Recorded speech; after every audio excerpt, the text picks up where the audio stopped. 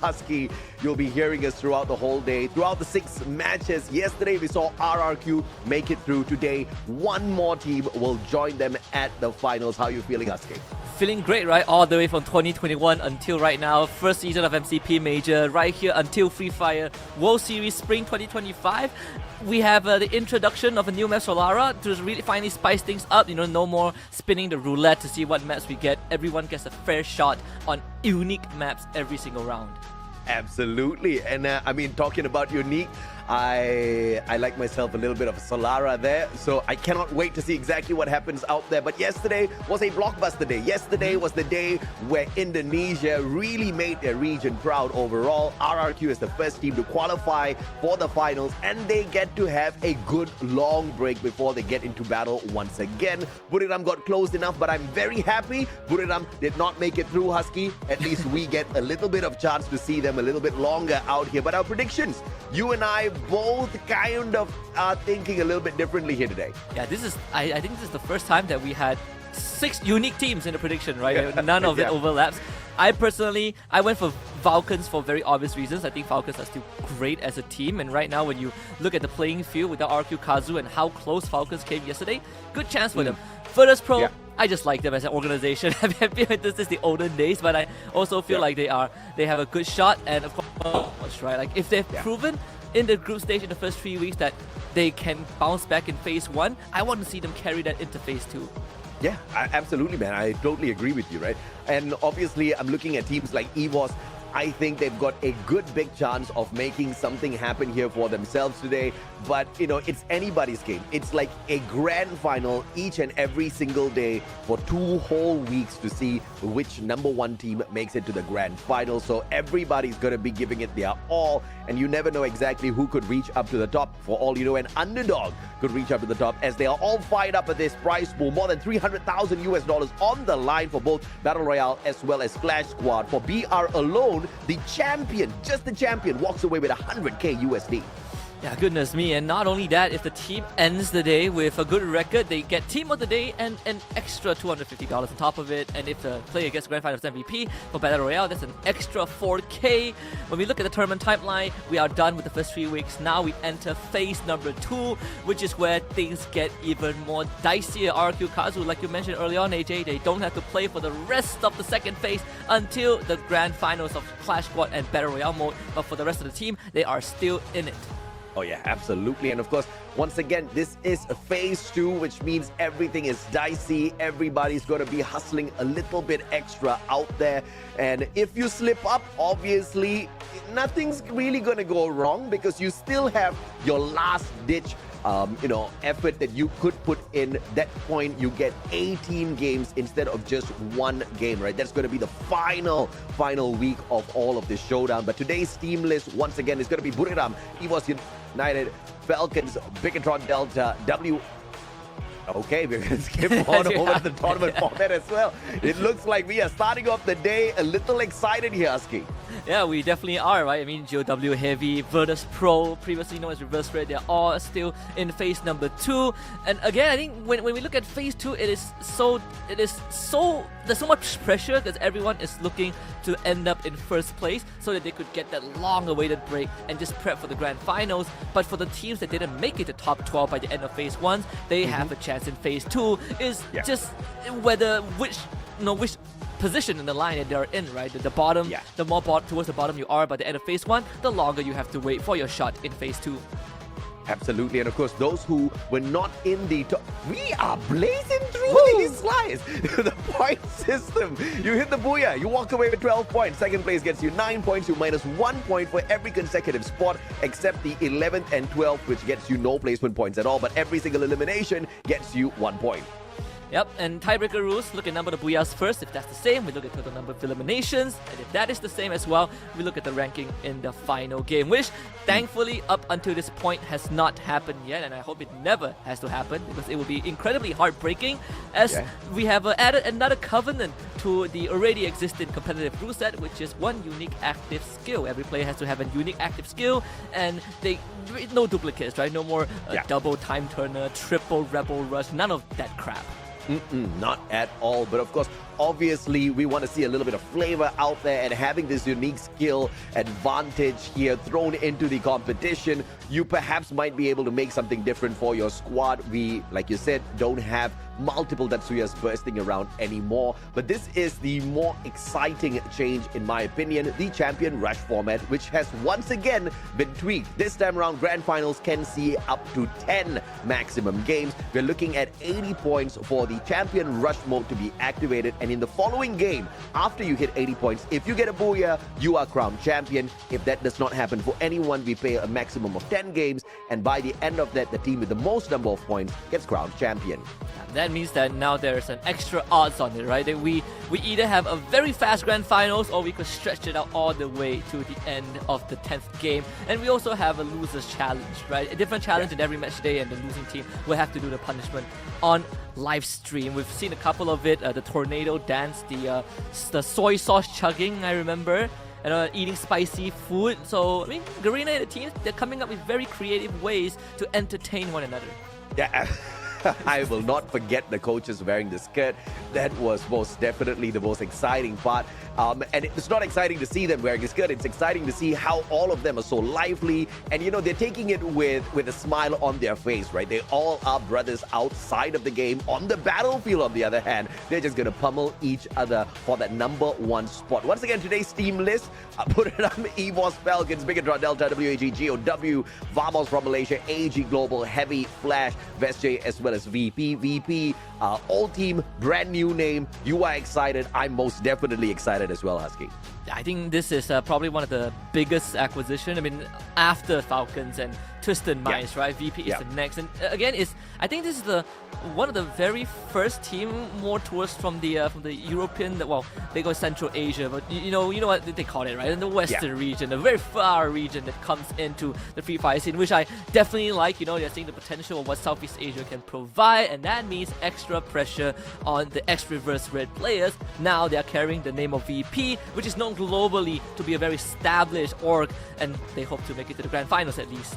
Yeah, absolutely. And of course, if you look at all of the rosters here, you see many familiar names. Some roster shuffles did come through in a bit. You know, the bigger question is going to be whether or not we get to see more of the crews from the side of Buriram. The last time he played, it was not a very impactful appearance, and then they took him out. We haven't seen much of him, but the other teams are looking so much more souped up in comparison to how they were in the past. I mean, WAG is a whole new beast. GOW is up and coming as well. But I really want to know if or not Virtus Pro has got the capability of injecting these players here, you know, with that kind of spark that we saw Falcons inject into the All C Triple G, right? So I'm curious to see if or not this takes them to the next level. And if it does, then maybe we found part of the solution to giving these teams a motivation, aside from chugging a couple of cans of Red Bull. Again, Virtus Pro, they have shown that way back, even during the first ever Mobile Masters for Free Fire, that they are capable of winning a trophy, right? In fact, they were the first team from SEA to lock in a slot in EWC. They even beat Fluxo when they went to Brazil for the first time. So this is definitely not a strange environment for them. They just need to find that old spark back. And I would say, at least over time, they have been trying to regain that former prime form. Well, looks like both of these teams will be looking for that prime spot as the battle of points will ensue between EVOS as well as WAG. The last time this one, I think, went down, honestly, I don't remember who won. I think Vietnam has won a couple of times. Indonesia has won a couple of times. But I like the imagery here. The Wonder Kid Rasia, he has been making so much of noise on the side of EVOS. And I like the fact that these two teams, who are very capable of dominating today, have been picked for the battle of points, because this is just going to spur them to pull everything off of the leaderboard later. Yeah, I remember there was one challenge where it was also EVOS against a Vietnamese team. I don't remember which Vietnamese team, but EVOS lost. And I think Rasia said something like, you know, I don't accept the defeat. Well, today he has a different chance, right? Up against X-Bor, also another prime sniper player from Vietnam, who has really trailblazed, you know, his reputation on the battlefield. He has been really showing that he is not just the up-and-coming, he is the second coming of the Vietnamese sniper regime. So today, it's going to be a very exciting one between these two. Yeah, absolutely. Now, shout out to the YouTube chat as well. Everybody seems to want FFIC, but don't spam the chat, all right? See, because of you guys now, the slow mode has been turned on once again, and you guys can't spam anymore. That's what spammers get, you know? On to more serious stuff. Not saying that FFIC is not serious. I want FFIC as well. So you guys go on throwing that into the chat, or for all I care, the whole day long, I will indulge it to you guys, right? But the question is, who's going to be able to dominate here today, Husky? It's not about the second, third, fourth, fifth spot. It doesn't matter. All that matters today and for the next 4 more days of this phase 2 knockout stage, it is going to be who gets that number 1 spot and that early qualifier, my friend. Yeah, like previously we look at group stage and we just say, as long as you make top 12, you're good. Well, that's only the half of the story, right? Starting this year, and after phase 1, you have to aim for first place because it gives you so much more leverage. You get to rest more, you get to practice scrim more, you get to learn more about your opponents and not review anything. I think that is the best part, which RRQ is currently enjoying that luxury. So for all these other teams, the more you have to play, the more cards you're going to show. And for the teams who are still waiting in line to play in phase 2, they are going to have their boots shaking because that means the later you play, the less the chance you have to qualify.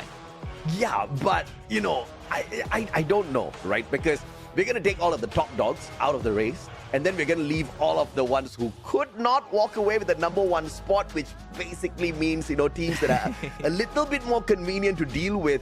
And then you throw all of them into 18 games, and you get the top 6 qualifying into the finals. I think this one has gotten a little bit more crazier, but easier. Speaking of crazier, we've got Solara, baby. That's going to be in game number 5. And unfortunately, we don't see the randomizer for game 6 anymore. But thanks to the all-new super randomizer at the start of the day to shake up the random sequence of the maps, I'm still a happy kid. Yeah, I think finally we don't have to roll the dice. We don't have to look at the random map and be like, wow, now 6 out of the 12 teams have a better chance of winning, right? We take away all of those random odds. Now it's pure skills and understanding. Top 3 teams on the map for Nextera. We got EVOS, Divine, we got WAG, we got BRU, and EVOS Divine obviously leading the pack with a massive 26 points yesterday, followed by WAG. Yeah, and this is the insane thing, right? If you look at the points accumulated in phase 1 as well, you're looking at Buriram actually being the number 1 team, followed by EVOS and Falcon. Massive number of points have been picked up here. But even though Buriram is leading with an overall number of points picked up on Nextera, EVOS Divine are the ones who have 3 Booyahs on this map. So I'm really excited for EVOS today. They get an opportunity to start off hot, maybe pick up those big points. And to continue on the point that you were mentioning earlier, right? Taking a good break. I don't know if that break's a good thing because we've seen some teams who need some warm-up. So I would prefer to stay warmed up throughout the whole competition instead of taking a good long break and then having to start that engine again, Husky. I think the key is that I want to qualify first and then I think about what to do afterwards, right? Because the more I have to play, that means that the lesser my chance of qualifying. Although I would say we have seen a different archetype of this format before when we were doing the Snapdragon Pro Series. It was somewhat of the same structure, right? Except we don't qualify 1 team per day, right? We qualify batch by batch. So, give the other teams a bit of chance. I still think that if we take out the front runners first, we give everyone else a fair chance, and then we get to see if the teams at the bottom of the pack can kind of get back up. Because we have seen examples of that before. Now they get a second chance at that. Absolutely. Now, the chat is begging for us to speak in Hindi, Husky. The last I checked, you don't speak no Hindi. And trust me, guys, I don't speak no Hindi as well. But if you guys really want some, I can only say this one thing. Chat say spam nahi kare, okay?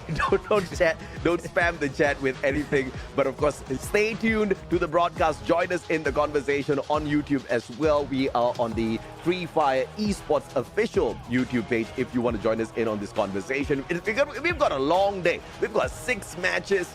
But in the world of Free Fire, 6 matches is actually pretty fast, right? 4 hours will fly by just like that. I'm not a big fan of that, but I'm looking forward to seeing exactly who starts to dominate today. Maybe I want to say maybe the underdogs will make a play, but I also have a feeling that many of these underdogs are just chilling, bro. They're like, okay, all right, we'll wait for all of these big boys to get out of here first, and then we'll try for something. It's too stressful to play 6 games per day, right? I want to play 18 games over the weekend, you know, and then I'll try to get top 6, which I mean it is a fair argument depending on how you look at it. Teams that sort of are struggling in the bottom pack, maybe that's their approach. But I think teams that have tasted first place before, they want to just get this over and done with. And I think, you know, for teams like BRU, the longer it takes for it to qualify, the more doubts people might have, right? Is BRU back? Are they gonna win another trophy? You know, don't let it get high play the cruise or something. I've seen a lot of that kind of floating around. Clearly, it hasn't worked out well, so hopefully they make it through soon. Yeah, I was excited. I was excited to see the cruise back.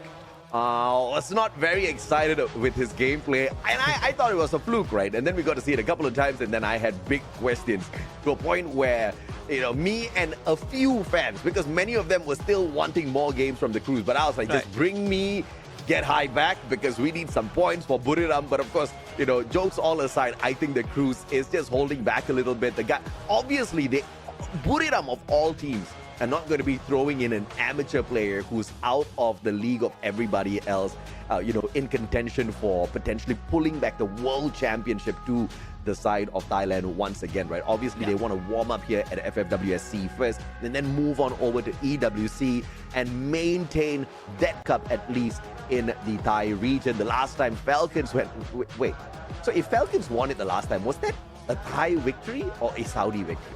Hey, I think it's a victory for both sides, right? Okay, right? You unite two nations. You can't. I mean, imagine if Virtus Pro wins, right? Is it a Thai victory or is it?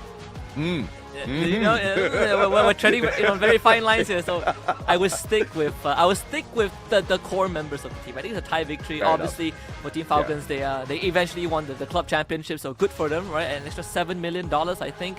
So they're the team, they're the organization to beat. But I don't know. I think they still have like a massive advantage over everyone. We'll see this year. Yeah, I feel bad for you though, bro. You bought the Twisted Minds jersey already. and then there are no more. Please come back. It was a good jersey, okay? It was a good souvenir. It was a good souvenir for me. It was a good jersey, but you talk about a little bit of luck, Mr. Husky. Okay, the one jersey that you decide to buy at EWC last year, that team is not here anymore. You have to understand. You can't use it for 2 years in a row. I couldn't find the Falcons jersey, right? Like they say we had to go to the HQ or something, so couldn't find it. I would have bought it, but I couldn't find it. So I think the most I got was like a photo with the players on the third or fourth day at the hotel lobby. That's pretty much it, which is good enough, you know. Like I have no complaints. I go for the drip. I just saw Cosq walking in front of me one day and I just lost my mind. I was a fangirl in front of Cosq that day. He ignored me, man. He just walked away. Just like, who's this child? They couldn't ignore, like, it was me, Cloud, I think Ovi, I think like a few of us. They couldn't ignore us because we were in the same lift, and then you know, old man Cloud is a lot more of an extrovert than I am, so they basically took the Falcons kids hostage, made them line up and take a photo. I mean, EWC last year was a total blast, right? Because we got to be in the same place with all of these pro players, and they were most definitely a delight to have conversations with. And it was good to be in the same room, as you could feel the energy from all of these players from across the world coming there for one good reason, to dominate and call themselves the champions of EWC. Falcons were able to do it with such a phenomenal, insane fashion. And that was the most shocking thing, because nobody expected them to do it. They were all expecting maybe Fluxo, they were maybe expecting Buriram to get it done. And this is exactly what we want to see here at FFWS as well. FFWSC, especially with this phase 2 thing, every day now for this next 5 days, it's going to be a grand final sort of a day. So I don't know, man. I'm just looking forward to these teams, making me excited. I think chat's getting bored waiting. Husky, I'm getting bored waiting as well. The match is about to kick off in a little bit though, guys. So you guys just continue being a tad bit more patient, all right? Yeah. Which actually a lot of well, not a lot, but I remember some people were like, wow, we have a lot of downtime. It's good to learn about some history. Which reminds me, when people were talking about Fluxo, right, the year before Magic Squad, which was like majority of Fluxo members, they won 2023, and then going into EWC, people were looking at them as the top contenders, including us. And then that was actually their lowest point on an international stage, right? Like Fluxo did not show up at all, and then they proceed to win 2024 back in Brazil, which was 2024. Yeah. So it was one of the craziest like 2-year run for the roster, and the best part was that someone was saying that, hey, Husky, don't cry when Brazil wins. I'm like, well, I cry when Brazil win because I wanted them to win, right? They finally won. It was a happy moment. So, no, I cry when everyone wins. Like, what do you think? I don't swear allegiance to no one. Okay, maybe Brazil, but yeah. No, Husky. The first part of the sentence was correct. We swear allegiance to absolutely no one. We're just here for the fun of the game. We celebrate regardless of who wins because we, the casters, always win. Whether they qualify for the finals or not, we qualify for the finals.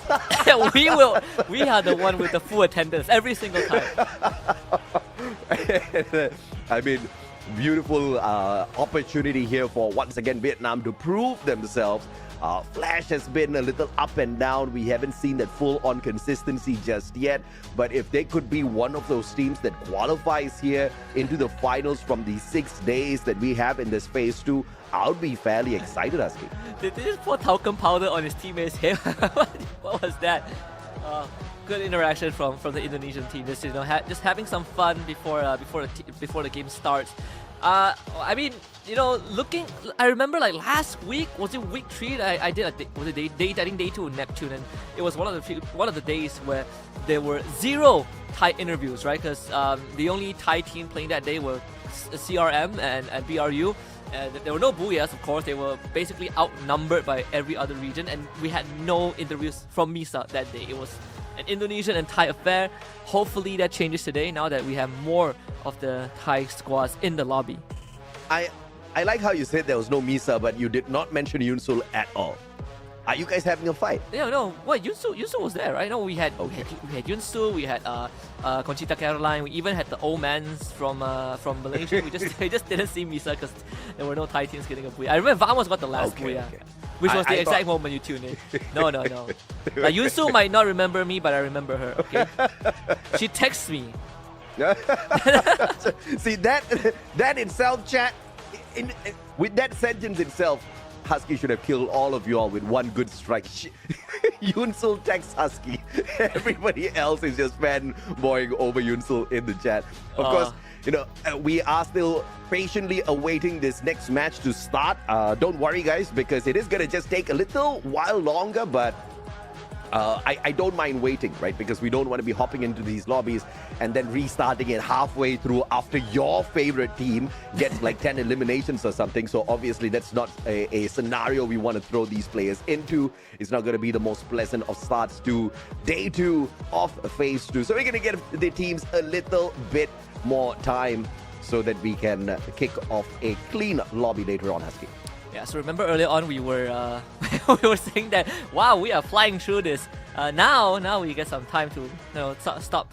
Let's kind of slow down a little bit. And for these players, again, I think me and Neptune we went through this a couple of times. It's a way longer day for the players than it looks on screen. I think a lot of people don't realize that they have to come early, they have to do setup, they have to run scrims before they play the official match. So prior to the upcoming 6 matches, they probably have played a couple more before this.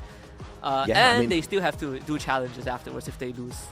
Yeah, it's insane, right? It's like a full day's work. It's not just playing video games for 4 hours and then you call it a day.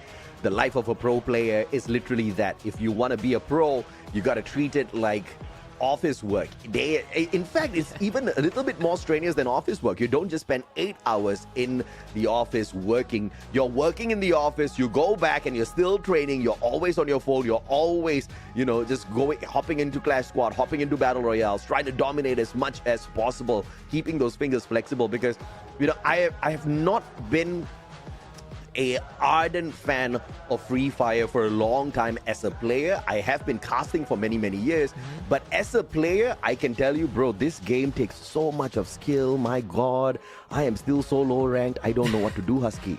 Yeah, not to mention when they added Clash Squad into the format. Right now, you need to train for 2 different modes.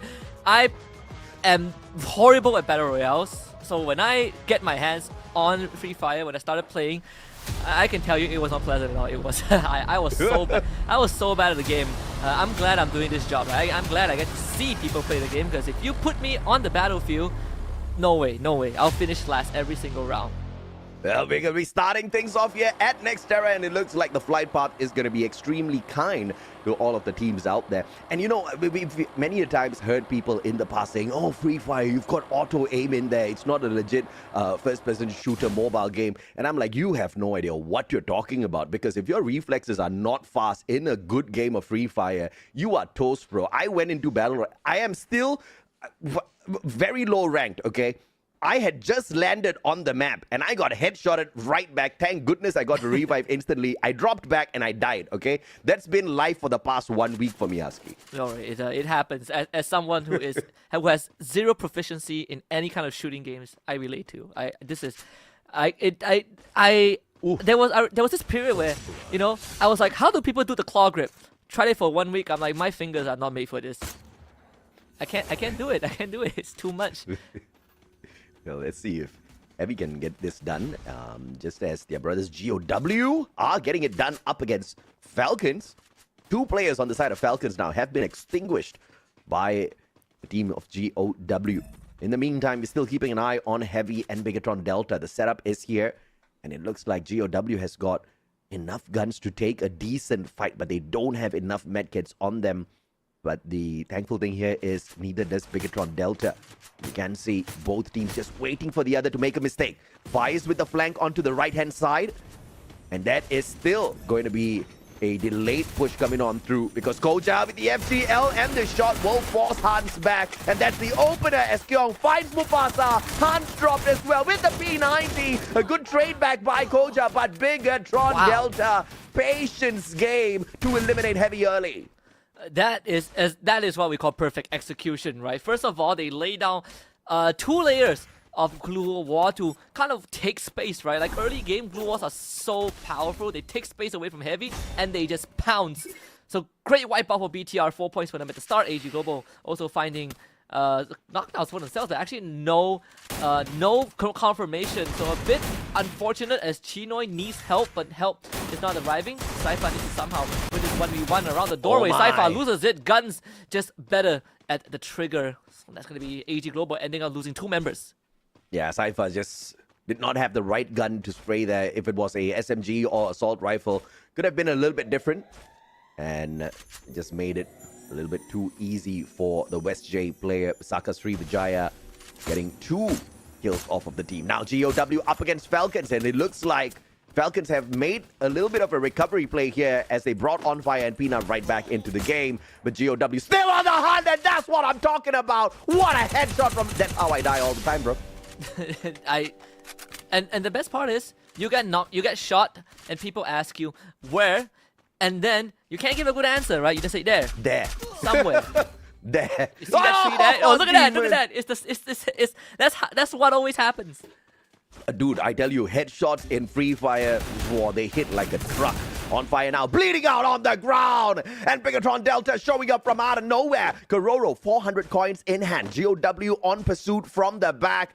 And there are no vending machine that Kororo can reach just yet. And good to break that line of sight. He takes a good corner. 93 HP. No line of sight. And 1 insurance buyback. Falcons will stay alive for a little bit longer. Really saying his graces with that revive. Still early in the game. They have time to readjust. What a shot from Raja around the corner.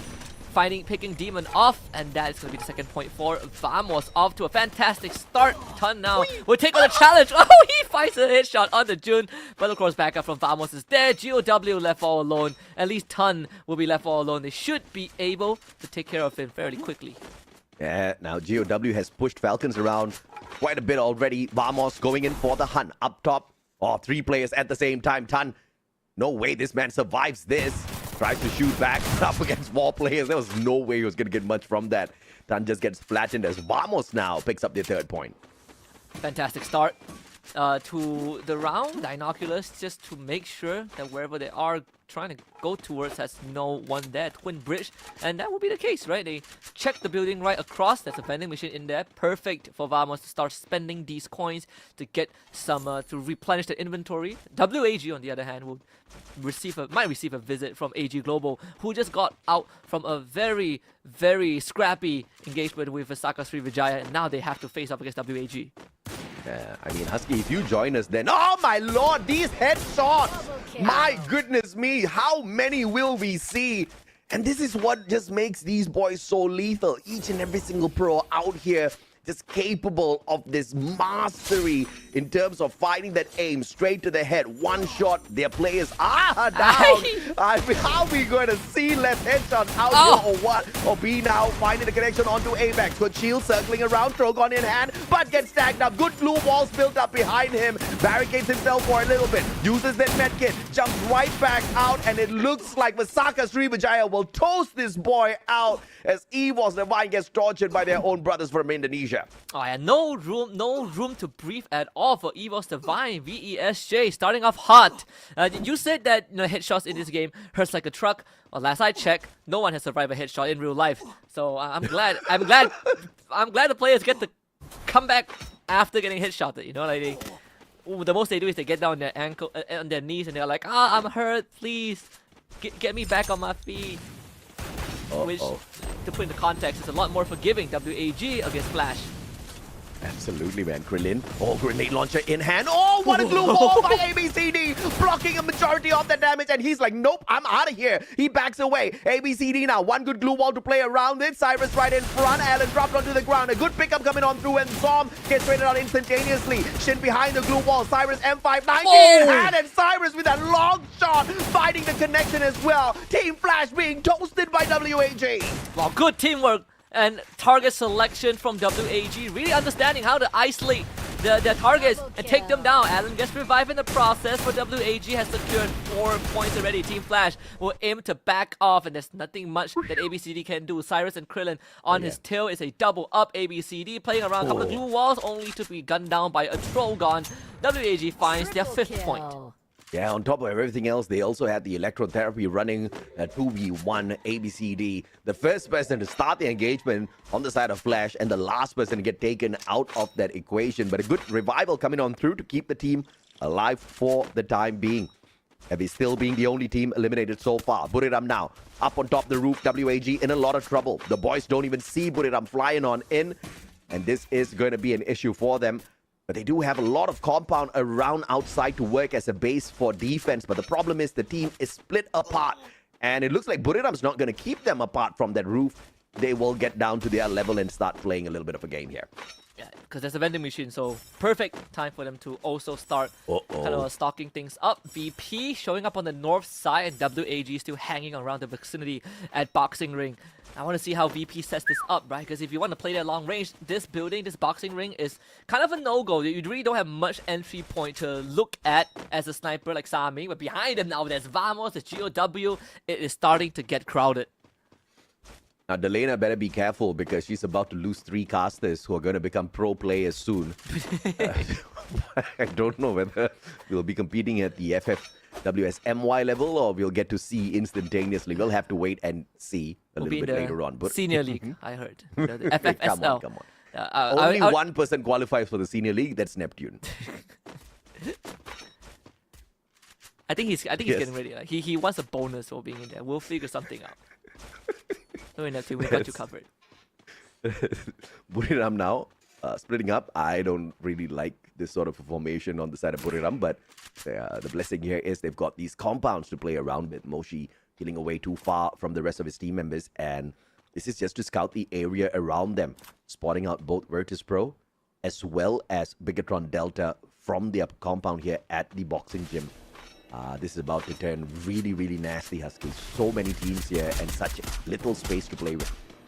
I was thinking if Moji is going to fire. Thankfully, he didn't. But BTR will, right? They are surrounded by multiple teams. And I think with BTR making contact with Visaka Srivijaya, that is going to draw attention more towards them, as they are the ones closer to teams like VP and GOW. Whoa, Team Flash, actually someone just flew in on top of VP. That could be the initial scouting party. We'll see what happens. Virtus Pro actually getting attacked by two different teams at once. Diamond Exposee eliminated in an instant. Obviously, Huang also goes down at the same time. BTR reaping the benefits.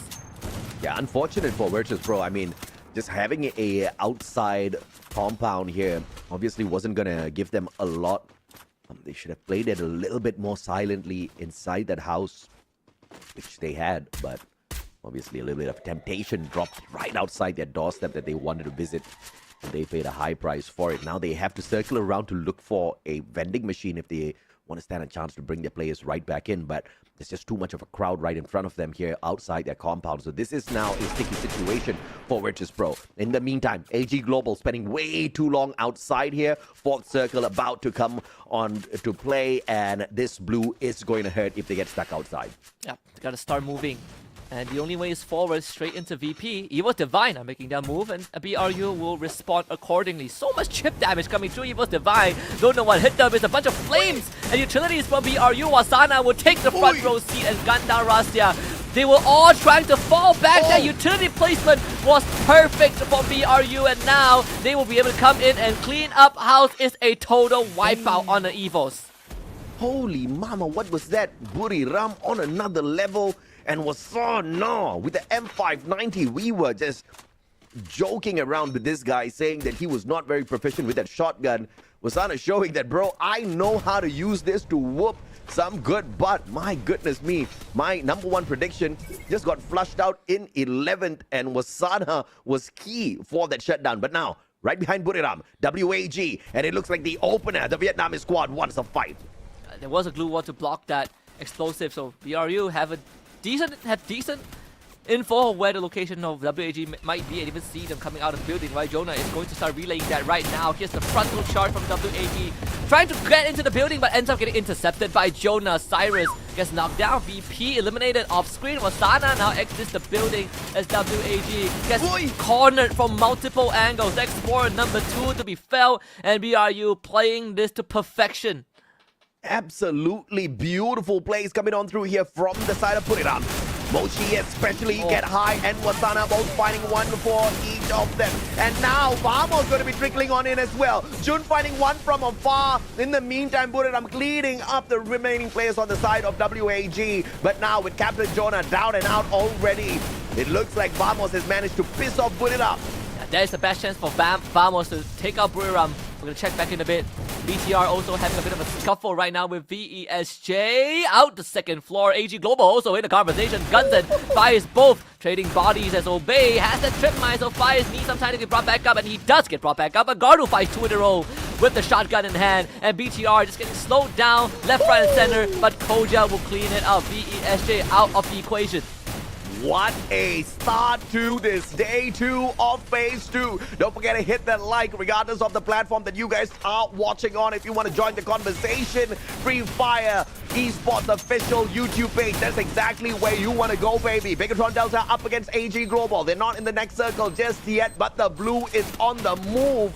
And these two teams will have to make their way around, and they have to get through GOW and Buriram. AG trying to catch Bigatron, and it looks like Pina manages to find a good strike. Oh, a good glue wall laid out, but Koja couldn't get there in time. Bigatron Delta losing 2 players at such a crucial moment in this game. Yeah, caught between a rock and a hard place. Falcons right in front of them, and AG Global behind like a psychotic ex-girlfriend. BTR gotta take some L's, losing 2 members, but at least they're still in the circle and having the chance to gatekeep AG Global. Obviously, the next layer is going to be GOW and then Team Falcons. And GOW actually has a guest on top of their roof. Is ABCD from Team Flash, the lone survivor of the Vietnamese squad. Oi. And AG Global, who are hunting down Bigatron, actually gets snuffed out first. Bigatron managed to find a little bit of a safe haven here for themselves, but AG has already gotten that damage in. And now the blue doing its own damage as well, giving GOW the opportunity to pick up 2 extra points. GOW full squad here. Kyong very low on that HP. M590 in hand, turns the wall. Kyong down on the ground. Falcons do drop Kyong, and Falcons will be able to snuff him out as well. Limit will claim that point. Moshi takes the final player off Bigatron. GOW forced to starve. The circle's gonna move. 4 more teams left, and we could also see the uncles by the end of this round. Man, they actually managed to revive Jonah. Vamos lost 1 member just now. They were trying to siege BRU, but I felt like they took too long. BRU had time to recover. But now top 4 Falcons on the high ground. You got GOW on that compound on the low ground a little bit. So BRU caught in the middle. We see Vamos making that rotation towards Falcons territory. That is going to be dangerous, but BRU also taking a risk to be right out in the open. They have info with the binoculars. They scanned out essentially the entirety of GOW. You know Buriram is serious when Wasana is playing out there like a monster. 6 eliminations in hand. He's got the Groza. He's got the M590. Long range, medium, and short. He's gonna whoop you, and he's gonna take it to town for sure. But now the circle moving away from Buriram. They are on the far end. This could be a curse, but it could also be a huge blessing, because the rest of the teams who are closer to the next destination of this circle will start moving first. Buriram may just have clear lines of sight towards their back. I'm seeing the members of Vamos firing. I assume it's at either GOW or Vamos. And GOW have lost 2 members, right? Even BRU joins in. So that is not good news for GOW, and all of them knocked on to the ground. Only 1 remains standing, and Pina is going to knock him out. Down to 3 teams, and Falcons' attention turns towards Vamos. The insane thing about that whole engagement was Falcons were doing the damage, Buriram were claiming the points. And Buriram now, 15 points in hand. Monstrous run for sure. 2 Thai teams, 1 Malaysian. Vamos with the 3 players. They've got a decent defensive spot, but they will have to move in a little bit. Falcons in a much better position once this zone starts to shrink. Buriram up against Vamos. All 3 teams distracted, but look at Buriram. They've got some natural defense here using the pillar of this bridge. Insane stuff from the Thai squad. And not only that, right, they might be able to stay away from Falcons and Vamos, but Limit's position is absolutely perfect on top of the bridge, or on top of the highway. So he gets that vantage point to see if Vamos shows themselves, if BRU comes out into the open, they can take them on. And Vamos seems like it's a Hail Mary attempt. They are going to make the decision to run straight into BRU and take on that fight 3v4. It might be insanity, but Raja is making it work with the help of Keroro. Wow. And BRU just gets run down by Falcons and Vamos. But Falcons, they are happy that Vamos did the dirty work, because they just come in and swoop for the booyah. Game 1 goes over the Falcons. But dude, respect to Vamos in a fair fight. In fact, it was a 3v4. Vamos outnumbered by Buriram, but Vamos put them in their place for sure. A fair fight. The time turner was there. The pressure from the blue was there, but both teams were under pressure, and the Malaysian squad dealt with it better. So exciting to see this new breath of life in Team Vamos. But of course, Falcons with the high ground as usual, taking advantage of situations like these, and that's exactly how they became your very first EWC champion in the world of Free Fire. We knew that Falcons have the highest chance of winning out this round, but I didn't expect it to turn out like this, right? BRU having to face off this pressure. When Vamos ran straight at them, BRU ended up exposing themselves. Look at Limit, he's free hitting everyone. Obviously, some of the shots through the glue wall, but it was BRU's body who ended up taking majority of the damage from Falcons. And at the end of the day, Limit cleans up house, but Vamos got the job done anyways. Yeah, absolutely. And of course, unfortunate for Vamos that Falcons were at that prime position to snuff them out right after a heated battle. Vamos could not have enough time nor enough cover to make any bit of recovery completed before taking on the fight up against Falcons. But that's exactly how the cookie is going to crumble in all of these Battle Royale matches. You need to find the best spot for yourself, and there's always going to be a little bit of RNG sprinkled all over the battlefield. This time round, the extra bit of luck was on the side of Falcons, but you can also call that luck a conjured luck, right? Some manufactured luck on the side of Falcons. They chose to maneuver themselves to that high ground, which could be risky sometimes, Husky. Yeah, it definitely could be, but overall, I think even if Falcons got the booyah, which they did, BRU is probably still going to end up with more points. Yeah. They had last we checked like 15 eliminations. I'm not sure if they were able to get any of the bodies of Team Vamos. I don't think they did. I think most of them went over to all of them went over to Falcons. Yeah. But either way, right, still good run for BRU, Vamos, and Falcons alike. Yeah, absolutely. Now, all of you guys, don't forget to hit that like as well. We're going to look into to reach 2,000 likes before the end of game number 3. I think that's going to be tough, but with you guys and your support, it's not going to be difficult at all. So do hit that like arrow, guys. What are you guys waiting for, right? Christmas, it's going to come soon, but it's going to take a little while before we get there. We got to see the grand finals of FFWSC. We got to see the grand finals of EWC a little bit later on as well. But of course, jokes aside, we have got the interview coming up shortly as well. And to start the day, we're going to be bringing you guys the one and only Misa. You mentioned the name earlier on as well. And the way these Thai teams are so heated today, I think we're going to see a lot of Misa Husky. I think, just to make up for the days that we didn't get to see her, and not BRU, but if the Thai teams continue to dominate like this, it is going to be the case until we go all the way to the grand finals, which at this point, I think even if you are new to competitive Free Fire, you have to start getting used to the fact that Thai teams are overall still dominating almost everyone in the league. Yep. But it's good to see that the other regions are putting up a good fight. And in this case, Vamos really making everyone proud. Yeah, I mean, some people in the chat, they're like, oh, Falcons took advantage of this spot. Yeah, I'm sure you've played a good game of Battle Royale before. You have to do that in a game if you want to hit the booyah, baby. But of course, now we are about to hop on into the interview segment. We'll be back with you guys in a bit. Let's head over to Misa. Welcome everyone to the interview session, and right now I'm here with Falcon Limit ครับ Alrighty, the first booyah of today. How are you feeling right now? รู้สึกไงบ้างบูย่าแรกเลยเปิดมา ก็รู้สึกไม่ค่อยดีครับต้นเกม กลับมาได้อยู่ครับ Okay, he doesn't feel so good because the beginning of the game he didn't do pretty well. A little bit struggle, but we still make it.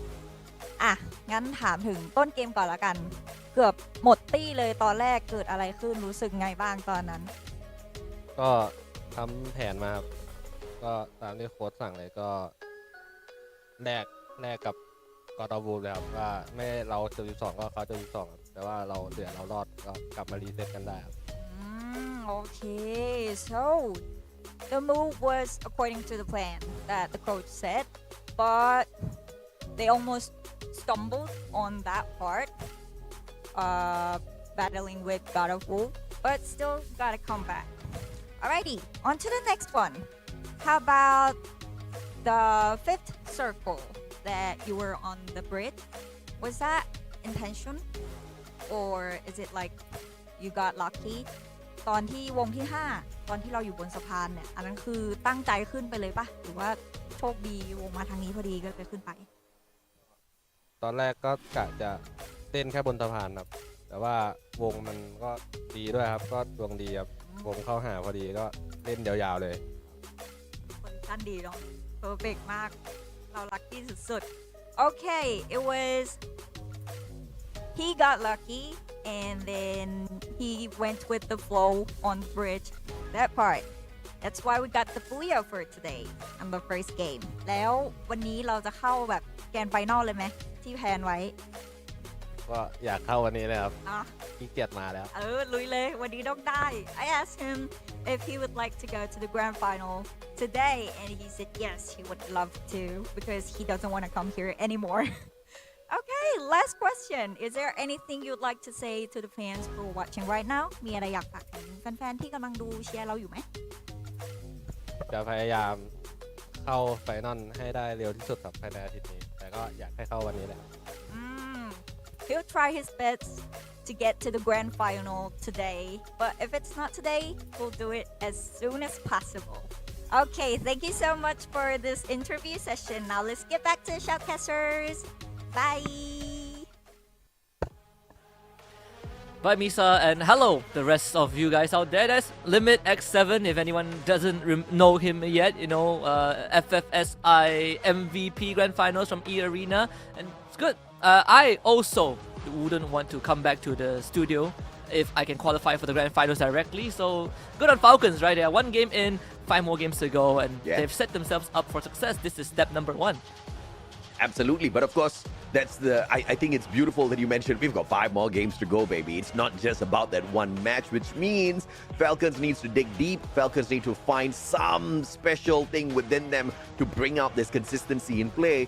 But they also, as they bring out that consistency in play of finding that final circle, they need to put more points on the table as well. Falcons almost got snuffed out by GOW. They are very lucky they didn't get taken out so early on. It was Limit, the survivor, initially that went on that whole run, reviving the squad, actually buying just one player back and then continuously finding coins, bringing back the full squad for Falcons to continue playing, and then of course to go on, get the booyah, be the MVP. So great day, great start here for Limit, but it's not going to be the only game. Clearly, with all of this chaos, so many teams are hungry to find that number 1 spot today, Husky.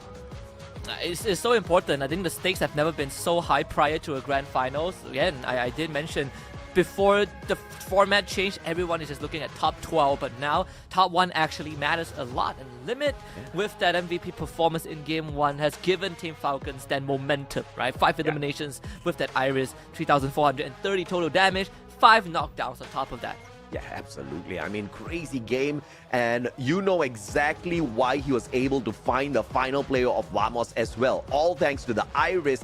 And I was wondering, how did he find the penetration through the glue wall? Because he wasn't using the M82B. I thought it was maybe an error in the game. Maybe we weren't seeing the right angle. But it looks like the Iris was giving him the capability to find the penetration through those glue walls. Also to know exactly where the opponent is behind that glue wall. So in the final circle, that was just OP, right? So bringing the Iris in clearly did limit a lot. And without that, they would have still potentially walked away with the booyah, but obviously there was a great big play, all thanks to that active skill. The rest of them, the A124, Koda, Tatsuya, there was a lot of information gameplay with the skills that Team Falcons brought in this time.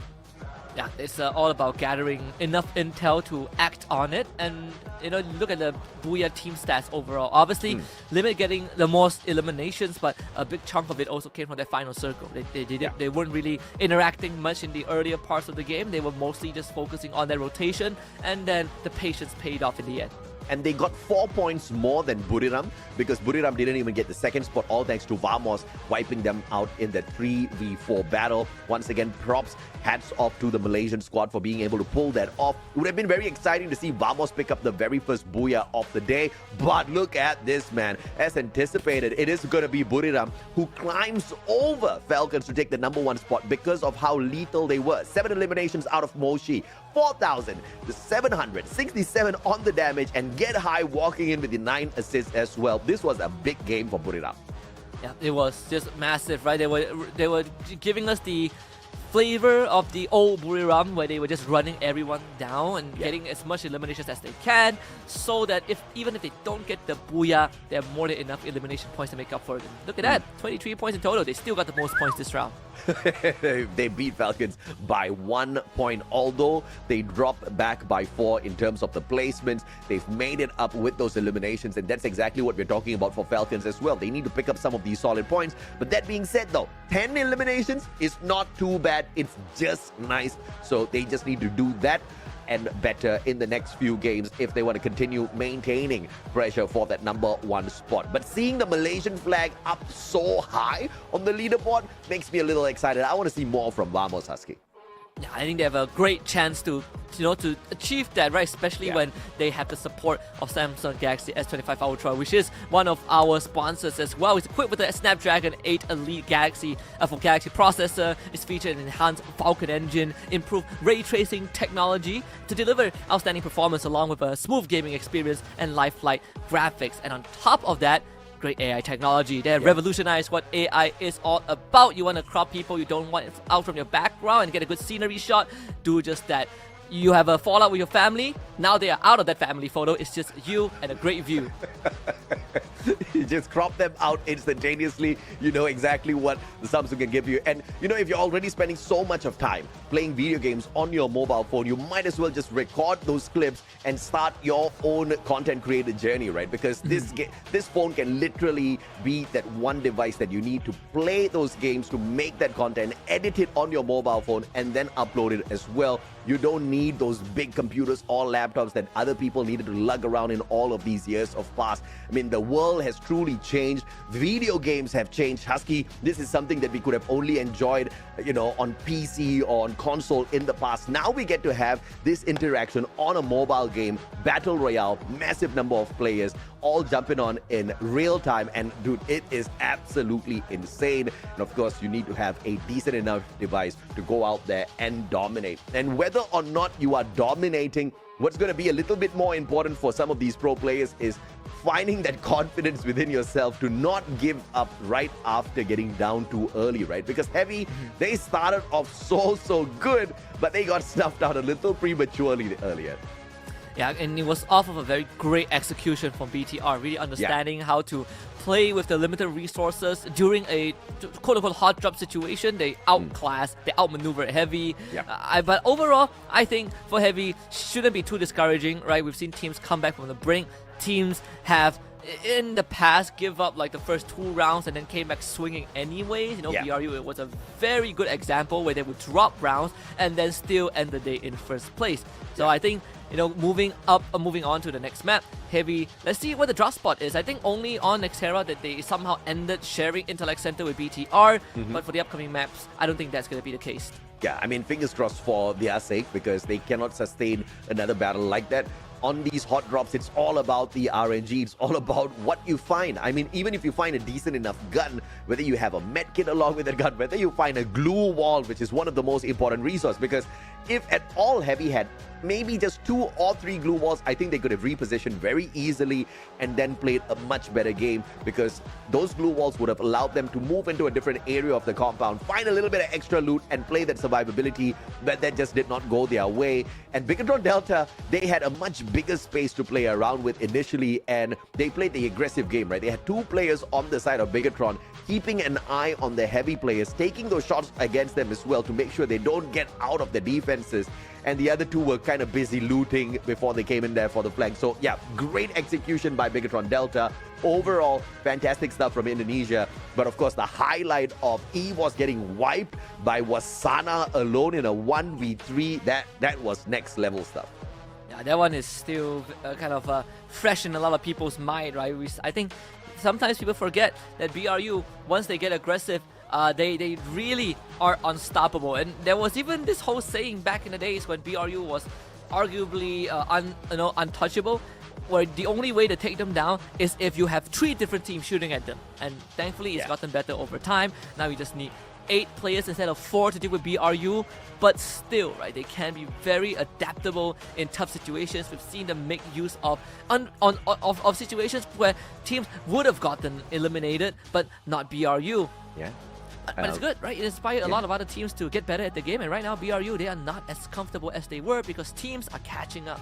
Absolutely, man. We've got 4 teams, by the way, from Vietnam playing in here today. 4 teams from Thailand as well. And obviously that means there's not a lot of room for the other teams to climb up, because we know exactly how aggressive these 2 regions have been in the past. But of course, Indonesia shows up with quite a number of strong teams as well. Bigatron Delta, like what we saw earlier on, they didn't get a lot of those eliminations, but they didn't get many placement points, but eliminations wise, they did pretty fancy, right? They got more eliminations than Team Falcons, which obviously puts them as a strong contender for maybe the top 3 today. But once again, we are only looking for the team that can walk away with that number 1 spot.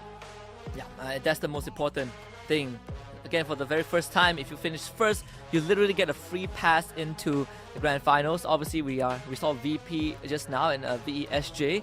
Both of them having not too great of a game 1, especially for Virtus Pro, who seemingly had a great position to work with until an uninvited guest from Team Flash dropped on top of their roof, and then suddenly it started getting messy, right? They ended up attracting BTR, and BTR ended up taking them out, so VP didn't get to play the game the way that they wanted to. Hopefully in Game 2 that changes. Yeah, absolutely. And this is a opportunity here for some of these teams who maybe don't want to play the qualifier but just want to sharpen their skills, maybe some hot drops, because what's the worst case scenario? You don't qualify, so what? You still have the final week of Phase 2, where you've got 3 days where the final 12 teams will compete and the top 6 teams will qualify for the finals. That's your final chance, and it's a big chance. It's 18 games for you to pick up points, and obviously these teams will be looking forward to that. So maybe if they sharpen their skills now, try out some, offhanded tricks that maybe they are not too sure about, to go out there and verify if one of these items are going to be working. Now is the time, Husky. Yeah, I think if there is any good time to really, test your skills, I think Phase 2, ironically, is the best place to do it, right? That's assuming you don't make it through in the first 2 weeks. You have to play week number 6. Then sure, you have plenty amount of games. You have a copious amount of games to keep on trying things out. But do you want to? It's up to whether the teams want to put themselves in that position. Yeah. And I feel like if you are or like teams that have confidence that you can make it to playoffs, you want to get done with it as fast as possible, and then just wait for the grand finals. But for the teams who are struggling, I think maybe you start looking forward to Phase 2, but only when we are towards the end of week 5. All right, chat. Now, we have talked quite a bit already. We want to know from you guys as well. Who do you think is going to be qualifying for the finals by the end of the day? You've already seen the teams in performance after game number 1 at Nextera. Does this give you a rough indication as to who's going to walk away with the number 1 spot? Who's going to find that qualifier into the finals? Let us know in the YouTube chat. Free Fire Esports Official. That's exactly where we are tuning into. So share your thoughts with us. Who do you think is going to make it? But obviously, don't give us a team name that's not even playing today, all right? I saw one saying RRQ. Where's RRQ, brother? This guy. Yeah, clearly didn't miss out day 1. Don't worry, don't worry. RQ made it to the grand finals, right? You will see them. Hey, if they get lucky, they might make it to EWC. Who knows? I mean, yeah, man. I am looking forward to that as well, right? But, there is a opportunity for teams who have been struggling in the competition to really step it up. And I wanted to say Malaysia, but Vamos, my goodness me, what a performance they had earlier on in the 3v4 up against Buriram. And initially it was, I would say, Vamos we were in a much more weaker spot as opposed to Buriram because of how they were positioned in that circle. Vamos had the house, and if they stepped out, they were going to be shot at from the top by Falcons, and that's exactly what happened. But Vamos still put themselves in harm's way to take that engagement against Buriram, and they walked out the better side, which was really, really exciting if you are a Malaysian fan. Yeah, I think we really miss the good days where Malaysian teams, they go aggressive, but it's with calculated risks, right? Like they don't, like we see a lot of teams nowadays, they just blindly start fights and then you give away points for no reason. But Vamos kind of brings us back to the era when teams like Geek Fam, right? Like 2021 Geek Fam, teams like Do Easy, I would say AV Radicals at a certain point expand in their earlier days. These are the teams that really set the bar for the Baby local scene. Argon. Yeah, Baby Argon, those are good old days as well when Cobra, debuted. And obviously the meta has shifted over the years, but the flavors also seem to have been lost in time, right? We're getting a little bit more scared, we're getting some questionable decisions being made. Vamos is slowly bringing them back. Absolutely, man. Now, let's tune into this YouTube chat here as well. I asked, who do you think will make it to the number 1 spot? Zanat Ara says, #RHK. RHK is not even playing today. This is the wrong league. Abhinandan says Falcons. We've got Buriram. What else do we have here? We've got RHK. Okay, Buriram. Okay, many RHK fans. I respect you guys, but tell us names of teams that are playing in here today. Okay, many Buriram fans as well. Hendy Varamu says EWOS. I am with you, Hendy. I think EWOS is going to be qualifying in that number 1 spot today as well. And I'm actually excited to see that. So can you imagine the shock on my face and in my mind, Husky, when I just saw Wasana single-handedly whoop 3 players of EWOS with that M590? That was dirty, my friend. Yeah, that was insane stuff, right? It's good old days. Like, so kind of a blast to the past.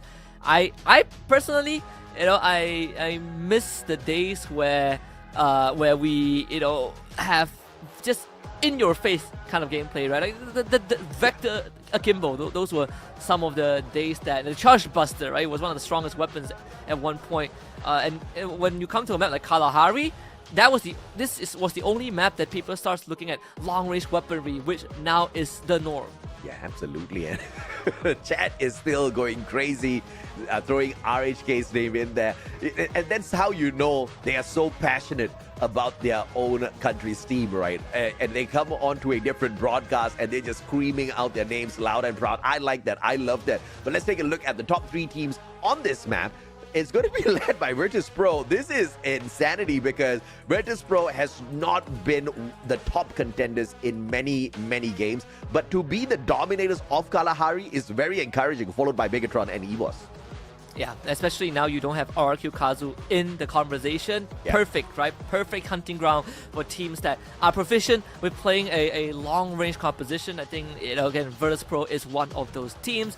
Open area, they like to set up from afar. Again, give Saming a good game, give Saming a good spot, and the rest will fall into place. And when you have the best team on Kalahari not playing on Kalahari because they qualify way too early, I think this is the chance for Virtus Pro to start getting some points for themselves. Absolutely, and they most definitely need to use this opportunity because they don't dominate every single map. And if you're not pulling off points off the map that you are the best at, then obviously you're going to be struggling out there. But, Virtus Pro overall has been a team that's a little bit on and off, and they really need their sniper to come on point and to really, really hit those shots, right? Because if your sniper's not finding those targets out there, I don't think Virtus Pro is going to be able to shine because that's exactly where their strength is, Husky. I think, it has been the recurring theme for Virtus Pro, and hopefully when we're going to Kalahari, depending on where they drop, right? Like I know that teams that like to hot drop on Kalahari usually don't end up having a good run because it's such a dreadful, it's such a punishing map. You hot drop and you have to fight to the death. There's very less areas for you to run and hide. It's all open ground. If you fight at someone like the ruins or something, or like Mammoth, you're gonna end up losing out a lot more than you gain. So in this case, sometimes teams, they try to go for a refinery, which I think teams like PE Sports have done. I think teams like Vamos have done as well. They were fighting like with RRQ Kazu. Now it begs the questions, who is going to go to refinery now that RRQ isn't playing? Yeah, absolutely, man. And of course, looking forward to seeing more out of Virtus Pro. Once again, like I said, if Saming doesn't really pop off, they are going to be having an issue. But there is a bigger issue at hand here. We've got 2 Indonesian teams who are very proficient at this map right behind them. They are in this lobby as well. They're looking for points. We just saw a lot from Bigatron. We didn't see much from EVOS, disappointingly. But I am sure, I am sure that engagement pissed them off. And you do not want to have a pissed off EVOS in your lobby. They are going to come at you, bro. Dude, talking about snipers on the side of, ex-reverse red, current Virtus Pro, we have to talk about the sniper on the side of EVOS as well, right? Rasia, this wonder kid, you and I both casted his debut in Clash Squad when it was first being introduced, right? He was a monster back then, and I did not think he could get better, Husky, but he is whooping out here. I have a feeling that when we did all these fun community matches like years ago, I had a feeling one of those kid players might have been Rasia. Like, I'm not even kidding, right? I remember there was, we got a lot of, influencers, like streamers from different regions together, and we had this great fun match. I mean, Taiwan was, Chinese Taipei, in this case, was a part of the entire fun match. They were part of a league at one point, and then there were kids that were just ruining everyone's day because they were that good. I had a feeling that Rasia was part of that roster. Well, who knows, right? Maybe he changed his name at some point. Absolutely, man. I mean, this kid is insane. He's got millions of followers on YouTube. He is a sensation, and he is a monster on the battlefield. Now, we have a small confusion in this YouTube chat. Ayush, no, it wasn't Ayush. It was Aviral, I think. Okay, Aviral, you asked a question. Weren't the 6 teams eliminated at week 3, or are you confused? You're not confused. We have just changed the rules of the current FFWSC. We have split the knockout stage into 2 phases, phase 1 and phase 2. Phase 1, we were looking for the top 8 teams to qualify into Clash Squad. We found those teams. The top 12 teams will do battle on day 1. That was yesterday. The number 1 team will make it directly to the grand finals. That's why you don't see RRQ playing today, because RRQ is already qualified for the finals. They will not be playing. So since we now have 11 teams, we take the 13th team, we add them into the list, and then they do battle. Today, the number 1 team will go to the finals. Again, we are left with 11 teams. We will add another team from the bottom 6, and that goes on for 2 weeks. And on the final week of the knockout stage, we will have the remaining 12 teams do battle.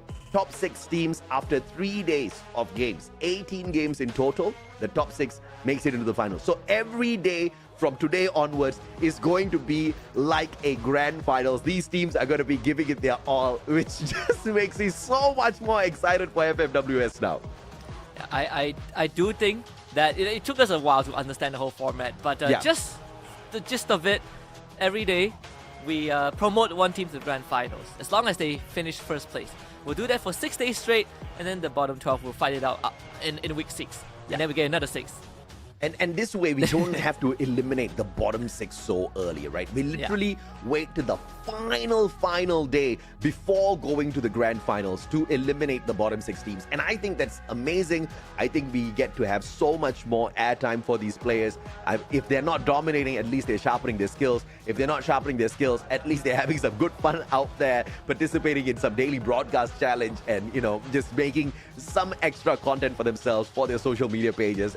Either way, this has been a really, really fun broadcast from the start, and we're just halfway there in terms of the knockout stage. So you guys have been very patient here with us on YouTube, on the other platforms as well. Thank you so much, guys. Just trying to sort out the technical issues in the background before we hop on into game number 2. We know it can get a little bit boring sometimes listening to Husky, but don't worry, I'm here as well.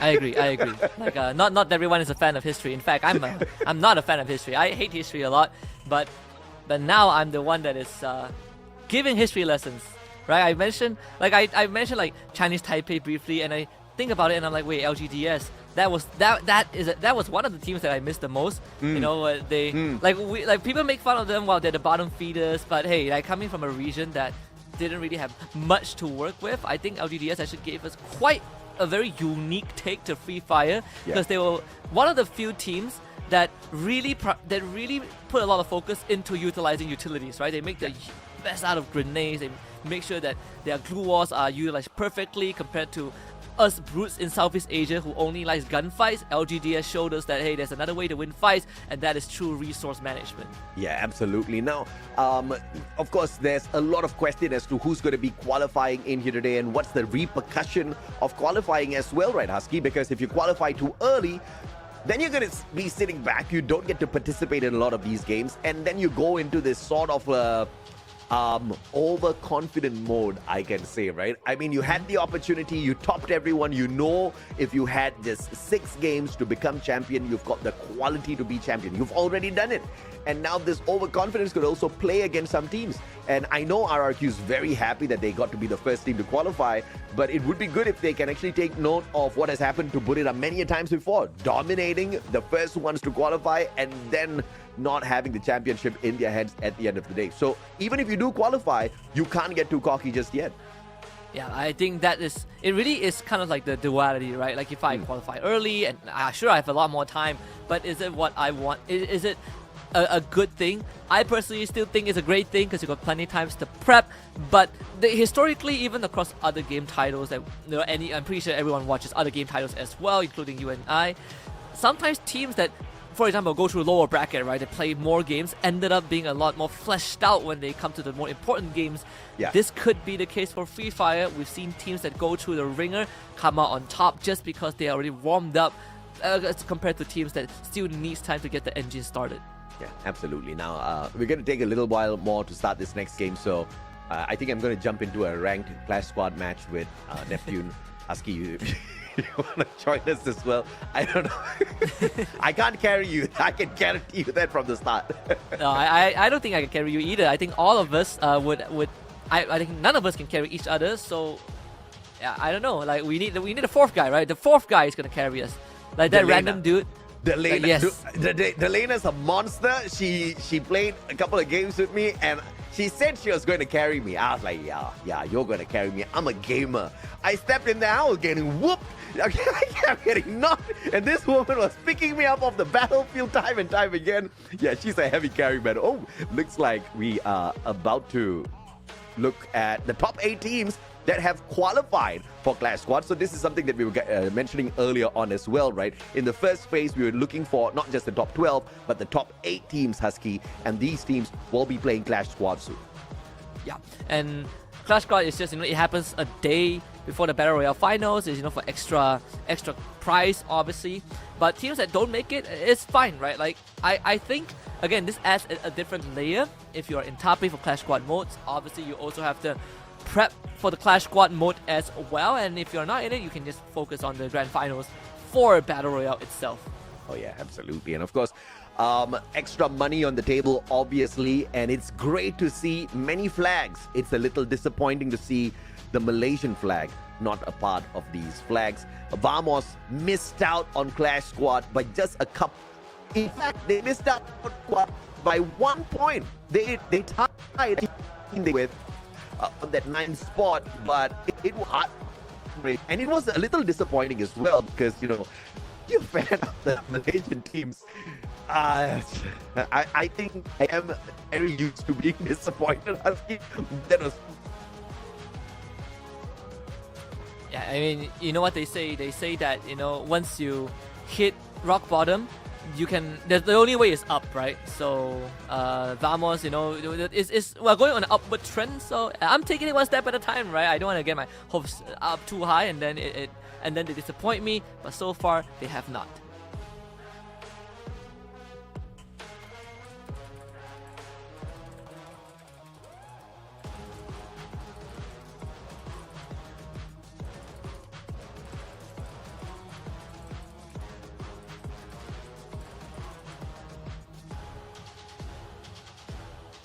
I didn't know that we get the privilege to interact with chat, and you get to have a healthy conversation, not just people bickering, not just chat fighting, which I've seen across a lot of other titles, unfortunately. So let's see. I mean, so far we're getting some pretty good inputs, right? And we also get to see there are actually a lot of viewers who have been around earlier than we have, right? They remember the old days, the Corinthian, the era of the Corinthians even. If we look at today's standing, of course, we say that BRU, despite not getting the Booyah, have more than enough elimination points to make up for it. And we got Falcons, BTR, Vamos, GW, and VSJ. Top 6 teams after game 1 are still doing pretty okay. Yeah, but big stuff here from Pusaka Sriwijaya. Only 3 placement points, but 10 eliminations to give them a massive jump over teams like AG, WAG, Team Flash. So this is big stuff coming on through here. But towards the top here, much respect to Bigatron Delta. Not many placement points, but enough healthy eliminations to get them towards the top of the leaderboard. And this is what we want to see. And with Bigatron Delta and a couple of these teams kind of having a good shot at that number 1 spot a little bit later on for this Kalahari map, I think things are going to get so much more spicier. But 2 teams definitely need to prove themselves. It's EVOS Divine as well as Bigatron. EVOS a little bit more than Bigatron because, dude, they definitely need more points if they want the number 1 spot. Oh, absolutely. I think, let's see. I think for Heavy should be okay. I'm actually more worried for Team Flash, even though they didn't finish last, because I think Team Flash are showing some signs of that inconsistency that we're always worried about. Right? I think overall, according to their performance, I definitely favor Heavy slightly more, if not for the unfortunate early exit of round number 1. But aside from that, I think even AG Global towards the end of phase 1 just kind of showed some of that peak performance that they had back then, especially Dew, who has been through the lowest of lows. There was 1 full year where it felt like he wasn't himself, but now I think he has found that mojo back, and that's why I think AG Global is also a team that is just slowly working in the background, but once they really start feeling themselves, they can take over the game. This is the first time ever someone's asking me in the chat to whistle once on broadcast. Queen YT, that's for you. We've got quite a number of people in the chat as well. We've got Lynx Z in the house. Some people begging us, Husky, to not take 1 hour per match. We definitely are not looking to do that, guys. Trust us when we say we don't want a quick day, but we definitely don't want to drag out the day. But, on a live broadcast, sometimes these things just cannot be avoided, Husky. Yeah, Oh, I miss the days, right? It brings me back to old days when people say, "Custer, start game." Well, I wish I had that power. I would start the game 10 times. We would have been in game 4 by now if I have the power to start games. But it's good. We get to hang out. Yeah. There was this broadcast I did. It was really funny, right? Because it was like a core memory where we also had like a bit of a tech delay. I say a bit, but it went on for like almost a full hour. So we made it. So we ended up making it a podcast. Yeah. Did the chat like it? No. But did we enjoy it? Yes, because I talked about my favorite movie, the worst movie in the world, my favorite food, and how long is the delay gonna go on. We stretched it for 1 hour, which was quite a fun time. See, now you get to see our faces once again. We trust us when we say we are not delaying this on purpose. We would love to get the day moving on. Because honestly, sometimes we start to run out of things to talk about as well, There's only so much that you can talk about, especially in this phase 2, where the performance of today has got nothing to do with those past days. It's all about these 6 matches in here, Husky. It's do or die. And if you die, you just have lesser chances on making it to the number 1 spot, and you gotta try again. And I really like this because it's like as if you have another life, but if you are really supreme, then you get to chill for a little bit longer, just like RRQ. Yeah, and who are just basically waiting for grand finals. We're like, what, in 3... No, not in 3 weeks, in... It's almost, a while. In almost a month. Yeah. Yes. Now that I think about it, it's actually a very long time. Yes. Yeah, they get to... We'll see them again in a month, right? Good Yeah. for you, RRQ. You can do whatever you want. When I got the schedule, Husky, I looked at it, I was like, oh, wow, this is such a long league. I love this. And then I looked at it, I was like, but I'm going to only get paid at the end of this league. That's not fun. I got the schedule and I was like, wow, we have a 2-month league. And then I look at the days and I realized that, wait, we have a 2 weeks break. Okay, now it's not as exciting, but I think together it's still like almost 2 months, right? Yeah. Yeah, it's still almost 2 months, so it's fine. That's fine. Just in time for EWC, right? Right afterwards, that's where the true money is. Right? You qualify for EWC. SEA, we get the most slots, so I'm not complaining, right? It's so easy for us to qualify for the Esports World Cup. It's extra 1 million USD to play for in a year for a pro player or for these pro teams. That's massive. You also get to fly out to a totally different country, play there on land. That's insane, right? So yeah, we are looking forward to that as well for sure. Vasuki as well as Saku is asking you, Husky, where's your mustache, bro? Where's my mustache? I'm telling you, first of all, I don't like having facial hair because I can't grow a lot of it, right? So it looks very messy. I don't like it. Second of all, my hair is colored, right? Genetically, right? Like the Lord colored my hair for me. I don't need to do it. I have done it before. I've done pink, I've done gray, blue, purple, but no, I'm happy with being black and white. And third of all, if WAG wins, can I stand on my chair? If WAG wins, right? I will stand on my chair because I get to see Yunso, not because WAG won. I don't know. I don't know. Like, I mean, this chair is pretty sturdy. Aren't you almost married already? Am I almost married? No, I'm not yet. Okay, never mind. You'll get the invitation. Let's not go there. I don't want to make Husky sleep outside his house today. At the end of the day, we all want Husky to come back to work once again and not lose his life. But this is totally lose his life. Because like that one sentence that you mentioned out there, crazy ex-girlfriend. I don't know if you have a crazy ex-girlfriend, but I'm pretty sure somebody's gonna go crazy soon.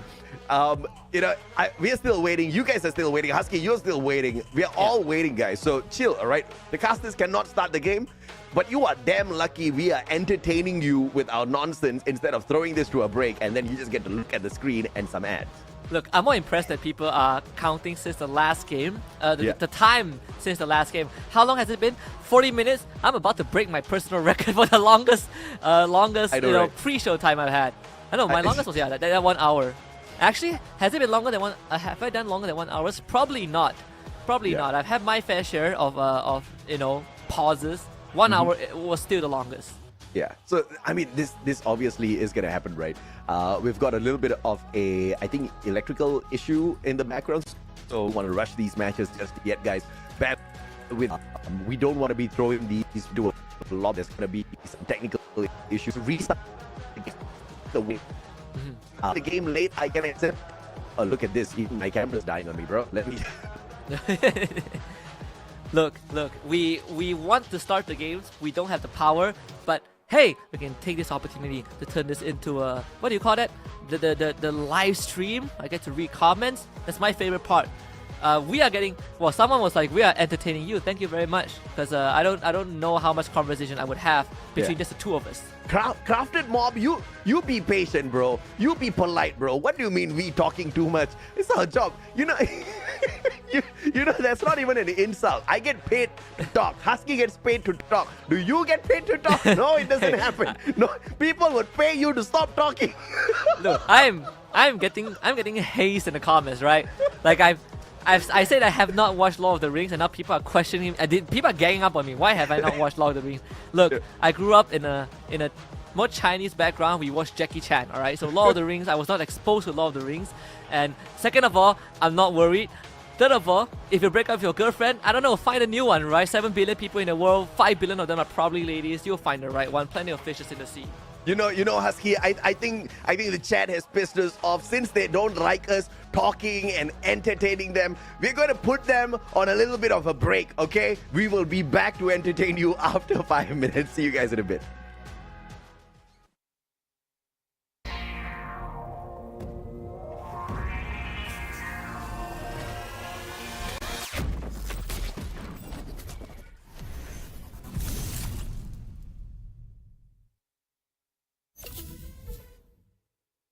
In the ultimate test of skill and strategy, only the strongest will survive. Welcome to the arena where legends are forged. To claim victory, you must challenge your limits.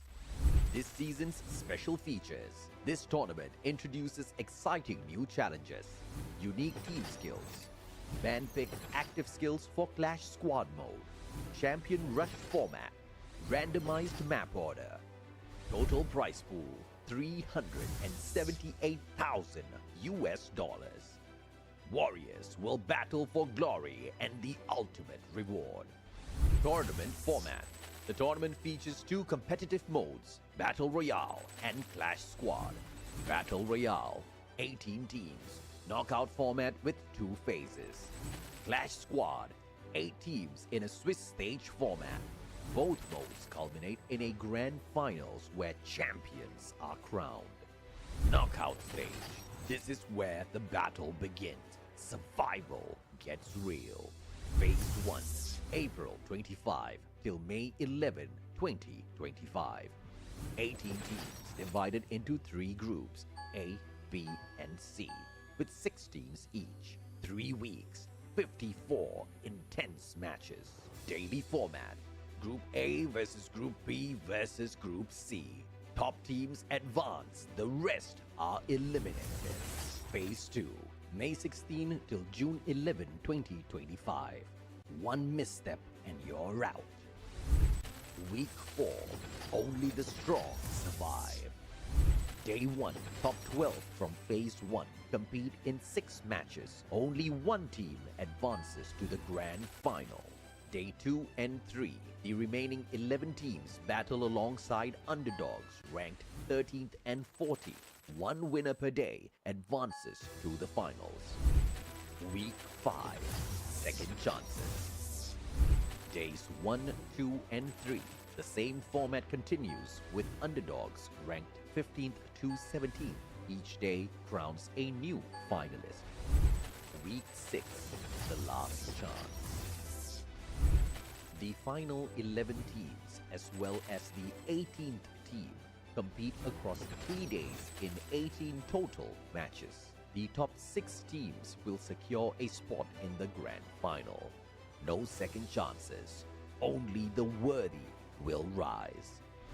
Clash Squad mode. Before the grand final, the top 8 teams from Phase 1, based on the overall standings, will clash in a Swiss-style tournament. Key dates.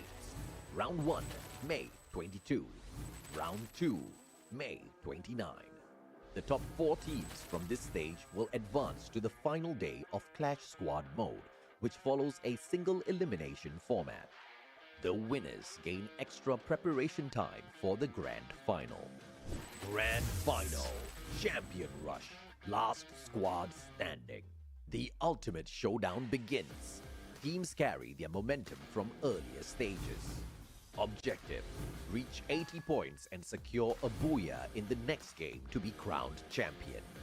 If no team achieves this after 10 matches, the highest scoring team wins. No retries, no excuses, just one path: victory or nothing. New feature: live broadcast situation. This season's live streams will include live in-game challenges. Who will rise? Who will face punishment? Don't miss a single stream. More than a game, it's your legacy on the line. Will you survive or become a legend? Challenge your limits.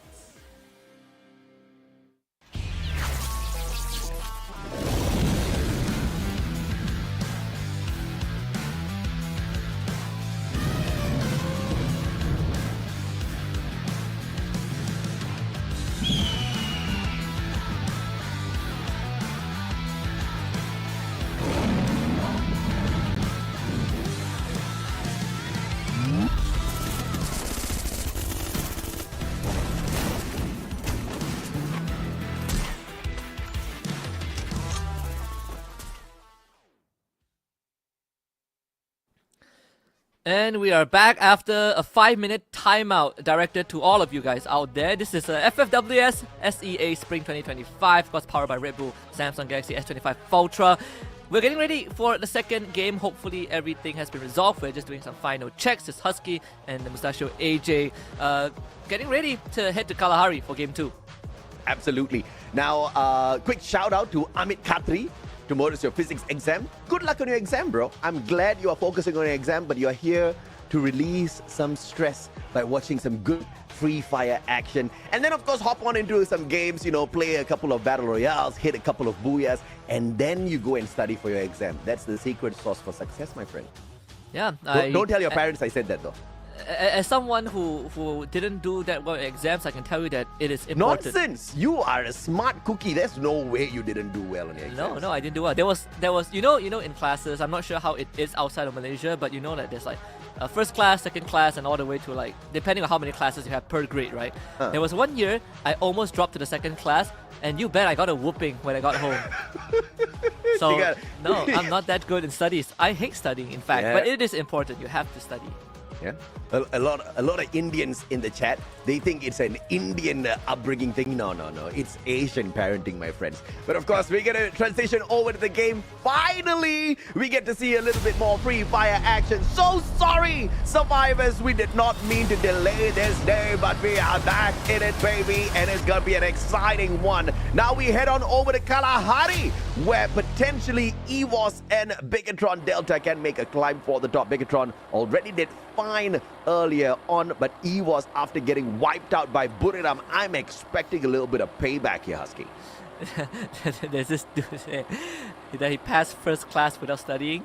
First of all, congratulations, good for you. You're a smart man. Second of all, how many classes do they have in that grade? Was it just one class? He passed his first class on the first day at school. Not he got first class honors. That's different, bro. He could be a smart kid, and we are and we are talking mad stuff about him. But hey, good for you. Good for you. Make sure you guys study. Don't be like Husky and I, right? We didn't study, and now we just play video games and talk about video games for a living. I say, don't be like us, man. We are bad influence, bro. Yeah. Don't get to a point where your relatives ask you what you do and you tell them, I shout at a monitor. It doesn't look good on any resume. Yeah, I mean, like all of my family members, they're going to work, 8 to 5, slog in, day out. They are stressed. They hate their lives. They hate. I'm just here playing video games, bro. When my wife asks me, what are you doing on your phone all the time? I say, I'm playing Free Fire. She said, why are you playing video games the whole day? I say, I'm working. And she can't say anything because I make the money. He's not married yet. He can't relate. No. I mean, the most I can is that people telling me that I'm still broke, which is not wrong. What, dude? They have no idea. Oh goodness me! You gotta love esports, bro. Yeah, you love it and you hate it. I don't hate it. No, I don't either. I don't either. Oh, goodness. But I like AJ. What I do, Husky. Okay, all right. I think I like you too, bro. This Dinoculus used, and it looks like there's nobody ahead of Evo's Divine as they make this rotation. Yeah, pretty slow start. I say that. There's a kill order put out onto Allen by Vamos. We see how that transpires. Even for Evo's Divine side, they also got one on them. Miss Apex will be the target on the list. So, no hard drops. Again, second Dinoculus used by Evos really wants to secure that rotational route towards the northern side of the map. Yeah. And they might run into Heavy, who again in the previous round got no points. Let's see how Heavy gets out of this. Hey, Vic, you want to be a free fire caster? Come join us, bro. I mean, I'm very sure we are more than willing to pick up new casters along the way. But VP, OB sliced out. Diamond hitting a double with the M1887. And Saka Srivijaya, though, with one more player in the vicinity, allowed to sneak on away to the vending machine, and Joel, all thanks to his hook gun, will be able to get there, buy that insurance policy for himself as he brings guns back into action. Diamond on the chase, and Joel is out of there. Yeah, great stuff for VP. 3 eliminations. Let's see if they can get the 4th one. If this is translating to a full wipeout. He missed the platform. Oh. 2 shots mid-air. Diamond right on the money. That's point number 4 for Virtus Pro. Hits his face straight into the pillar first and then gets shot out of the air. Man's not having a good day, but at least he got the revive first. 12 teams still standing in here. Saka Srivijaya still alive through one final player, all thanks to Joel. Did not manage to find the perfect escape, but it happens to the best of us. As Evo's Divine now circles around Rasia, the Wonder Child, with the first elimination for the squad. Yeah, even bringing in the Skylar too, so makes himself a lot more self-sufficient in deciding how the ties of the fights go. Gonna be walking to confinement this time. Again, early on they did run into Heavy, so that is something, right? A decent start for Evo's Divine. WAG, on the other hand, also out in the open. No other teams nearby. Yeah. I would only assume that most teams are playing for the circumference of the circle. And of course, it's just circle number 1. So, oh my lord.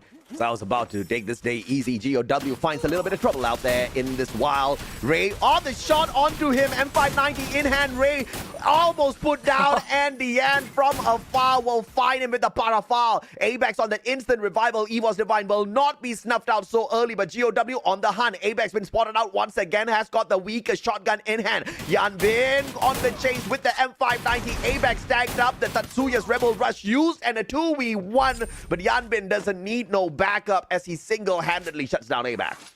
Very unfortunate for Evo's Divine, but at least they get to, salvage the situation. They get 3 of their members out, although all of them are split up. Rasia on the run, 8 medkits, 3 glue walls, pretty decked out with the hook gun to work with as well. But if he walks in that direction, he's going to run straight into Heavy. This is dangerous. As Abex gets brought back, Rasia still gets shot. GOW not letting up.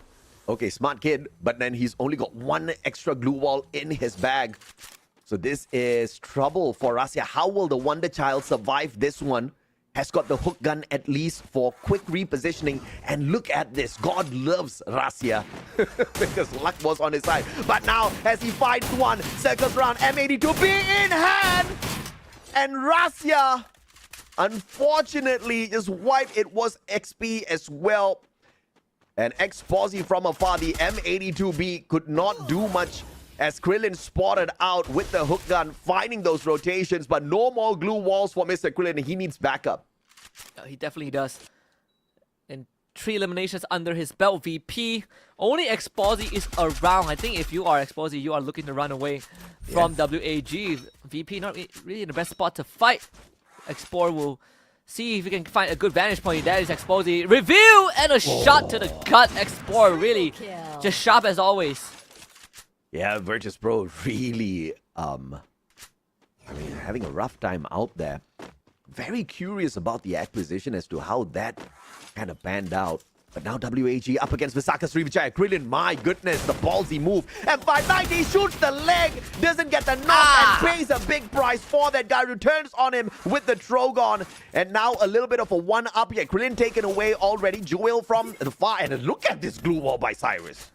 Wow, actually able to find that pixel to stand on top of. Another hook gun. Cyrus makes it through to the other side. VESJ losing a bit of ground as WAG takes up more space. They still have Obey on guns on the high ground, dealing with Allen. And Allen is actually going to take the fight. Boosts himself right on top of the submarine to take on Obey. And WAG really dancing with the Devil X. Boar lands the shot before he gets traded out by Joel. But the job is done. WAG comes in for the cleanup. Is Obey next on the list. The glue wall blocks him out. Obey gets shut down mid-air. Cyrus lands it, and WAG have won that fight. Shooting a bird out of the sky. WAG, where did they get this phenomenal mechanical skills from? Joel now tagged up from afar. Krillin P90 in hand. Riptide Rhythm going wide. That does not expose SJ's Joel just yet. But Allen trying to get this distance cut down. M590 missing the opportunity, but will follow up with the Woodpecker. Joel still staying alive. Missed majority of his shot, but Allen is now going to go for the chase. Cyrus actually nicks it anyways. So that's 9 points for WAG. One of the strongest start we've seen from them, right? That is what they want. Very momentum-based team. Heavy, having BTR in their sights. Fires MKS, makes it on top of the roof. Pulls out the glue wall to block out a couple of shots. The second one comes out to protect himself. BTR gets away. God, Indonesia just under so much of pressure early game. And Misaka Sriwijaya, such a dragged-out fight. But I tell you, what an engagement from Vietnam. My goodness me. X-Ball using the distraction. His partner moving ahead, almost getting shot and shut down. But X-Ball saving the day on top of the sub. My goodness, that was a beautiful opener. And that's only just one clean engagement between two squads that we have seen in a dragged out fight. We have waited long enough for this game number 2, and it has delivered on every single moment thus far. Oh yeah. I see, Heavy, they didn't have to endure the fate, of getting knocked out first this game. Even when you look at the overall score, right, GOW, like the Vietnamese teams are off to a decent start. At least 2 of them are. GOW was also a team that I remember, had a decent, like I think 2023 was a good year for them. They had one season where they were doing really well, and then they started fading out, right? They were missing out on regionals. They were missing out in the national stage by 1 or 2 spots every league. And hopefully they don't miss out on top 8 this season and book their slot to EWC, because that was what happened last year. They missed out just by a little bit, and they were overtaken by PE Sports. I believe it's either through a tiebreaker or just by a single-digit point difference. And then, of course, PE went on to make the nation really proud at EWC. And that led to just a bunch of Vietnamese squads just being inspired and stepping it up. And Vietnam has not been the same ever since, Husky. They are playing at par or even better than some of these Indonesian squads. And that has been so inspiring to watch. Oh, yes, it has been. I think, every single region has a team that really brought them out. Like Vietnam back then wasn't even in the conversation, right? Team Flash was like the benchmark, and even then they were hanging on the thread. It was between Team Flash and Expand or Geek Fam, like the Malaysian Vietnamese rivalry. And then the Vietnamese region started getting stronger and stronger, and then leaving us in the dust. And now we are the ones trying to catch up, which we are through Team Vamos. Absolutely. And now in this next circle, Vamos, Evos Divine, a couple of GOW players littered in there as well. Buriram outside at Stone Ridge. A potential engagement between Falcons and Buriram could just break out depending on their rotation towards this next circle here. So this is danger zone for Buriram, who's obviously looking for the booyah. I see BRU can do that against Evos. Right, both teams really wants to slot. One of them finished second yesterday, the other finishing, was it a top 6? Either way, it's a good thing that the points get reset after every single day. BRU obviously were in this position in the last game. They also had Falcons surrounding them. Command post is a very highly contested point, with Evos Divine having the best position. Yeah, and this is a tense situation for many of them. Evos versus Buriram versus Falcon, a 3-way battle, and GOW can definitely get involved when Falcons tries to make the rotation, but this is a smart rotation. It is going to be the launch pad and straight into the eyes of the players who are looking for a little bit of a comeback play. What a grenade! And unfortunately, Ray does not find the tag onto On Fire. Cochil right in front. Todak been popped already. Evos knows exactly where these boys are. Yeah, let's see. Evos Divine, this is an important fight for them to win. BRU is wiping out BTR in The in off screen, Krillin getting ABCD as well. It's a bit of a standstill. Evos, Divine, and Falcons separated by a couple of metal containers, but you still got BTR behind Falcons. Let's see who breaks the ice. It seems like Evos have a better opportunity of doing so with the all members of Falcons sticking together, and I think info has been acquired. Yep, once again, the coda has been popped. They know exactly where these boys are, but the problem is going out to find the engagement, and now Buriram on for the rotation as well. Evos not looking to stay and say hello to anyone just yet. Dude, 11 teams still alive. Too many players. If this was one of your ranked matches, you would be peeing your pants right now. It's so tight, right? At the end of the day, it's still a full disengage. Somehow, Falcons able to bail themselves out of that situation. Now we got GOW, we got Heavy, we got Vamos in the vicinity. AG Global under immense pressure. Losing 2 of their members already. You got Vamos underneath them, I think. No, Heavy underneath them. And Evos is somewhere nearby. We even see glimpses of Virtus Pro on the northern end. So AG Globals are the one that is really having a hard time. Yeah, I don't know what's up with AG as well. Some of these teams really not really cutting it in terms of the pressure that we need to see them bring out. Cypher in a sticky situation. And I'm not liking his position because he can be shot from the left-hand side if Falcons make that long rotation towards the right. Down at the bottom though, Falcons under a lot of pressure, stuck in a tight little spot as GOW comes knocking down on their doors. But a great rotation made as GOW takes the upper floor. My goodness me, Falcons. That was almost a rough fight for them, but both teams now steering clear of each other's sides. Oh, yes. So full disengage again. GOW obviously having a decent spot to work with. Falcons only want to get on the second floor. WAG actually getting wiped off the map. And that is really going to start hurting the chances considering the start to the round that they had. Yeah. Falcons taking fire, taking shots at BRU. They did knock down Moshi earlier on, but no confirmation.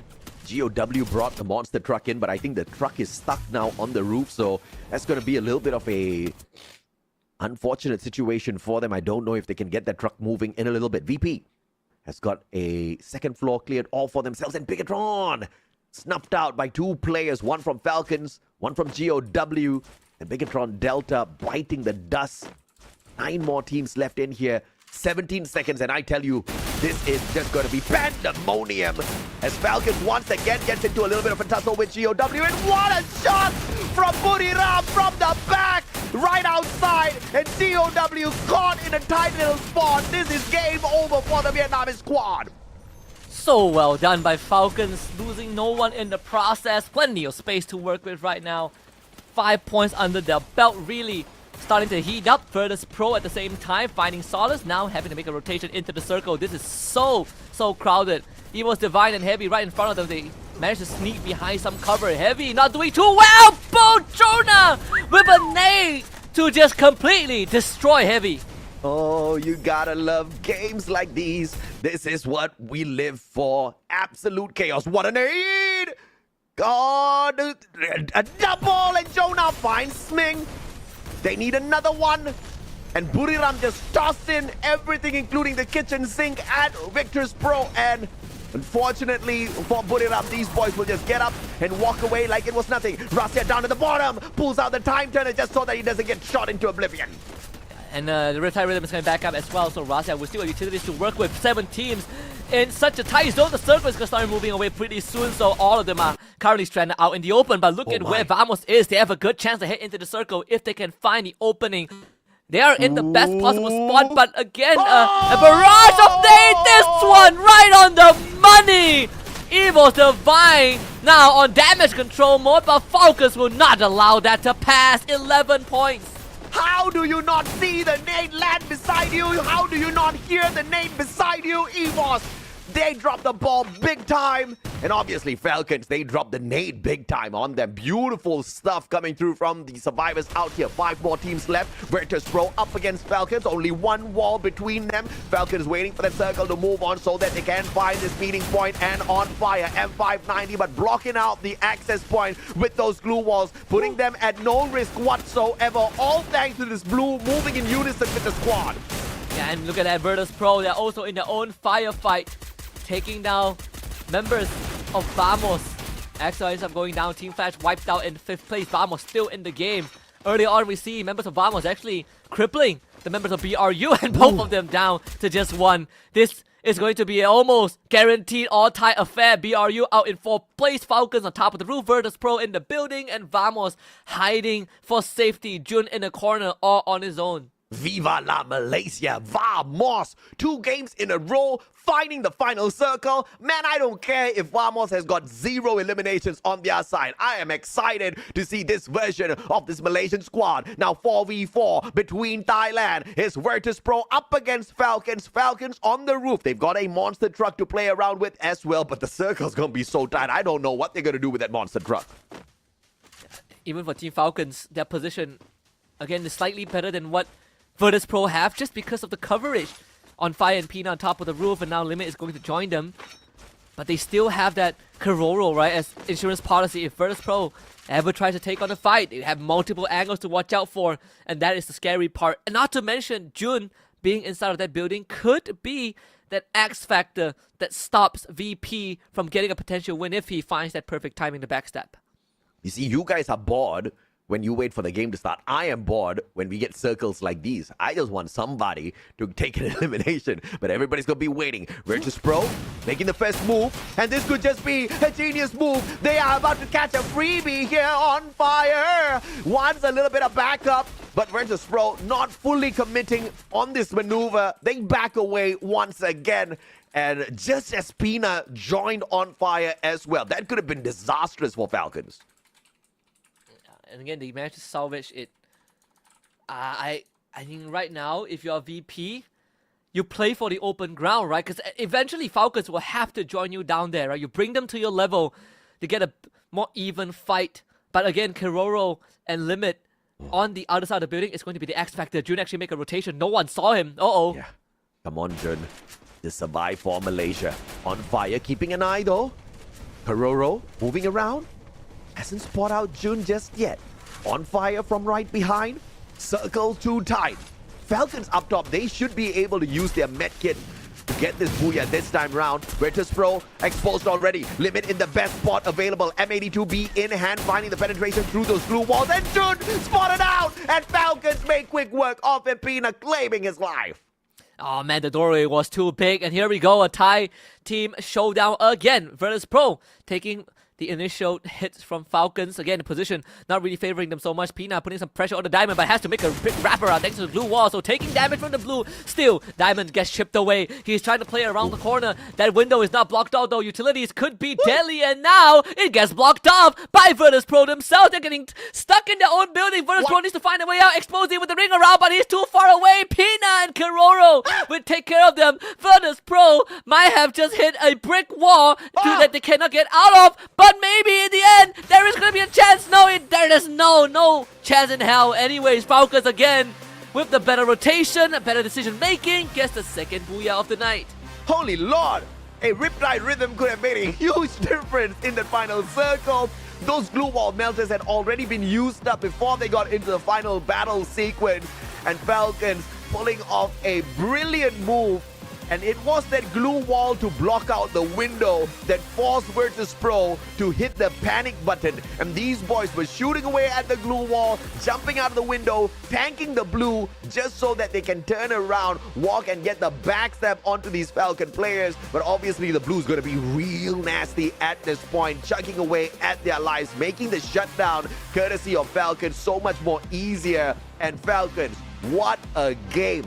18 eliminations strong and a booyah to top that off. This was a massive one. High chance for Falcons to make it to the grand finals after tonight if they continue this performance, right? Some shades of what they show us at EWC. Obviously, this roster was slightly different. Some of them took a back seat in the analyst role, like Koskill. Some of them are on the bench, but the essence of Team Falcons is still there. 18 eliminations. Remember, by the end of this, if that's the case, they've hit a 30-point mark and they have gotten themselves a big lead. They got 10 eliminations earlier, and I was like, oh, okay, not bad, no, it's okay, you know, just give us that a little bit more, it's fine. and these boys just went absolutely 8 with 18 eliminations. That was just total insanity. But of course, there is going to be a bigger case of whether or not they can maintain their flexibility up top. They have got 2 back-to-back booyahs now, 52 points in total. So that is massive. And once again, we are going to get the opportunity to see Misa. How do you feel? The fact that we have not seen Yunsol and we are about 2 hours into broadcast now. How do I feel? I feel normal. I'll be seeing her at some point this year. It's fine. It's fine. Apparently, he sounds Wait. so not fine, chat. no, we'll have a reunion in Riyadh. Don't worry, I'll see her. You most definitely You know who's not gonna see her? Everyone else out there. I thought you were going to say me, bro. No. Thought taking the stabs early, huh, Husky? But of course, jokes aside, what a massive game for Team Falcons. 2 booyahs back to back. We talk about consistency. We talk about teams really waking up in the competition and looking for the #1 spot. They've been able to do that very, very well. The big question here is, of course, going to be how well did Buriram do? Because they got to that final circle, but so did 10 other teams along with Buriram as well. It was just absolute chaos out there, Husky. Yeah, it was like we had 8 teams at the 15-minute mark. There was so many players. In fact, too much players in the single circle. Yeah. But we got to see, getting some good moves from teams like Falcons. VP also really tough it out until the end. It's just, again, Falcons made the better decision, right? The better judgment in their surroundings, giving them the chance to win the final round. Even Vamos, once more taking the fight straight to BRU. Obviously, Vamos didn't know that was BRU, but to make the decision to kind of make these active moves, I think we are seeing Vamos really starting to learn. Well, we get to see Misa once more and talk to the same team again, so let's throw it over to the Thai broadcast with Misa to talk to Falcons about that win. Welcome back to the interview session, guys. Another booyah from Team Falcons. And right now I'm here with แนะนำตัวเลย ครับผมฟอลคอนพีนะครับ Pina. So this is the first time that he got interviewed. Did your coach train you about this? ครั้งนี้เป็นครั้งแรกที่เราได้มาสัมภาษณ์เนาะโค้ชเทรนมาหรือเปล่า ไม่ครับ ไม่เลยเหรอ พูด มีเซิร์ฟมานิดนึงไหมว่าแบบตอบคำถามยังไงอะไรยังไงไม่มีเลย Okay. Alright guys, he didn't get trained on the interview. Nothing at all. This is so new for him. We're gonna be easy on him. Alright. So เข้ามาปุ๊บบูย่าเลยรู้สึกยังไงบ้าง ก็ดีใจครับแต่ครับปกติครับทีมเก่งครับ จริงมั่นใจไว้ก่อน So the first booyah that he got when he joined, he feels so confident about it. But his team is, of course, so great, so good at this. Nothing new, guys. So แล้วบรรยากาศในทีมแบบอยู่กับโค้ชอยู่กับเพื่อนๆเป็นยังไงบ้าง ก็ดีครับทีมก็ไม่กดดันครับ น่ารักไหมเพื่อนแบบน่ารัก น่ารัก อะไรอย่างงี้ไหมจอยๆไหม ก็เล่นก็สนุกดีครับ So I asked him how about the environment in his team because he just got in. How about the coach? And he said he's really enjoying everything because people are so nice. His team is so good. Alrighty, guys. Last question. Is there anything you'd like to say to fans since you just got in here? มีอะไรอยากฝากถึงแฟนๆไหมเพราะว่าเราเพิ่งแบบเข้ามาใหม่อะไรอย่างนี้อาจจะมีแฟนๆที่เพิ่งมาดูเราเพิ่งมาแบบเชียร์ ก็ฝากเชียร์ผมด้วยครับยังไม่ค่อยเต็มร้อยครับยังปรับตัวก็ฝากเชียร์ทีมด้วยครับได้ขอบคุณครับวันนี้เอาแชมป์ครับ ลุยเลยวันนี้ต้องได้ต้อง to the grand final แล้วใช่ไหม Okay so the last question guys he said that please keep on supporting him and keep on cheering him he'll do his best it's not his 100% yet but he'll get to the grand final today thank you for the interview session now let's get back to the shoutcasters bye บอกมือได้บอกมือ I have never seen an MVP in so much fear. Pina, he was so nervous on his first interview, but I am loving it. And I think Misa said something so important here, Husky, that Pina is joining a squad filled with champions already, right? Filled with just absolute titans out there. But in the midst of such titans, if this guy can still be added to the roster and come out and perform like a beast, it really shows exactly how good Pina is. I know we will be seeing him many more times out there together with Misa on the interviews. No, 100%, right? Like at some point in time, all of the players on Team Falcons have won a tournament, right? FFSI for Limit, EWC for the rest. Yeah. So to be able, like you said, join a team, that for Falcons to look at him and be like, you should join our team, is a huge honor. And I mean, he's delivering, right, on his very first debut, his very first season at least with the team. And it's not like he came in at the start, right? This is a halfway thing. And he's definitely filling in the void. He's matching what Falcons want to bring to the table pretty well as well. And if they qualify to the grand finals, that's already a great start to his career, in which they have a good chance of qualifying after the first 2 rounds.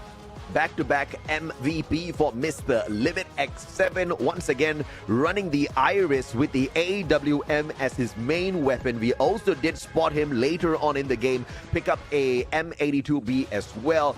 I hate these snipers that run a double sniper setup. They have got no lag between their shots at all, especially when you play like Limit. Iris giving him that extra information. You've got the extra info from Koda as well. A124 to disable your opponents, and on fire Satsuya to rebel rush into them and just absolutely crack the code with the M590. Falcons have figured out the winning secret here, and I don't think anyone has found a counter strat to them just yet. And the funny thing is that you could still get Riptide Rhythm if you're lucky, right, from the ability cards. But not only that, they were like, okay, we have Riptide Rhythm destroys glue walls, but what if we just shoot through the glue walls with the Iris, right? It does the same thing. And this time, unlike game 1, they got a lot more eliminations. If mathematics serves me right, that's 18 eliminations, so 30 big points for round 2. Pina with 5 eliminations, 6 assists, 9 headshots. My God, this guy was just another level. But of course, key player highlights list. Limit once again stealing a double for himself with a damage and assist. But Jonah sneaking 1 away for the side of Buriram with the eliminations, which makes me the tournament in 3 rounds in the grand finals, right? 3 out of 6, he won it halfway through, and then he got the finals MVP. Then right now, seems like he's back to that form with Falcons, 30 points for them, BRU getting 18, and then VP, 16 points. Not bad. Absolutely. 30 points in total for Mr. Falcons in here, overtaking BRU. But crazy stuff, Virtus Pro with the insane recovery gameplay this time round. And this should lift them on the overall leaderboard for today's standings quite a little bit. And it's anticipated in the 6th spot now, Virtus Pro. But of course, overall, 18 points. Still a long way to go before they can catch up with Falcons. But this is a decent start because we're just at game 2. Yeah. And of course, there's, even for Vamos, right? Not too bad. In 3rd place, I think game 2, they didn't get too much points, sadly. Like, very minimal eliminations. But even Vamos have a good chance of making it to 1st place if they play the remaining 4 rounds out great. Yeah. Obviously, it requires BRU and Falcons to not perform. But chances are still there. Even Falcons, they've gotten themselves a pretty decent cushion, right? 9 points ahead of BRU and more than 20 points ahead of the 3rd place team, which is Vamos. Yeah, absolutely. And of course, next map is going to be Alpine. Top 3 teams here, Buriram Falcons as well as AG Global. RRQ is part of the list as well, but RRQ is not playing. RRQ has already qualified for the finals, but that will only come through after a quick short break. We're going to be taking that shortly. If you guys have got any questions for the casters or broadcast, make sure you throw that in the YouTube chat and don't go anywhere. Just 3 minutes before you know it, Husky and I will be right back with you guys.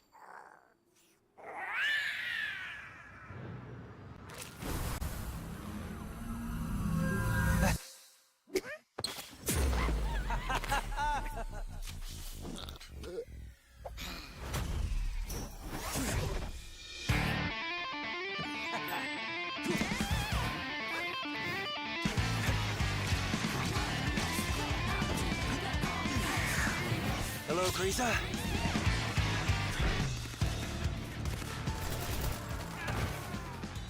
Still so impulsive. Don't rush, little guy. We have more important things to take care of.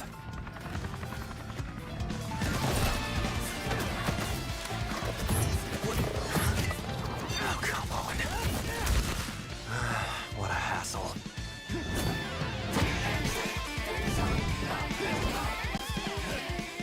trying to look cool and help out already.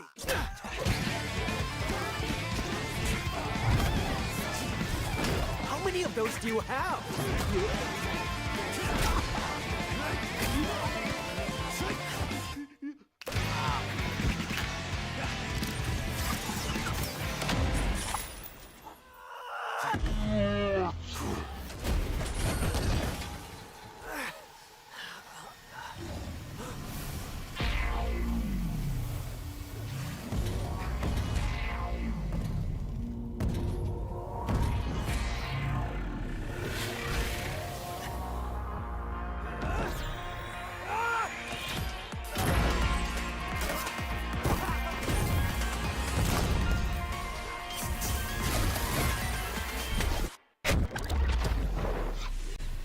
Okay.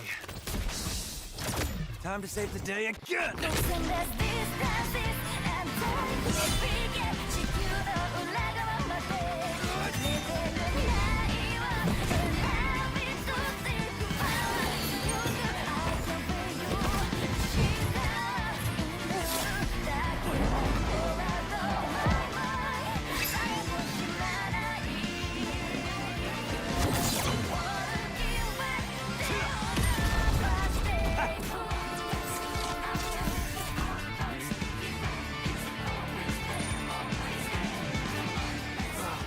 What's happening?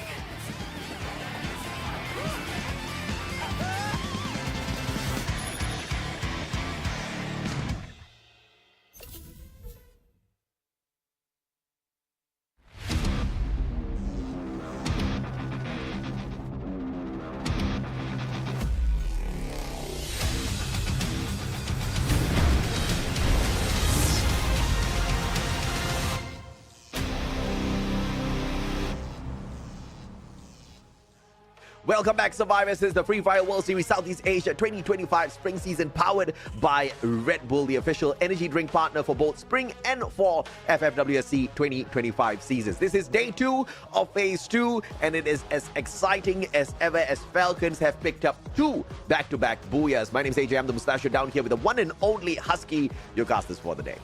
Yeah, so 4 more games to come. We'll see if Falcons can keep on this momentum. The current record for most booyahs gotten in a single day out of 6 rounds was 5 by BRU. No teams have been able to match or at least break that record yet, because the only way to break it is to hit all booyahs. But it seems like Team Falcons are on track in doing so, right? 2 games back-to-back, good early to late game management, and just great read on the final circle situation.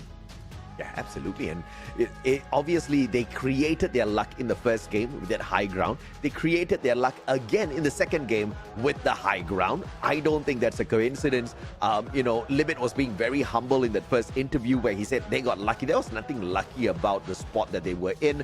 We've seen this move coming through from Team Falcons many a times before.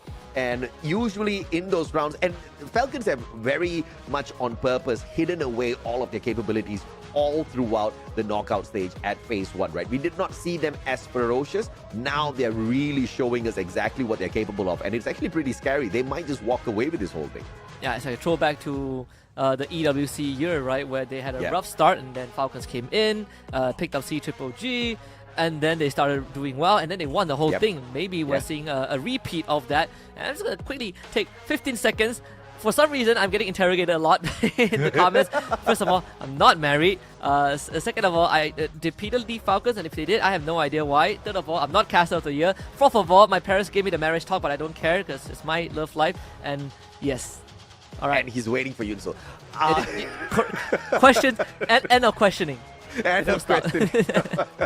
But of course, I am pretty curious as well in terms of the whole roster maneuvering here for the side of Falcons. I think the same question that Chad has been having throughout this whole time, I've been having as well, because Peter was my #1 player on the side of Falcons. Oh, yes. Guys, even I don't know what happened to him. Okay, I'm just waiting for information. But of course, I have done nothing to find out. I have just been curious. You guys have been asking me.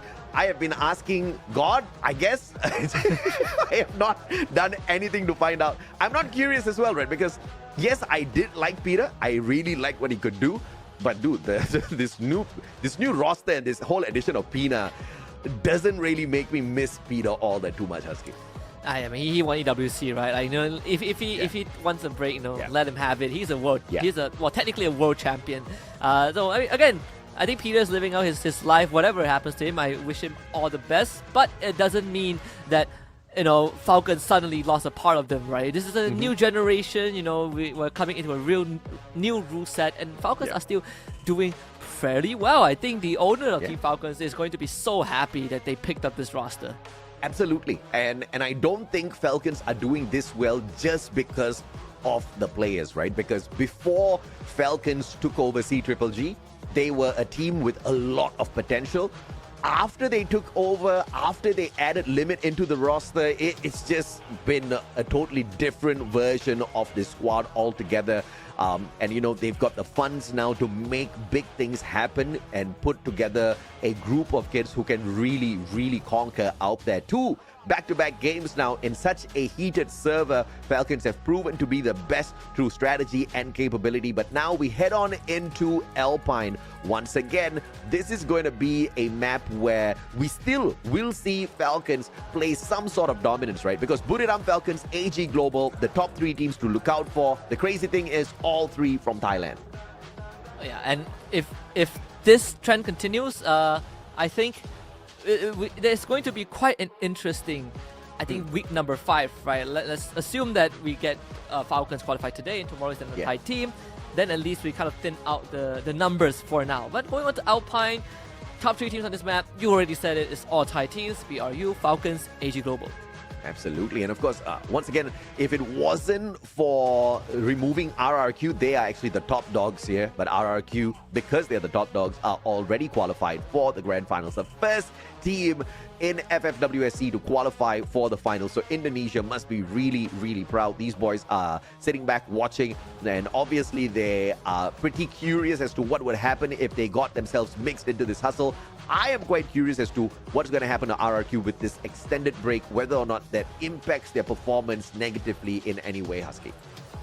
Yeah, I hope it doesn't. I think teams have been getting better and better dealing with rough times. At least we've come a long way since like 2-3 years ago, right? Like even teams who have been down in the dumps, for example, like AG Global is a very good example of a team that has gone through the worst of times, right? People started questioning, like, is this team even real anymore? I remember AG Global fans were the most heartbroken in 2023 and 2024.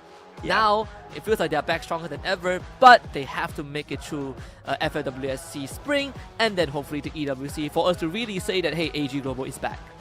Yeah, I mean, I haven't really seen Dew pop off the way he used to, so I'm not going to hold my breath just yet.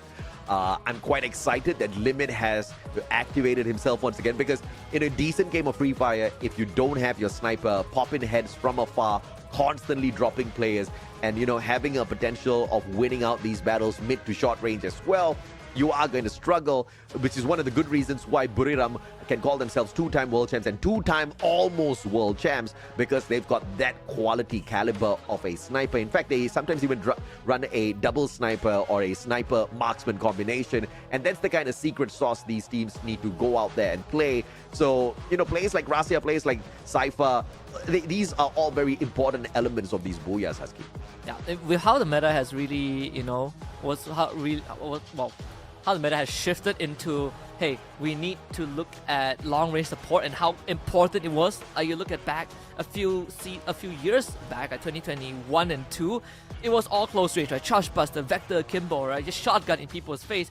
And then long-range weapons started to become more and more relevant. People see the importance of tactical planning, right? No more running into gunfights blindly. And then people like Moshi, who has always been there from the start, started really getting the spotlight. And then you see Saming, and then now we got Explore, Rasia, like all these people who have been there from the start but not given the attention that they deserve, finally got it because of the shift of the meta. And I like it to stay this way. I think it's so important to have a good sniper player, and a lot of teams have proven it over time. Yeah. I mean, no doubt at all. But of course, we have not seen Moshi in like 1v2s, 1v3s, Final Survivor, clutching it out, saving his team.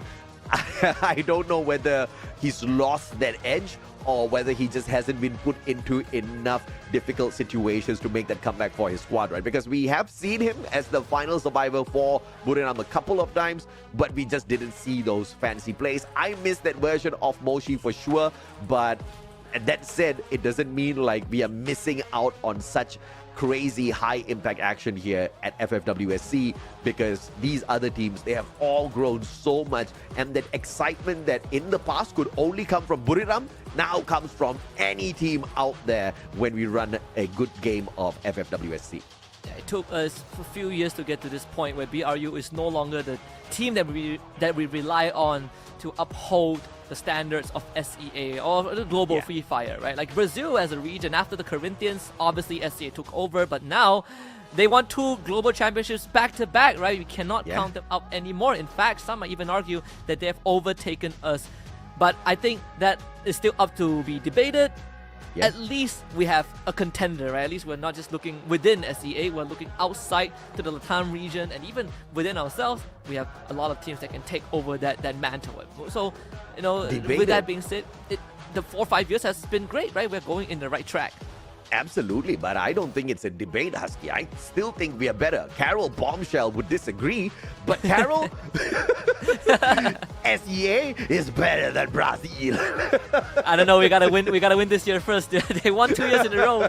They're gonna use it on us until we get the trophy back. Yeah, for sure. I mean, but you know, the Fluxo plays a freaking phenomenal. If this was not an official broadcast, I would swear right now on broadcast. Fluxo plays a damn good game of Free Fire, and it's not all-out blazing dominance. That's not what Fluxo is about. Fluxo is about those crucial moment clutch plays, those monstrous games that wins out the competition, and that one Riptide rhythm and nobody else brings a Skylar into the... That's the kind of team Fluxo is, and you gotta love it, bro. I mean, Brazil lives and breathes Free Fire for a good reason. Yeah, they have teams that play as aggressive as our teams, but then you have teams that are so tactical like Fluxo. You look at the games that they play, they don't fight, they wait until like what, the 10-12 minute mark, and then they spring into action and they make it work. The closest team we have that does that, probably RQ Kazu, but they're not here, which means more chances for everyone else. We're going to be heading into Alpine for Game 3. Let's see if a non-Thai team is going to step up. And just like how they wait, you guys have waited for quite a bit already. We do apologize for this slow day, but we do promise you that the action that you will be witnessing in a little bit will not be slow at all as we head on into this map of Alpine.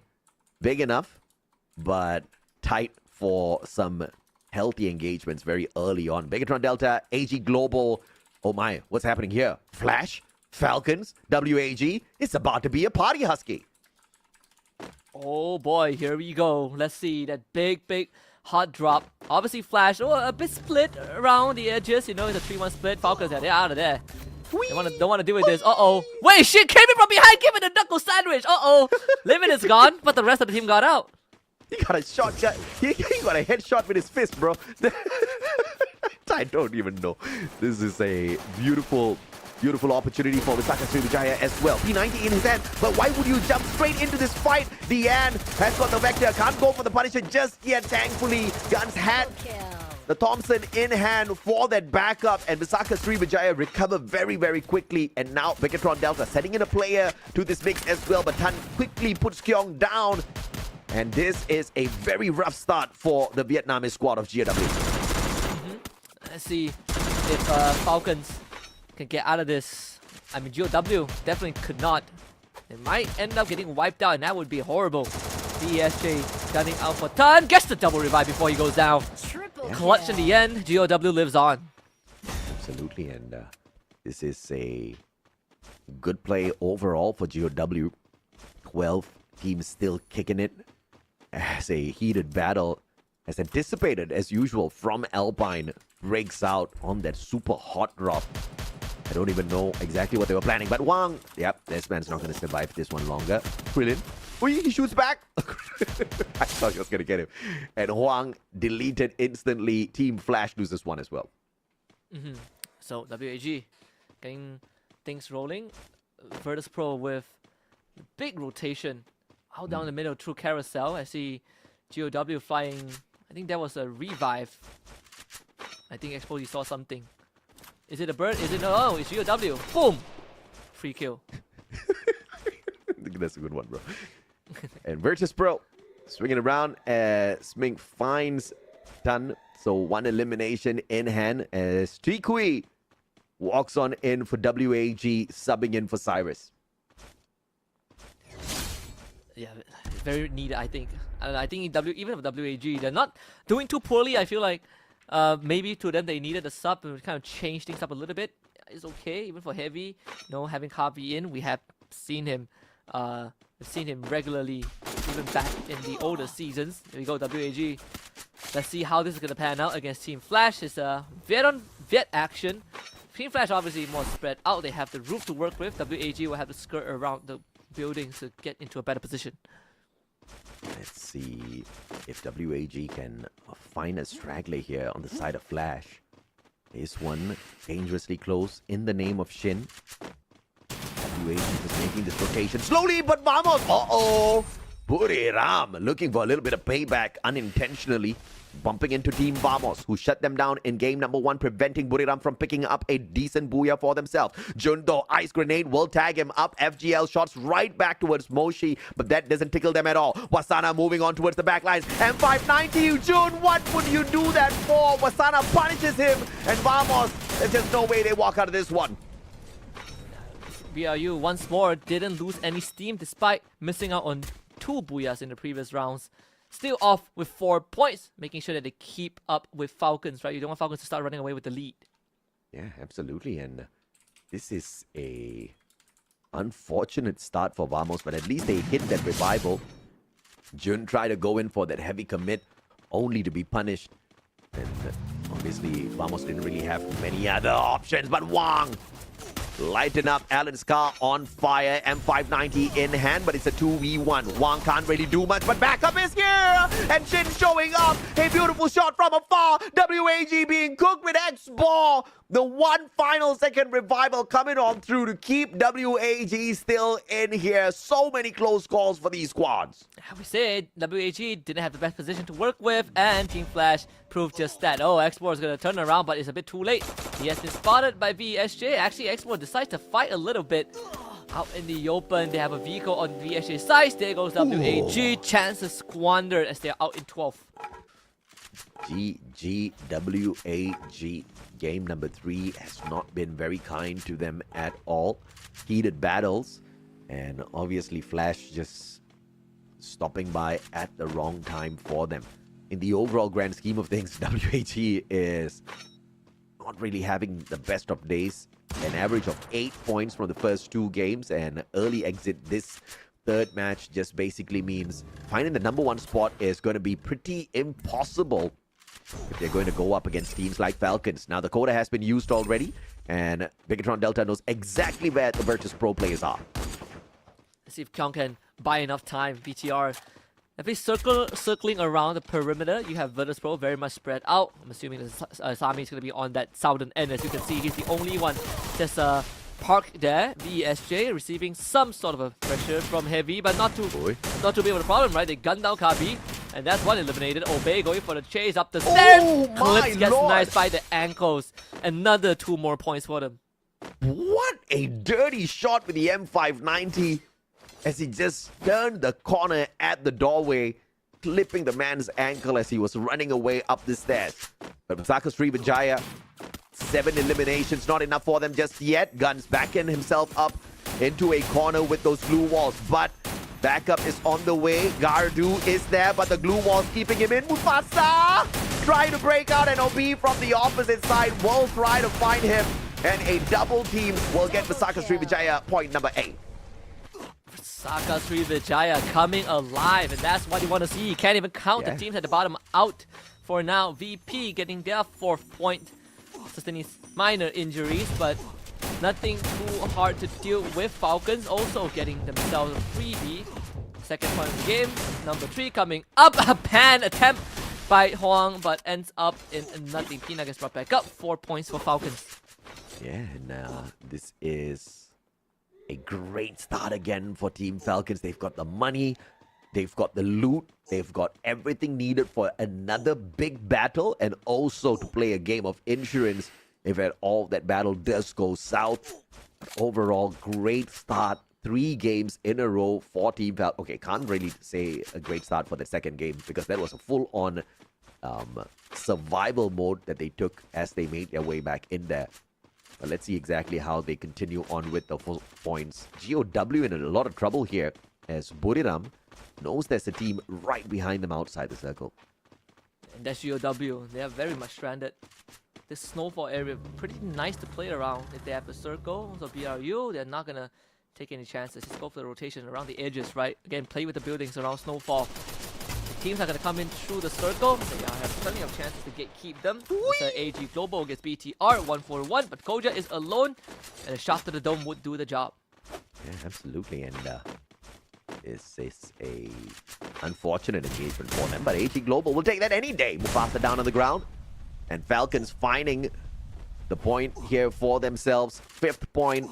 And Heavy, unfortunately, the one to give that one away. But still 11 teams left in here, so we still do have more survivors out there for Heavy. Yeah, and speaking of which, it's going to be fight Kabi against Shin. Let's have this semi-auto weapon around the blue wall. Just faster on the trigger finger, right? But gets traded back by ABCD. Get Nice actually also found a target off screen. So Heavy ends up becoming the bigger winner off of that, right? They lose 1, but they get 2.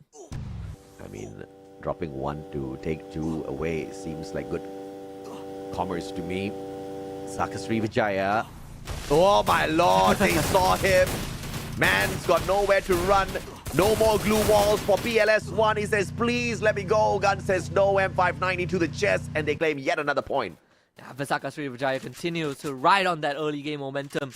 Almost 2-digit already. Oh, 2 freebies for Mufasa. They all drop down. Mufasa goes for a double cleanup. Very well done. Kabi also coming back at the same time. Imagine the sheer horror where they drop at the same time. They're beside each other at least. I can't wait for Mufasa to be like a monster in the league one day, where I can just do that whole Lion King Mufasa, and everybody just shudders, you know, when they hear his name. But now Mufasa up against ABCD, Vector up against P90.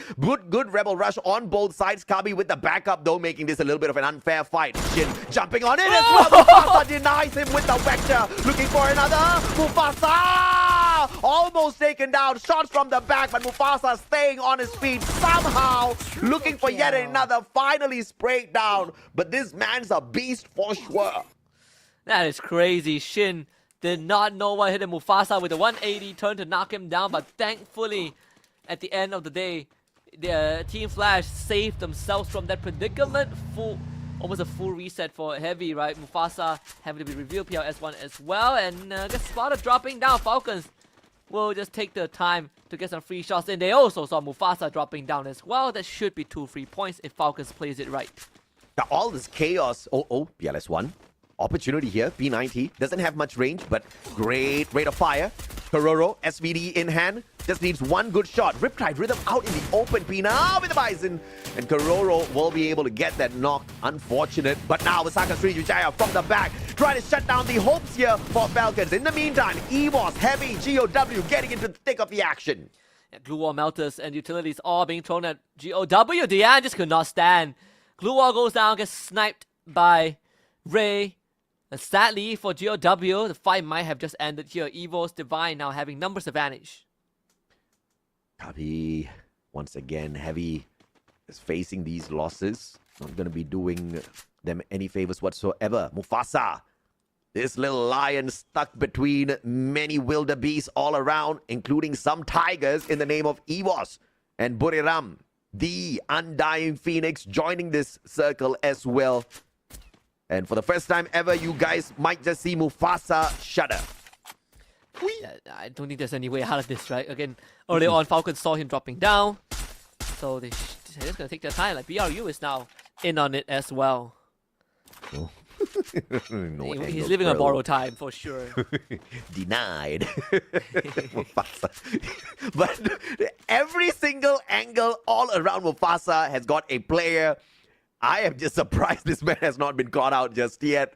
And he's the only player on the side of Heavy who's in this next safe zone. That's insanity. But Bigatron Delta getting cooked by AG Global off screen. and we couldn't even switch onto that fight. They got snuffed out. But AG in a tussle with Vamos as well. Back to back fights, and now Vamos trying to do a number on them. But Duke, CQC, AWM to the face. Jun goes down. Zom fighting Axel. Flash chipping into this fight as well. Vamos left with 2. Denied by Duke in the CQC. Suez with the M590 as they sneak on out. A sliver of health left on him, and AG Duke gets the job done.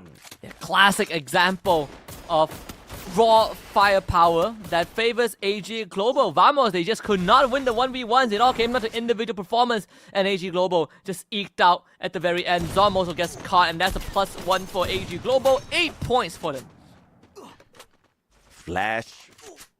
Well, they lasted slightly longer than the flash of a light, but unfortunately not long enough. Falcons now down at the bottom. Riptide Rhythm breaking down the defenses. Buriram trying to do a number on them from afar. Nice! Could not get too far. Limit finding his head on for the bleed out, and Jonah not even looking back to find the steal, and Mufasa is still alive. I think Fasa, how long can he hold on, right? Dude, he is in such a bad position. Look at it. I beg to differ. He's in a damn good position. This man has been alive for way too long here. I'm curious, how come nobody found his back just yet? Get high, a shot from afar. Nameless goes down, and Virtus Pro now being tortured by Buriram. In the meantime, EVOS Divine finding a couple of players on the side of GOW. The shot fine. Riptide Rhythm breaking down their defenses, and EVOS having to force back into their little hut here. And AG Global will be at risk as GOW turns their sights over to them. Man, Russia just did not have a good angle to work with, right? Like, yeah, sure, there's no glue wall for GOW, but if you can't get a good angle to engage, GOW is going to get out anyways. And EVOS will make quick work of whatever glue wall the GOW has, and a spray down onto Demon from long range. Demon is out. GOW wants to make the great escape, but now with Demon going down and the defenses are knocked out by EVOS, GOW are split up. They want to reunite. Ton makes the leap of faith, gets through to the other side. Buriram versus EVOS. Riptide Rhythm breaking down the defenses of EVOS. And all that's left of Mufasa is his glue wall down in the middle of the map. How unfortunate. GOW expanded as well. 4 more teams left here. AG Global with only a single player on their side, and Buriram is taking these shots. A-backs just picked up, back on the ground. And EVOS Divine can't really do much, all thanks to the heavy firepower from across the battlefield, courtesy of Buriram. Look at where Falcons is at. If they take care of AG Global, they are going to be in such a good spot to win the third Booyah back to back to back, right? They're on the southern side. Limit, a shot at Kochu. 3 points for Limit. Rasa and Kochu both go down. BRU having tough eliminations as Moshi takes off Dew. It's a fair 4v4. BRU from the high ground. And they have advantage to get into the circle as it starts to move. So Falcons are the one that needs to take action. Glue walls all propped up by BRU, and Falcons are primarily BRU just to block out Falcons engaged. They want to funnel them through the right side. P9 on fire, ready to receive it, get high, chipped away, forced to heal out. Jonah now in danger. Ice grenade to the back, and Limit plus Kororo will find the opening. They break through the defenses of BRU. 19 eliminations with Asana going down, make it 20. Falcons looking for a 3 back-to-back-to-back Booyah with Moshi left. And this is a guaranteed triple Booyah courtesy of Falcons. Moshi had no chance, and it all started with On Fire with a brave push towards Buriram to get that initial knock. And obviously, I thought it was going to be Buriram with Wasana swinging around, finding the initial connection onto Pina. But thankfully, the M590 did not get a clean flip. Only one shot found the connection. Pina still stood on the ground, but it was On Fire that continued to push on for the side of Falcons to make big things happen. And it was just a all-out split play as well, with Limit playing the pressure from the left-hand side that made such a huge difference for this team that has picked up 3 Booyahs in a row. And with even more eliminations, 21 eliminations this time around, Husky. Breaking records every single round. First, they got, 22? And then they got 30. And now, I think it's a total of 33 points per round. Falcons really showing that prime form. They really want to head to the grand finals as soon as possible. And I think after this round, they are almost locked in unless they really fumble the final 3 rounds, which I don't think is going to happen. I mean, don't even know how Falcons can lose this #1 spot right now after 3 booyahs back to back. Oh wait, I know. If they don't get the next 3 booyahs, and if Buriram does, because these two teams have been picking up massive points today, and 3 games in a row, Buriram has appeared in that final circle. No booyah, no problem to pick up points. So Falcons better watch out because they need a couple of more just to be sure they're going to meet the #1 spot. I mean, if Falcons coming online at this period of time, definitely earlier than we expected, but if this is them at their peak and they maintain this, I think Falcons have a very, very good shot of winning the Spring Championship again, just like they did last year, right? Restart that golden road, which got halted after they won EWC. But if there's any time to do it, I think now is the perfect time for them to showcase what they are made of. Yeah, no doubt at all. I think Falcons have been just so deadly in their maneuvering towards that final circle. And we kind of know this is their usual pattern, right? Not really giving their best at the knockout stage because what's the need for such a thing? All they needed to do was make sure they are in the top 12 and then play for one of these days where for sure Falcons can guarantee that #1 spot for themselves. And it's not like they couldn't do it yesterday. They just didn't want to. Today's the day where Falcons feels like, okay, we want to get the job done. 3 back-to-back booyahs is insanity because you've still got your 2-time world champs in this lobby playing for the exact same thing as well. Yeah, I mean, you heard what Limit said, right? They just want to get into the grand finals, so they don't have to come back to the studio to play for the next month. They get to stay at home and do what they want. Maybe they go to the training house, but at least you take the edge off of the competition for quite a while, right? To reset the mental and really prep for what matters. I think they are on the right track. They probably have gotten more than enough points to not worry about majority of the teams, aside from maybe BRU and whoever ends up in 3rd place. At this point, I've only got one question. Are we ever going to get the chance to see Yunsul Husky? Because it seems to be a Misa day today. Yeah, it seems to be a Misa day. I mean, we did miss it for 1 full day last week, right? So we're making up for it. It's okay. I enjoy the interviews overall. Who knows? Maybe we'll get to see the entire Falcons roster if they keep on doing this. The Thai interviews are just way too adorable. I can't take it. These players are so nervous around Misa on top of everything else, which just makes things so much more worse. And it looks like before the end of the day, there's a possibility we might just go through the interview with every single player on the roster of Falcons, right? Because 3 booyahs, I'm sure they're not going to send out Pina or Limit this time around. It's going to be another one. Nobody knows exactly who just yet. But I'm glad that Falcons is getting this highlight reel for themselves because great plays overall, back to back to back. And like you mentioned, breaking records game after game after game. Now, with that being said, we're going to head over to the Thai studio with Misa and Team Falcons once more. Let's see who we got this time for the 3rd booyah of the day.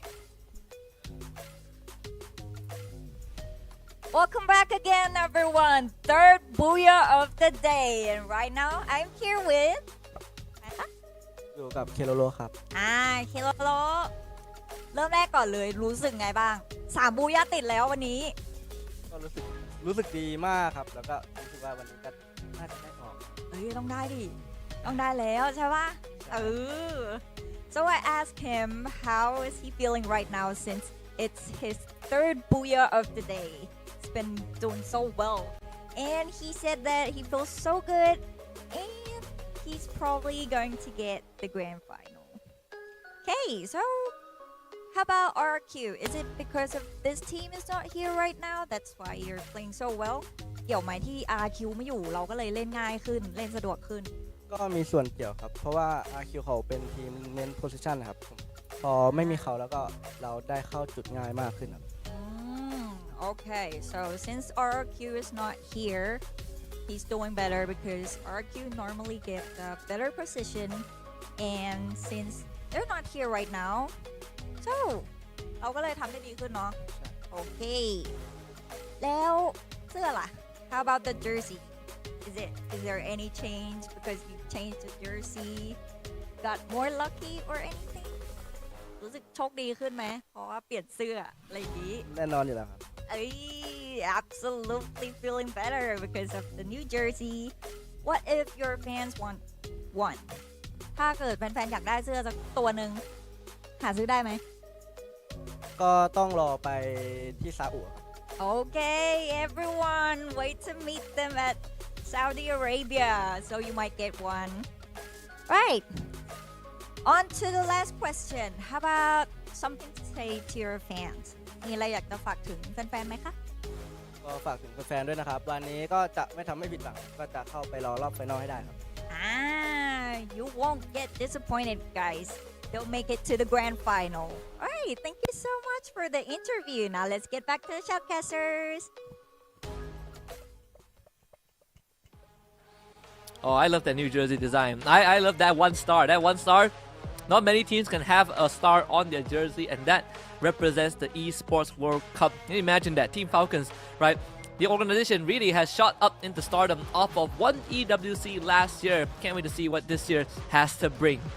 Oh yeah, absolutely, man. I mean, this was a flashy game from the very start. It was heated battles back and forth. We saw WAG get into the thick of the action with Flash that put them at a very unfortunate position to get eliminated early, a little bit later on. But you know, as we kind of go through all of this, I forgot one very big item on the list, Husky. We still have the battle between WAG and EVOS as to who gets more points. Oh yeah. And it looks like it's going to be a close fight because both these teams are suffering at the bottom. Both EVOS and WAG haven't been able to perform all that too well today. And not to mention that this round, WAG got knocked out very quickly. No, it's not looking well. But for the third game in a row, it's Limit once more as the MVP. Same loadout with the Iris, 8 eliminations, 8 knockdowns. Man, this is the FFSI MVP, Finals MVP that we all remember. Absolutely. I mean, there's a good reason why he was bought over by the Big Bucks Falcons here. 8 elims, 8 knockdowns. Iris, M82B, he also rocked the AWM in a couple of sequences there, and walking in here with a very typical sniper build with a little bit of a twist. He brings in the Susie, he wants the extra money, he wants to make sure those vending machines are all empty by the time he leaves them. But this is an insane performance, right? Not only do Falcons pick up the Booyah 3 times in a row, Limit picking up the MVP 3 times in a row is just a different level altogether.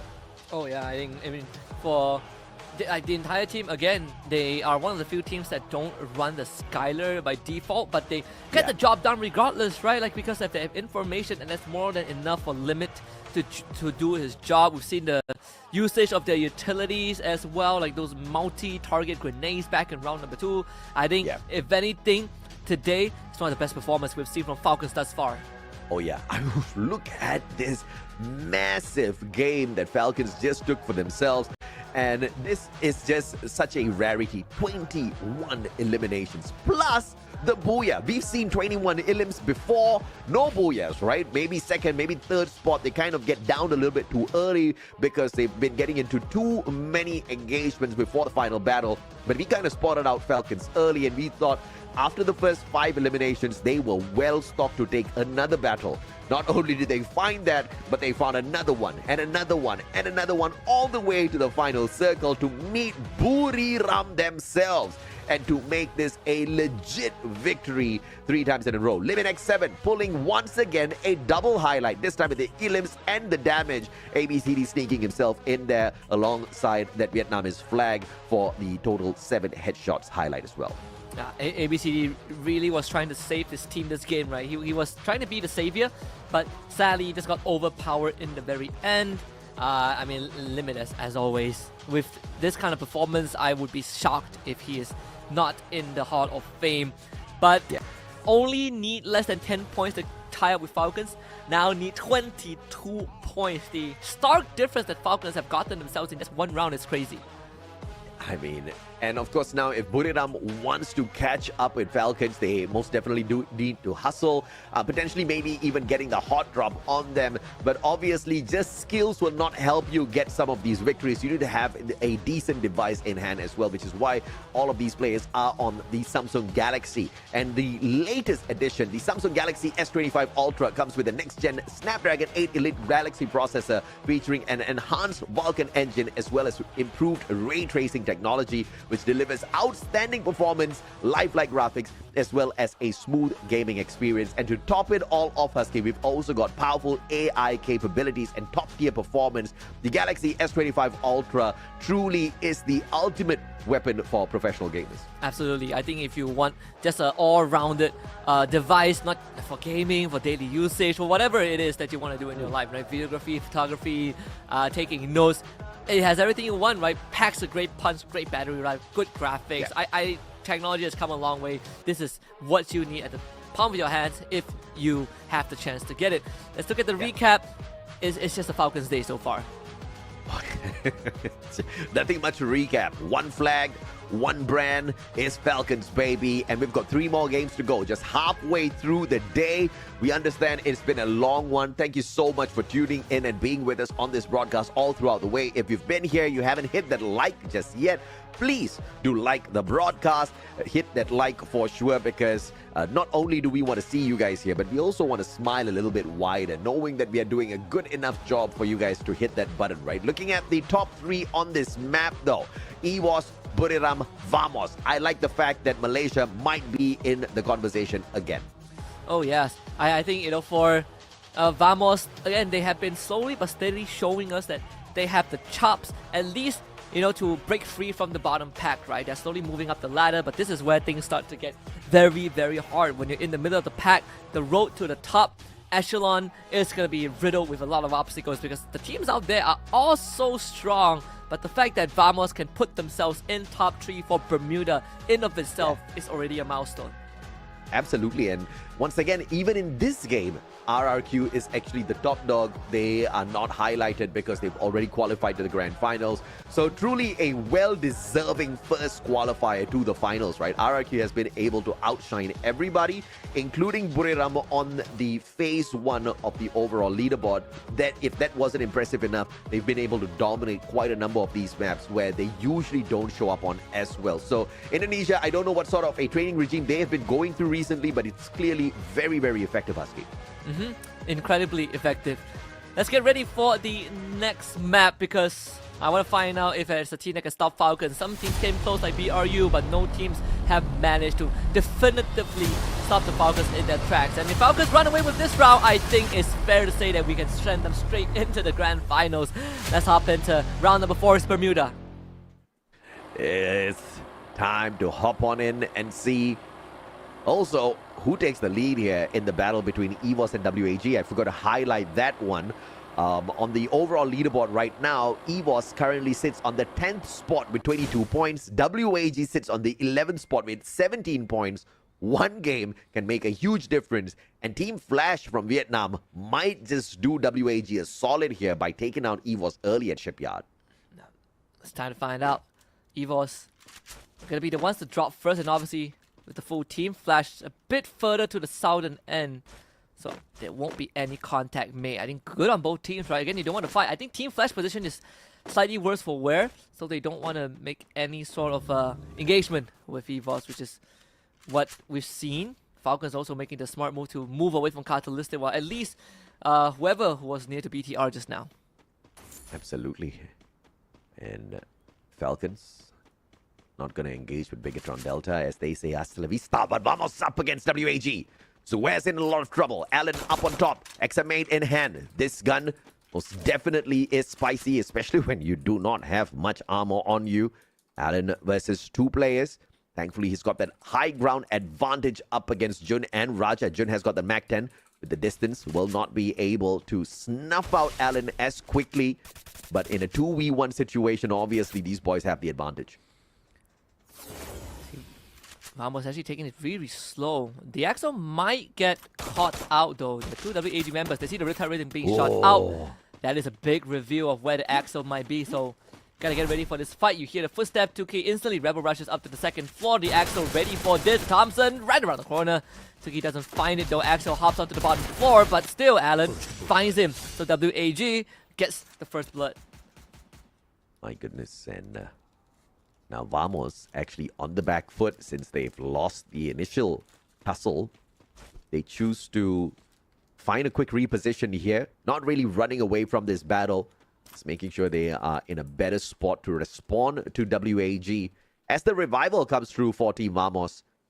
And it looks like the player that got brought back in is not planning to hot drop WAG alongside the rest of his team members. Jun, Mac 10 in hand, great SMG and rate of fire. Cyrus with the Vector instead, and it'll just be gentle love dabs as Joel is found off screen. Alan will be able to find the connection on the grenade here, and it looks like Vamos, their jig might just be up as WAG just comes storming on them, picking on one player at a time. That is crazy. For a second, I thought Vamos had a chance to fight back because of the electrotherapy heal, but it just wasn't enough. WAG very decisive on their moves, winning out the gunfights, and obviously the nade was the icing on the cake. Vamos will have to play from behind. Falcons, though, off to a rougher start compared to what we've seen so far. Retirement comes right through. The glue wall goes down. Limits get shot. Falcons will be forced to play on the back foot, on fire. Can he at least get something? The frontal shield on fire gets baited out into the open. Dian takes him out. Falcons now will have to slow down. If they don't, they are about to get unfortunate. Oh my lord, get nice. Couldn't even get proper airtime there. Snuffed out by AG Global's players, and PLS1, the final player alive and kicking here for Heavy, but it looks like it's not going to be for too long. And he gets snuffed out as well. And AG Global doing a number on Team Heavy. Yeah, bit of a substitution for WAG2. We got Cyrus coming back in and Krillin getting swapped out for this game. AG Global now on top of the mountain, north of Sentosa. One of the few teams that really love that Sentosa area, right? But the edge of the body of water. Of course, they're going to take the zip line to go to mainland for now. Evos Divine still hanging around Shipyard, but this time with 3 eliminations. Evos Divine. It looks like they are not home. A little bit of a big fight here for Visaka Srivijaya out in the open. Dun's gonna be pressured just a tad bit. Oh, double, triple tags. And the launch pad will get him a safe distance away from these Buriram players. And Buriram's not going to go in for the pursuit just yet. So far, the battle between Evos Divine and WAG. Evos is leading by 5 points. It's 22-17. It might look good for Evos, at least in that matchup, but overall it's not really good, right? 22 points off of 3 rounds, not really something to brag about for now. Let's see if they can get more, right? Both teams off to a better start. This round 4, they haven't really met. VP also picking the safe rotation, but Team Flash might not have the same luxury. ECD making that look way too easy. Supplies away with the 8520, but GOW about to wreck the party. Zob, ABCD. Oh, the whole squad of Flash is here. And ABCD just fucking away.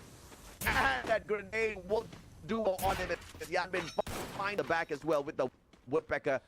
Wang up top, but GOW has already gotten the majority of the damage done already, and they do not want to put themselves at a disadvantage out in open grounds.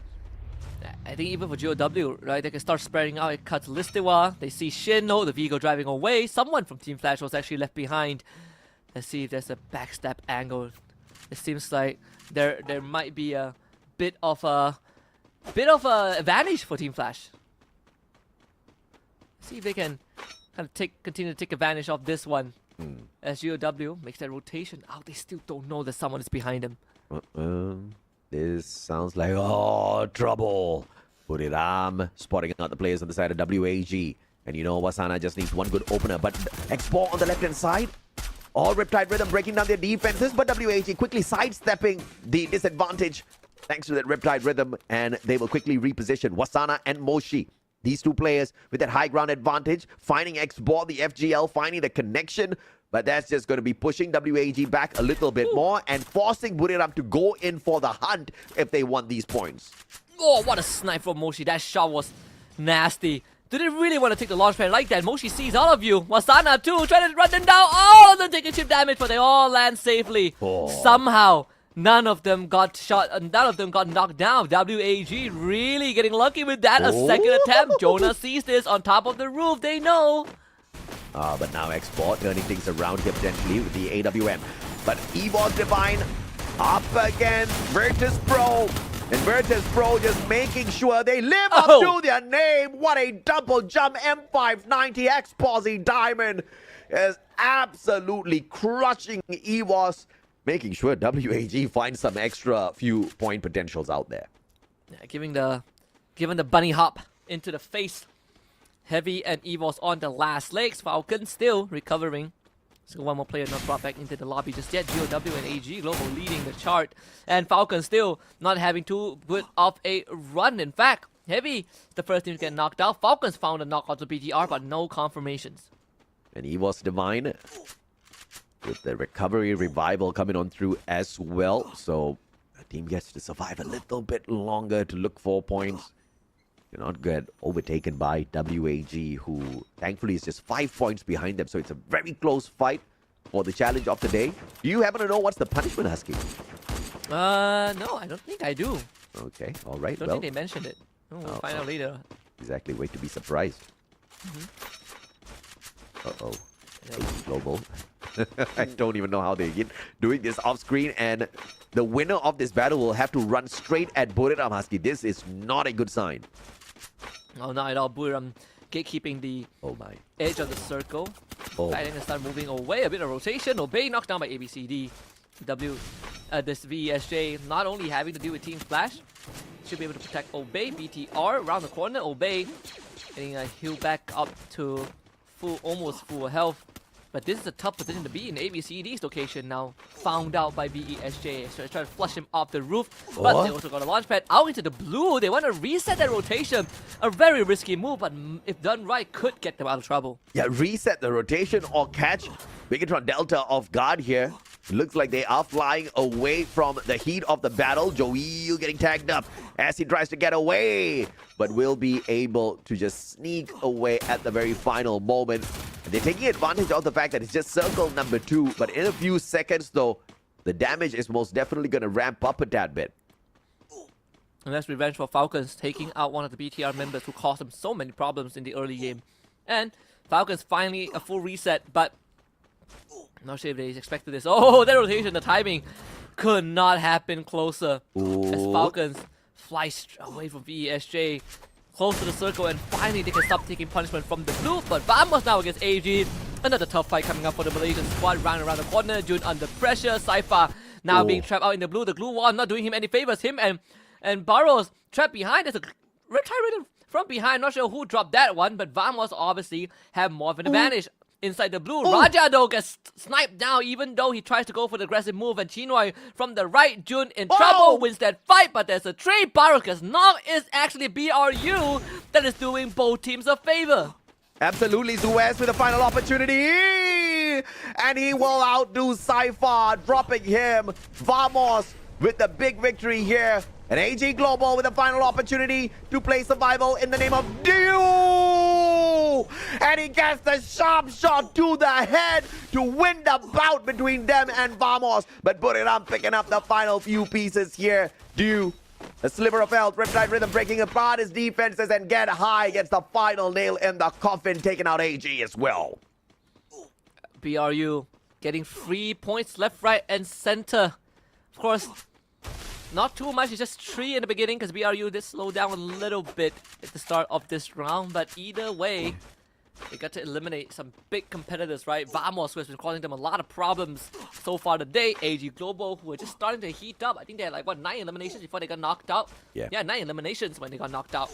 So good news for BRU. Obviously, the competition thinned out. Evil's Divine next on the list, essentially. Next on the list indeed. And GOW getting wiped on the ground first as Stun reverses one onto X40 with the M590. Diamond, good rebel rush, quickly repositions himself, running out of those glue walls though, as Diamond now jumps on in together with Saming, and they back away, and 3v3 here between GOW and Virtus Pro. The recovery grenade straight in towards the house, but Demon with a good glue wall will protect himself and the squad. Let's see how BP deals with this transition. Diamond loses out. Too many barrels pointed at him. Nameless now needs to salvage it. Yanmi does get shot down around the corner. There's a double up from Saming and Nameless, but unfortunately Nameless goes down, and so does Saming. It's Demon to put the nail in the coffin. GOW stays in the game. A masterful play by GOW, finding a decent compound so that their 6 is covered. They all look in front to that one opening. M590 finds the first player that trickles on in, and it was the end for Virtus Pro in that engagement. Wasana finishing off the final player on the side of EVOS Divine, giving WAG the opportunity now to overtake EVOS to win the day's challenge. But of course, it's not the final game of the day just yet, so still opportunities are there for EVOS to make a comeback. What a shot from Joe! Right as the glue wall goes down, he lands a crucial one onto Shin. BTR finding Team Falcons again. The Falcon Slayers reawaken, but it did attract the attention of Joe. Should he be able to find himself his 10th point? Misses the first one, but the second one right on the mark. Point number 10 for VESJ. Yeah, don't forget, guys. Please do hit that like. We are looking for 2,000 likes before the end of this broadcast, and you guys are doing fantastically well so far. Team Flash under a lot of pressure by Vasaka Srivijaya from the back. But both of these teams will be pressured by the blue shortly. The blue is moving. Falcons though! No, back to back to back to back. Booyah as they get snuffed out in 7. Rough game for Team Falcons. Never really got to recover. BTR was a big proprietor of that. But now it opens out the playing field for everyone else. It seems like Vietnam is having a field day so far. 3 teams remain. Of course, on the side of Indonesia, you got Vasaka Srivijaya, you got BRU from Thailand, who might start a fight with GOW soon. 6 more teams. And once again, it's about to be pandemonium. And this time, it's just going to be so much more crazier, but at least the pressure will come thin down a little bit early. Yanbin, God, Ice Nade will be able to find the first knock. Yanbin with the frag grenade as well, knocking down Moshi, and it looks like Moshi is going to bleed out. 1 player sacrifice on the side of Buriram. Looks like Buriram's not going to be able to walk away with a booyah this time round as the Vietnamese team of GOW hot step down one after the other. Jonah running away towards the corner. Wasana and Get High. The electrotherapy on connection already. Yanbin and Tan both running the M590. So much of pressure played onto Buriram, and now they've barricaded themselves in this tiny hut. I would say GOW, they laid the foundations to weaken, to soften up BRU. The utilities force Moshi to be sacrificed, but there's a trip mine. Demon runs into it, and Vasana gets an instant punish. GOW not ready for that, and BRU slowed them down. You gotta hate those trip mines, bro. And when you step on a landmine, you go kaboom. WAG up against Buriram still. This one has not died down just yet. Grenade launcher in the hands of Alan. He needs to keep the distance. And he takes the high ground instead with a shoulder boost coming forth from his buddy. And now GOW in a lot of trouble. Allen with the Groza X in hand. Massive amount of damage. Has got the rage on that as well. But Guns will sneak away the knock and the elimination. Joel right behind Allen. Allen's whipping out the grenade launcher, but finds no angle to get the shot in just yet. And Vasaka Srivijaya, the only team with full squad left. WAG having to deal with BRU. The blue is closing in. They gotta start attacking the building, or at least keep BRU from moving out. But thankfully for BRU, they are just in this corner. So tight of a space to work with. VESJ is gonna pressure all of them. Look at that, gatekeeping and a grenade launcher to do the job. Get High and Jonah both go down. WAG, they need to clean up house fast before VESJ shows up. Wasana's still alive and kicking. Obviously, the booyah has been fully denied from Buriram. Tikui will try to deny Wasana! And from the back, it is Joel and Visaka Srivijaya. All thanks to them, we may just be able to see Conchita Caroline shortly. Time Turner whipped down as well as Gardu finds Jonah, putting him down onto the ground once again as Buriram uses the horizon line to get themselves right back up on their feet, but denied by Visaka Srivijaya as they grab the booyah for Indonesia. Just in time for a big round for VESJ. When they were down in the dumps, we are reminded to not count them out. They can also pull out some massive rounds, and this round was perfect. Taking full advantage of the chaos and just playing with what is happening in front of them. WAG and BRU, the conflict was unavoidable, and VESJ just swooped in the end for what? 21 eliminations by the end of the round, I think. I mean, I am excited for what Visaka Srivijaya just did, because the massive number of eliminations that they claimed for themselves. I mean, today has just been a day of record setting and record breaking. 2 teams doing that. Falcons first, and then now Visaka Srivijaya What's guaranteed is both are birds and they are up in the air and they're dominating everyone. And not only that, right? Pesaka Sriwijaya, they, as much as they got the booyah, once more, BRU top 3, they are always in the top 3. They've been second place 3 times and third place once. Yeah. So either way, this round with Falcons not really being able to do too much, BRU have a chance to catch back up. But the question is, how much ground did BRU cover at the end?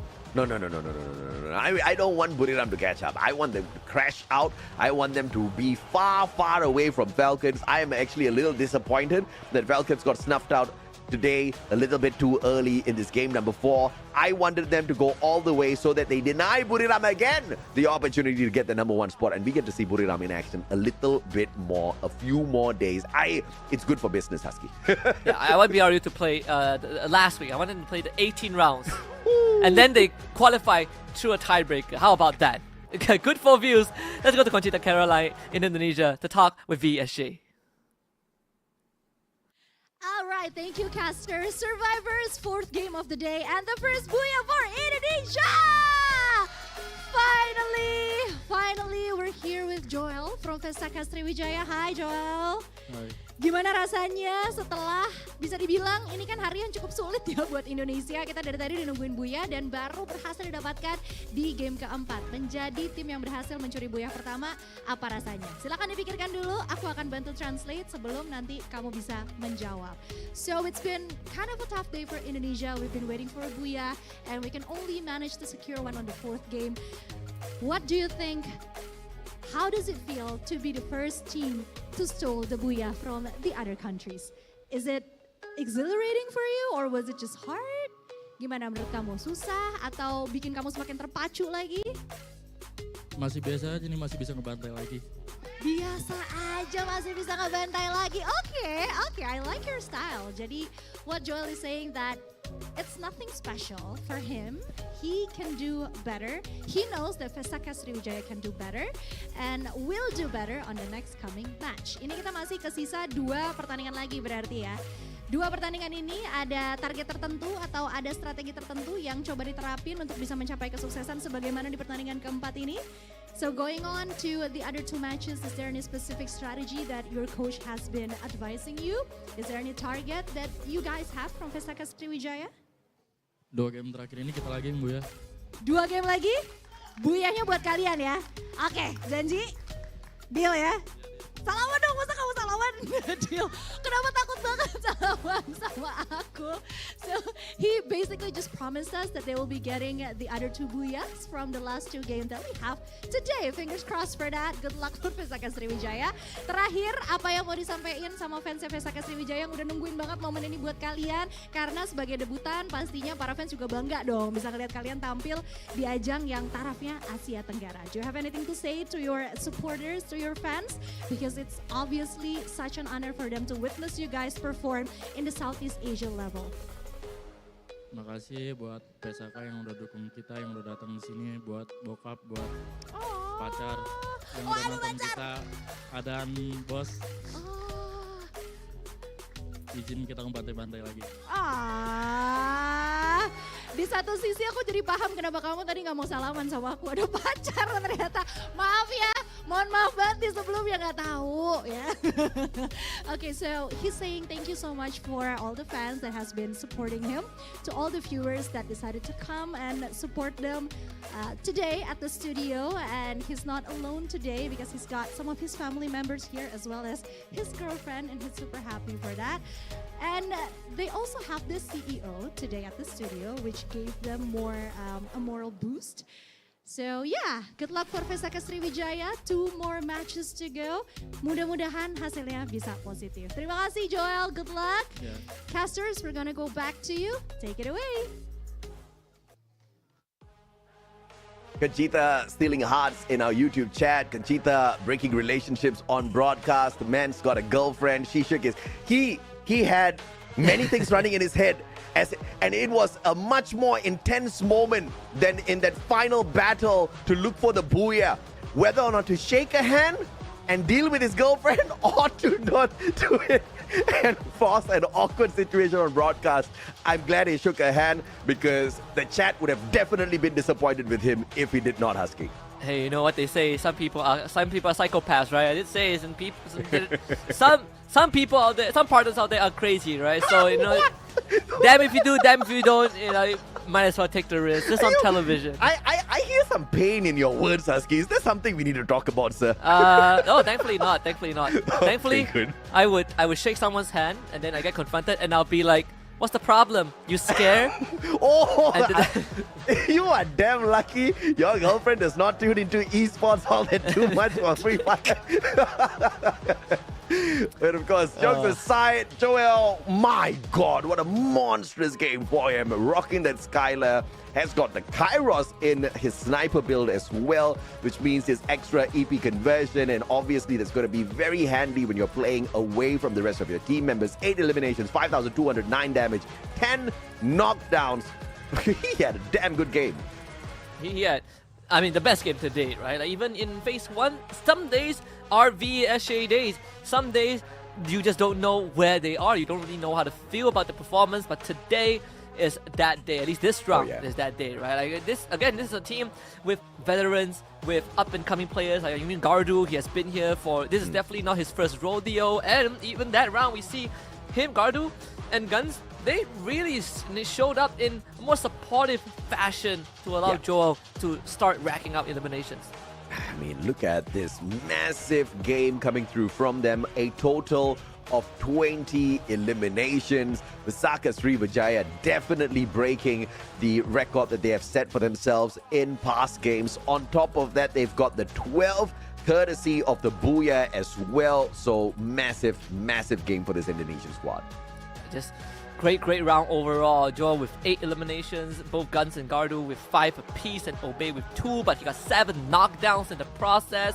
Key players all from Visaka Srivijaya. I mean, 8 elims, 5,209 damage. Obviously, that's going to get him the highlights. Visaka Srivijaya's Joel, and he got to shake Conchita Caroline's hand. Bro, the man has just won in life, all right? Obviously, Lucky in the YouTube chat, he's burning. His heart is on fire right now, and he doesn't know what to do. I will not be surprised if we don't see Lucky chatting in this group anymore. Gardu with a highlight for himself as well. But overall, Visaka Srivijaya, 32 massive points to make a climb up the leaderboard. We should be able to see them in the top 5 for today's performance for sure. Yeah, for sure. I think if they keep this up now, they are in the running to qualify for grand finals after today. After this round, that is for sure. Of course, the biggest contender, unironically, is still BRU. The fact that they always keep themselves in, top 5 on the game standings, but top 3 in every final circle. That's going to put them closer and closer to Falcons. 13 points separate them, but VSJ, they have a long journey up ahead, even just to catch up to BRU. What is Jackie doing being the stats man in the chat as well? Wow. Pointing out the 13-point gap between Buriram and Falcons. But, this dominance at the top has been very exciting to watch, but I hope Falcons will rip away a couple of Booyahs more. I mean, not like I don't want to see them in action, but they most definitely deserve a qualifier to the grand finals based on what they've been able to do for today. And I want to see more of Buriram, baby. I want to see Solara. That's what I want to see. I want to see how these teams perform on Solara. I mean, we saw it yesterday, right? Like, and there's just only once I want to see more of it, just to get more details, more data on how these teams perform. Because with the mechanics that Solara introduces, I want to see some great drive-bys on the railing. That is something that I look forward to in the next round. Absolutely, man. I'm looking forward to the map. I'm looking forward to more phenomenal Booyahs out there. I'm looking to see exactly who wins this battle between WAG and EVOS Divine. But of course, we're going to take a quick short break. When we come back in 3 minutes, we expect to see everybody still out there. We'll be in a... Hello, Greaser. Stop trying to look cool and help out already.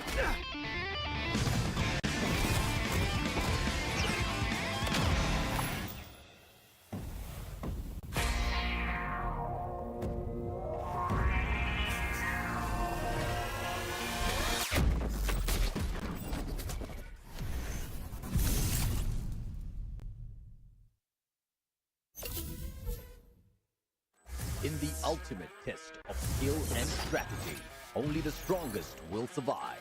Welcome to the arena where legends are forged.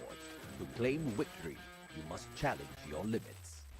This season's special features. This tournament introduces exciting new challenges, unique team skills, man-picked active skills for Clash Squad mode, champion rush format, randomized map order, total prize pool $378,000. Warriors will battle for glory and the ultimate reward. Tournament format. The tournament features 2 competitive modes, Battle Royale and Clash Squad. Battle Royale, 18 teams, knockout format with 2 phases. Clash Squad, 8 teams in a Swiss stage format. Both modes culminate in a grand finals where champions are crowned. Knockout stage. This is where the battle begins. Survival gets real. Phase 1, April 25 till May 11, 2025. 18 teams divided into 3 groups, A, B, and C, with 6 teams each. 3 weeks, 54 intense matches. Daily format. Group A versus Group B versus Group C. Top teams advance, the rest are eliminated. Phase 2, May 16 till June 11, 2025. 1 misstep and you're out. Week 4, only the strong survive. Day 1, top 12 from Phase 1 compete in 6 matches. Only 1 team advances to the grand final. Day 2 and 3, the remaining 11 teams battle alongside underdogs ranked 13th and 14th. 1 winner per day advances to the finals. Week 5, second chances. Days 1, 2, and 3, the same format continues with underdogs ranked 15th to 17th. Each day crowns a new finalist. Week 6, the last chance. The final 11 teams, as well as the 18th team.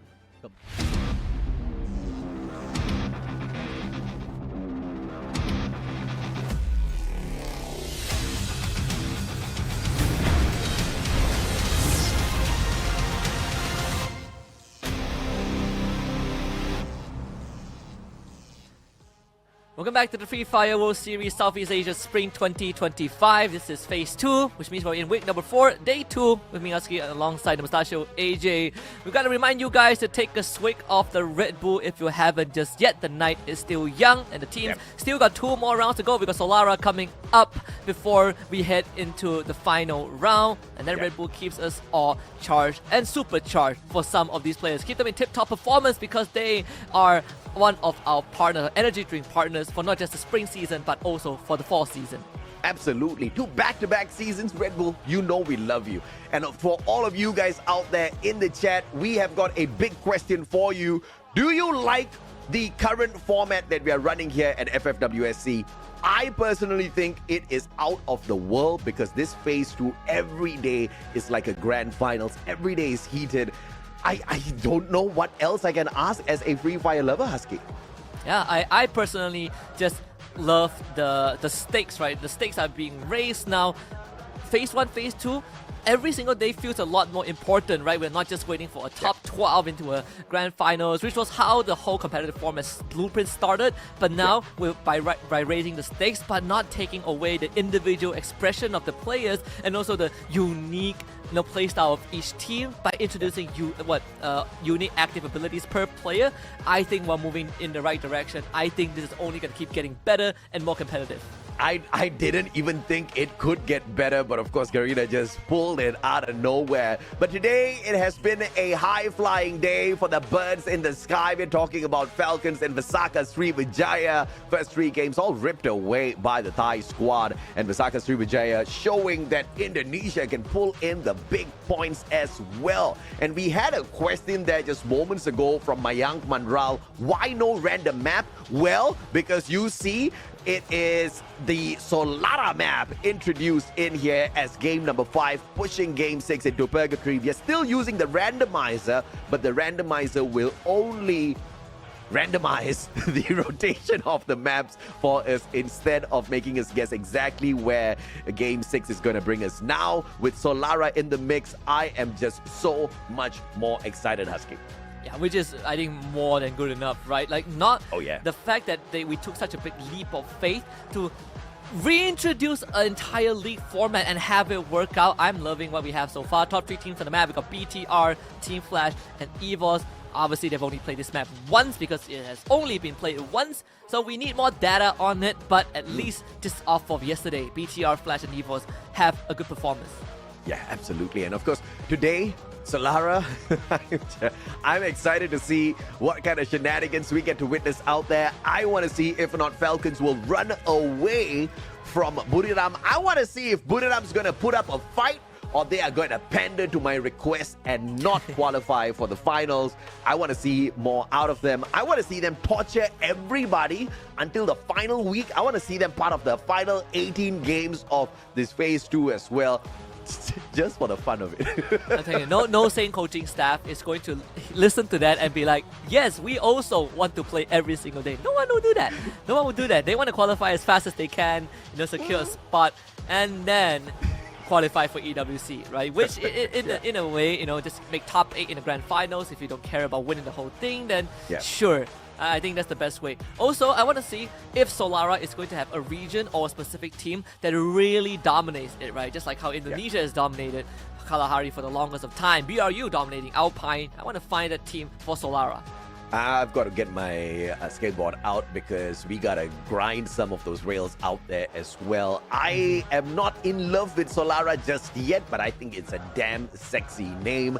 I am still waiting to fall in love with the map. Maybe these teams will get me there today. I haven't seen much of it, like you said, just that one game yesterday, and I don't think that's enough data. I want to see some major chaos out there as we open up this map. I mean, get me a skewed flight path, get me some super hot drops out there. I want to see the teams being cooked very early on. I want to see some big teams drop. I want to see Falcons get taken out. No, wait. I want Falcons to qualify today. I want to see Buriram get taken out in the 12th spot as we start off Solara Husky.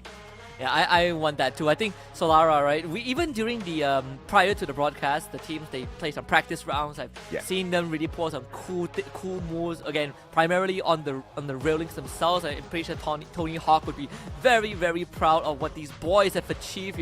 We come to an era where you can shoot and grind rails, but I think Solara opens up so many more interesting ways, right? We look at the formation of the map. We have this Delta Isle on the eastern side, but it's not like unlike your islands like Boathouse where you have very less space to work with. Delta Isle actually have pretty decent space to work around, right? You can support 2-3 squads at once. Yeah, absolutely. And obviously, I mean, it's just like Brasilia, right?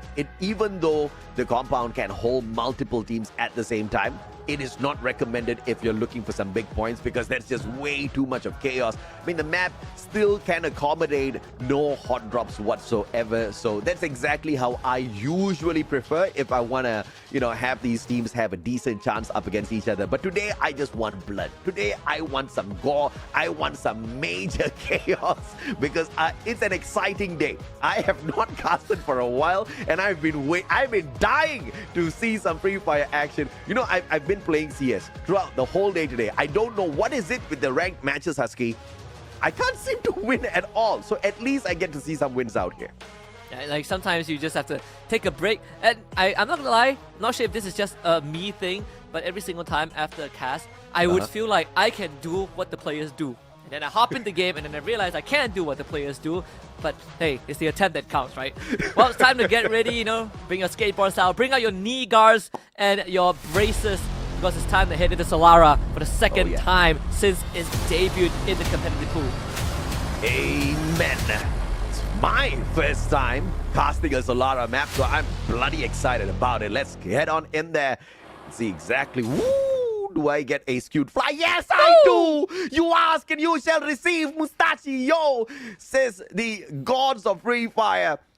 And as Flash heads on out for Windmill, there is a heavy potential early drop here that could get them into heavy battle up against Falcons at the Saddle Club. So man's getting his wishes granted very, very early on in the day here. Yeah, Uncle Neptune must be so jealous. He keeps asking for skill 5 path, but he doesn't get any. You ask for it once and then you get it. Oh boy, I mean, well, I guess that's the difference, right? I mean, Neptune gotta learn some tricks from you because we have not been able to make the magic work. But right here, in fact, Falcons off to a good start, right? Plenty of chip damage on the heavy. Pina around the corner. Kabi knows that there's someone there. Puts out the glue wall. A disengage from both teams. Now Pina doesn't have those glue walls to work around with. Mufasa with a knock on to limit. And this is trouble. The sniper did not have a sniper just yet, and that puts them at a disadvantage. Kurodo, though, with the power foul, managing to back away. On fire with the AUG. Will be able to find the head of Kabi and the instant delete as Pina wraps around from the back as well. And the MP40 with a great rate of fire and damage obviously is going to be cooking the players on the side of heavy. Mufasa still alive alongside Get Nice. Get Nice has got the great SMG in hand as well. Bison, but on fire in a 1v2. Get Nice too far behind and the electrotherapy just not working. Bye heavy, says Falcons early. Get Nice with the clutch before. Wow, the clutch right at the end. Get Nice salvaging the round because that was a disastrous push. They had the advantage with the electrotherapy. They just needed to play together. But Mufasa got way ahead of himself, got completely blasted. But Get Nice pulled it back. So Heavy are not out just yet. What a revival! And you need some fast fingers for that, all right? I go to the vending machine. I'm just looking for the button. Which one do I press? These guys in a split second before being bursted down by 2 players on those shots. Still managing to walk away with those revivals. I've seen some of these flashy buybacks on that pocket market as well. Nothing but impressive when it comes to the mechanical skills of these pro players here at FFWSC. And now, yet another big battle about to ensue, this time between Thailand and Malaysia. Team Vamos right in front of us, and AG Global wanting to find a better position first before they get some shots in. And it's going to be at Casa Vista and Aquarium right in the middle. You have a couple of hills to work with and an open area mostly, but you have that high ground to overlook Casa Vista if need be. AG cutting over to where Vamos used to be. I think they caught a glimpse of Vamos, right? Just back exposed. And Dio would have wished he was on that high ground, but either way, he has the weaponry to work with. Demon on the other side, right behind the tree with the rest of GOW. Don't feel bad that you aren't able to get those skewed flight paths, Neptune. I'm using up too much of my life force manifesting these things, okay? And I don't even know if I'm manifesting the right things. You imagine just using up all of your life force just to get skewed fight paths in Free Fire casts. Could have used it to manifest like Vamos winning EWC, you know, but I guess it takes up too much of your life force as a trade back. PLS and Kyong. You sounded so pained as you were saying that, because I know you wanted to say you could use it to manifest for Vietnam to get a booyah so we can see Yunsu. Oh, you're right. Didn't thought of that. You happen naturally. Vietnam has got... you gotta manifest something that is harder to achieve, you know? Beautiful A1 tag. Kui backing away. Electrotherapy can be popped here, but they are going to be overwhelmed with the numbers as Virtus Pro finds those players. Cyrus, pick up. What a quick pickup coming on through. And X-Ball with the assist from afar. It looks like WAG may just be able to win this. Saming with a sliver of health left on in here. X-Ball trying to find the connection with the RGS 50. Saming walking away like it was nothing. But just like that, Virtus Pro now on the back foot. Just put it up. Ask and you shall receive, Mustachio. You better do a health check next week, right? I don't know how much of your life force you pour into this. VP just got knocked out as well. WAG back in the running with 4 points. Oh, goodness me. I have too much of fun, bro. This doesn't feel like work at all. Get Nice. Beautiful sprayed out by Limit. From afar, that AWM, that was just nasty. Falcons already finding 5 eliminations at the start of this game. My goodness. Hey, if that cough gets any worse after tonight, you know that you manifested a bit too much. No. I know how to work my energy up, baby. get those manifestations in day after day. WAG 4 eliminations. Strong start for WAG as well. EVOS Divine still alive and kicking though. WAG looking to not just catch up but to win the day's challenge. Is a battle of points between the Indonesian team of EVOS Divine up against Vietnam's WAG. So, I mean, even if Vietnam does not walk away with a booyah, we will still get to see Yunsul by the end of the day. I like that. I mean, that's the thing about when you have a new map, right? Certain teams that are really good overall, sometimes you just get caught off guard by the geography of the map, the architecture, right? Maybe BRU just ran into that problem. So not too big of a surprise, I think, overall. WAG might have some visitors, which is from EVOS Divine from the back, actually, in the second floor of Sewage. Sewage works. See WAG taking on the challenge. They're going straight up to the second floor. Sewage works. This is where you sort your shit out. Literally. EVOS Divine, as they circle around trying to find a good spot on WAG. They are playing this way too smart as they play for cover. There's a Sentino up on top as well, and it is X-Ball that sends him out. Coachil with his head sticking out, and Team Flash down as well. Early eliminations coming on through here in the Solara map. I am already in love with the map at this point. Yeah, I just want to say with BRU getting knocked out, Falcons are almost guaranteed grand finals at this point. And you just need they don't even need a booyah, they just need just a good round, and then they will make it to the finals with the amount of lead that they have, right? This is given to them, literally delivered, right? Whether it's manifested or not, Falcons saying a prayer right now. WAG somehow not getting into any contact with EVOS, but they might with AG. I'm not going to mind not seeing Falcons as they find this qualifier. Once again, very well-deserved qualifier to the finals after the triple booyah at the start of the day. I wouldn't mind seeing yet another from them as well. As AG Global drops by, says hello to WAG, and quickly circles around to potentially meet the players of EVOS Divine up on top. But that will, of course, put AG Global at risk here from teams rotating in to find the circle. Shot from afar. AG finds X-Ball and deletes him instantaneously as well. WAG now on the back foot. Yeah, that's pretty careless. X-Ball, I feel like he could have stayed back a bit more. Maybe he wanted to get a better angle, but he ends up putting his entire body out in the open. 2 shots from AG was what did the job, but they did revive him, right? Sewage works, very tricky to maneuver all these metal pipes, even inside the building. Sometimes you could really catch your opponents off guard with all these diverging paths. So as much as we have 3 teams around this area, they might not even make contact. Let's see if or not WAG can sneak away from this one without getting into a tussle, because AG Global has got the clip on them if they walk out here onto the open, and not many glue. Oh, beautiful jump and layout of the glue wall. That's what you call efficiency and resource management, done perfectly well here by WAG. Making a big rotation, but I think they might be forced to fight because VESJ also arrived. DOW on the horizon. Actually, Gardu, he just showed up and Raja takes him out. So this could get very, very messy as Sewage works. Again, with the architecture of this building, plenty of teams could be around here and not make contact at all. I think they all saw the numbers kind of dwindle down in the lobby a little bit too fast. And my God, what was GOW standing around on the ceremony? I don't know what kind of team meeting they were having, but that was not the right meeting room they were using. WAG said, we have booked this meeting room. Please leave right now. 6 eliminations in hand already. Yanbin M590, and he's going to get deleted just like that by T-Queen.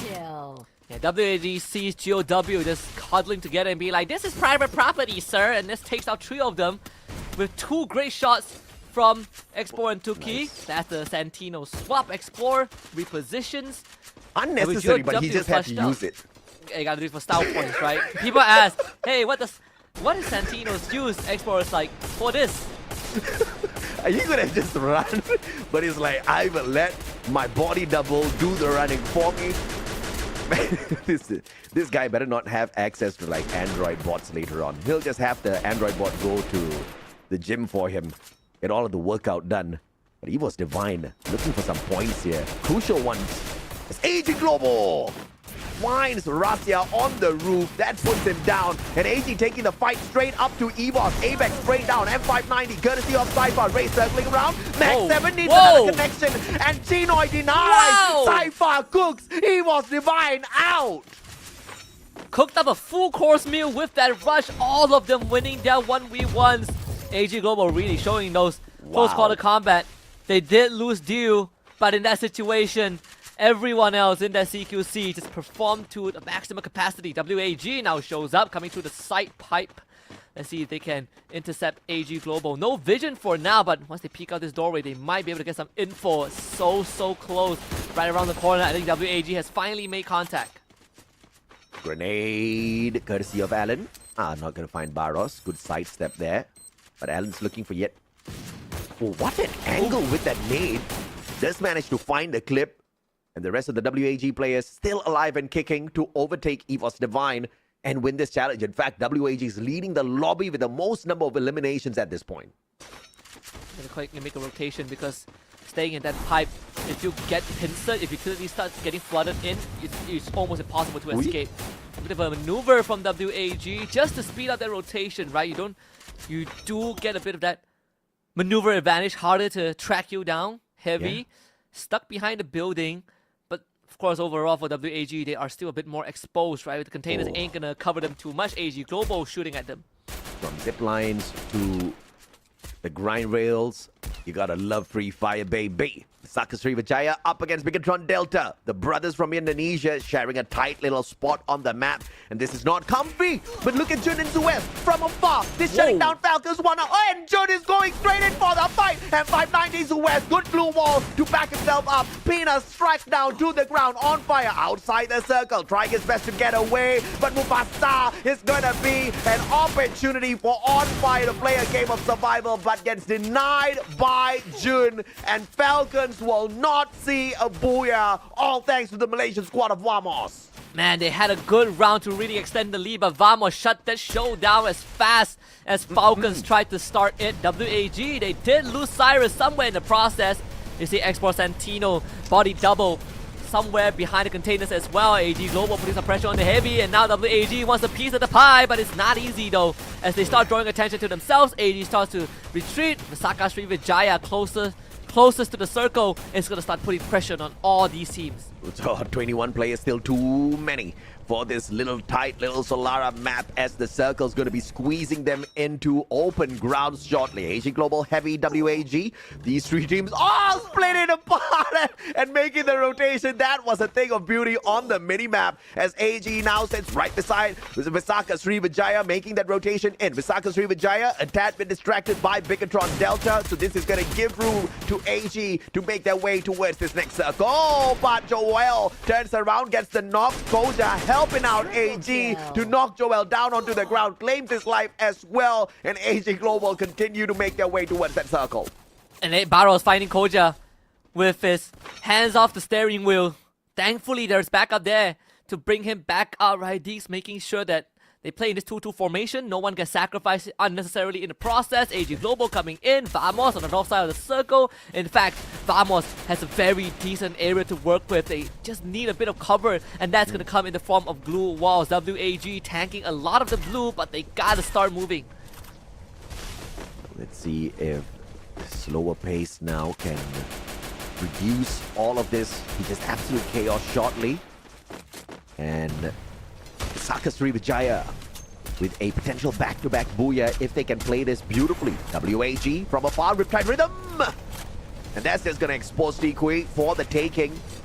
And PLS1 finds X-Ball, all thanks to Riptide Rhythm, courtesy of Bigatron Delta. AG Global try to go in there for the rush, but the grenade won't land straight on Barros. The pickup is clean. OB with the M590. Bigatron Delta is going to be surviving this for a little bit longer, but Vamos jumps into the fight as well, as they want a piece of this action. And maybe AG Global still has a chance. Hanoi almost making the clutch work, but now the Riptide Rhythm, Vamos springs into action to take advantage of that chaos. All the members of ETR battered and wounded. Vamos claims a couple more, and now there is a chance for Vamos to run away with the round if they can overcome Heavy. The uncles or Yunsul. Husky, either way, we Yunsul. are gonna smile. You answered that too fast, bro. Oh, there's more than that. Visaka Srivijaya is still alive and kicking though. This one is a good one for some extra points. Visaka Srivijaya looking for the top 3. Obviously, a lot of distance between them and the number 1 squad called Falcons. Vamos now have got no longer any angles that they can play with. Raja right beside the Visaka Srivijaya player. Does he not know? Oh, now he does. Oh, that was Beautifully closer than done. it should be. Oh, get nice. Actually caught Raja. As Raja was trying to get away somehow. Somehow Obey is still around the corner. This is not good news for Vamos. Yeah, I think Raja just fell down accidentally and that put him at the back foot of being now taken out. It's a 3v4. Kabi has got the grenade launcher. This can really Get Nice and squad in a fantastic position. Outside the circle though, letting the damage be done by the circle. The grenade launcher does not find the perfect connection just yet. Mufasa circling around M590. No connection just yet. All wild shots from Heavy. Wasting the opportunities. Good glue wall protection by Vamos. And they are still surviving. Man, Mufasa lost track of his target and still made it back. Wow. We're retiring up. All the glue walls will go down. It's time for chaos. Mufasa and PLS1 both get 1. Izues to keep it together. But Heavy is just too much. They crush Vamos. And we will get the first booyah for Vietnam today. Riptide explosion in that final circle. CQC with the Riptide rhythm. You don't really see that all that too often, but it was most definitely needed in that final sequence of battle because of the maze of glue walls that split the final circle into 2 portions. And it was this squad of Heavy on one side, Vamos on the other. It was a decent 4v3, and Kabi could not get the job done with the grenade launches, all thanks to Vamos and their skillfully placed glue walls to block out a majority of those lethal damage. And later on, it would be the Riptide rhythm that made the biggest of difference. But the question is, who let out that Riptide rhythm? I'm curious too. I have a feeling we'll just have to see who has Skylar later on. Yeah. Because I think with Raja going down, that was very unfortunate. But Heavy, right? Like we saw Mufasa, he lost track of one of the Vamos members as they swapped places, and he could have been knocked down, but somehow the electrotherapy kept him healthy, because I think that was the best chance for Vamos to even out the playing field. They were not able to do so, and to sheer numbers, Heavy just came out on top. So who do we thank? Do we thank Heavy for bringing us to Yunsul, or do we thank Vamos for not allowing us to see the young? Who do we thank, Husky? I think we thank Heavy. Alright, they put in the hard work. Right? Don't take it away from We Heavy. thank Raja. We thank Raja because Raja, if Raja had survived, we will have to see the uncles. So thankfully, Raja dropped. He broke his ankle, made a mistake, and Heavy circled around, punished the man, and put the unfortunate Vamos in a 3v4 situation. Raja, it was all thanks to you. So thank you, Raja, for allowing us to see Yunsul.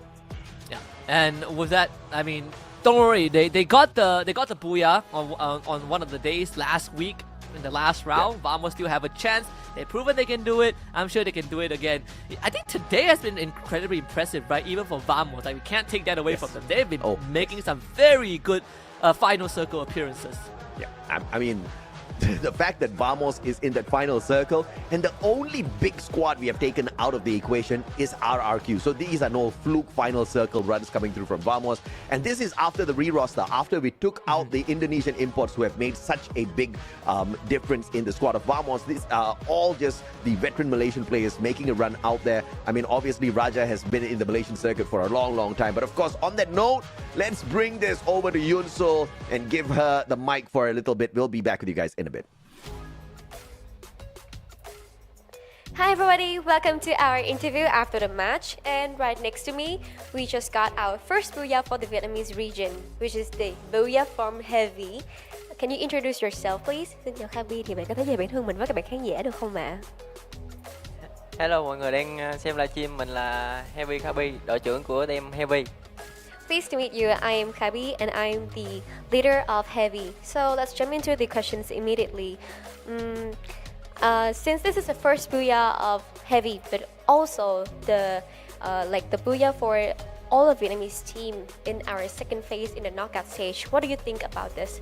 thì đầu tiên thì là Yusu cũng rất là vui, tại vì cuối cùng là Yusu cũng đã thu thập đủ 5 cái Booyah đến từ các đội tuyển Việt Nam rồi, và Heavy là mảnh ghép cuối cùng. Thì không biết là hai bên đã cảm thấy như thế nào khi mà cuối cùng chúng ta cũng đã có được Booyah cho đại diện khu vực Việt Nam, và sau một cái lượt về nó khá là căng thẳng à? Em thấy hơi cảm xúc. Thấy hơi cảm xúc. Không biết là mọi người trên đó sau khi mà mình vừa hoàn thành xong một cái game thi đấu rất là căng thẳng thì mọi người đang như thế nào rồi?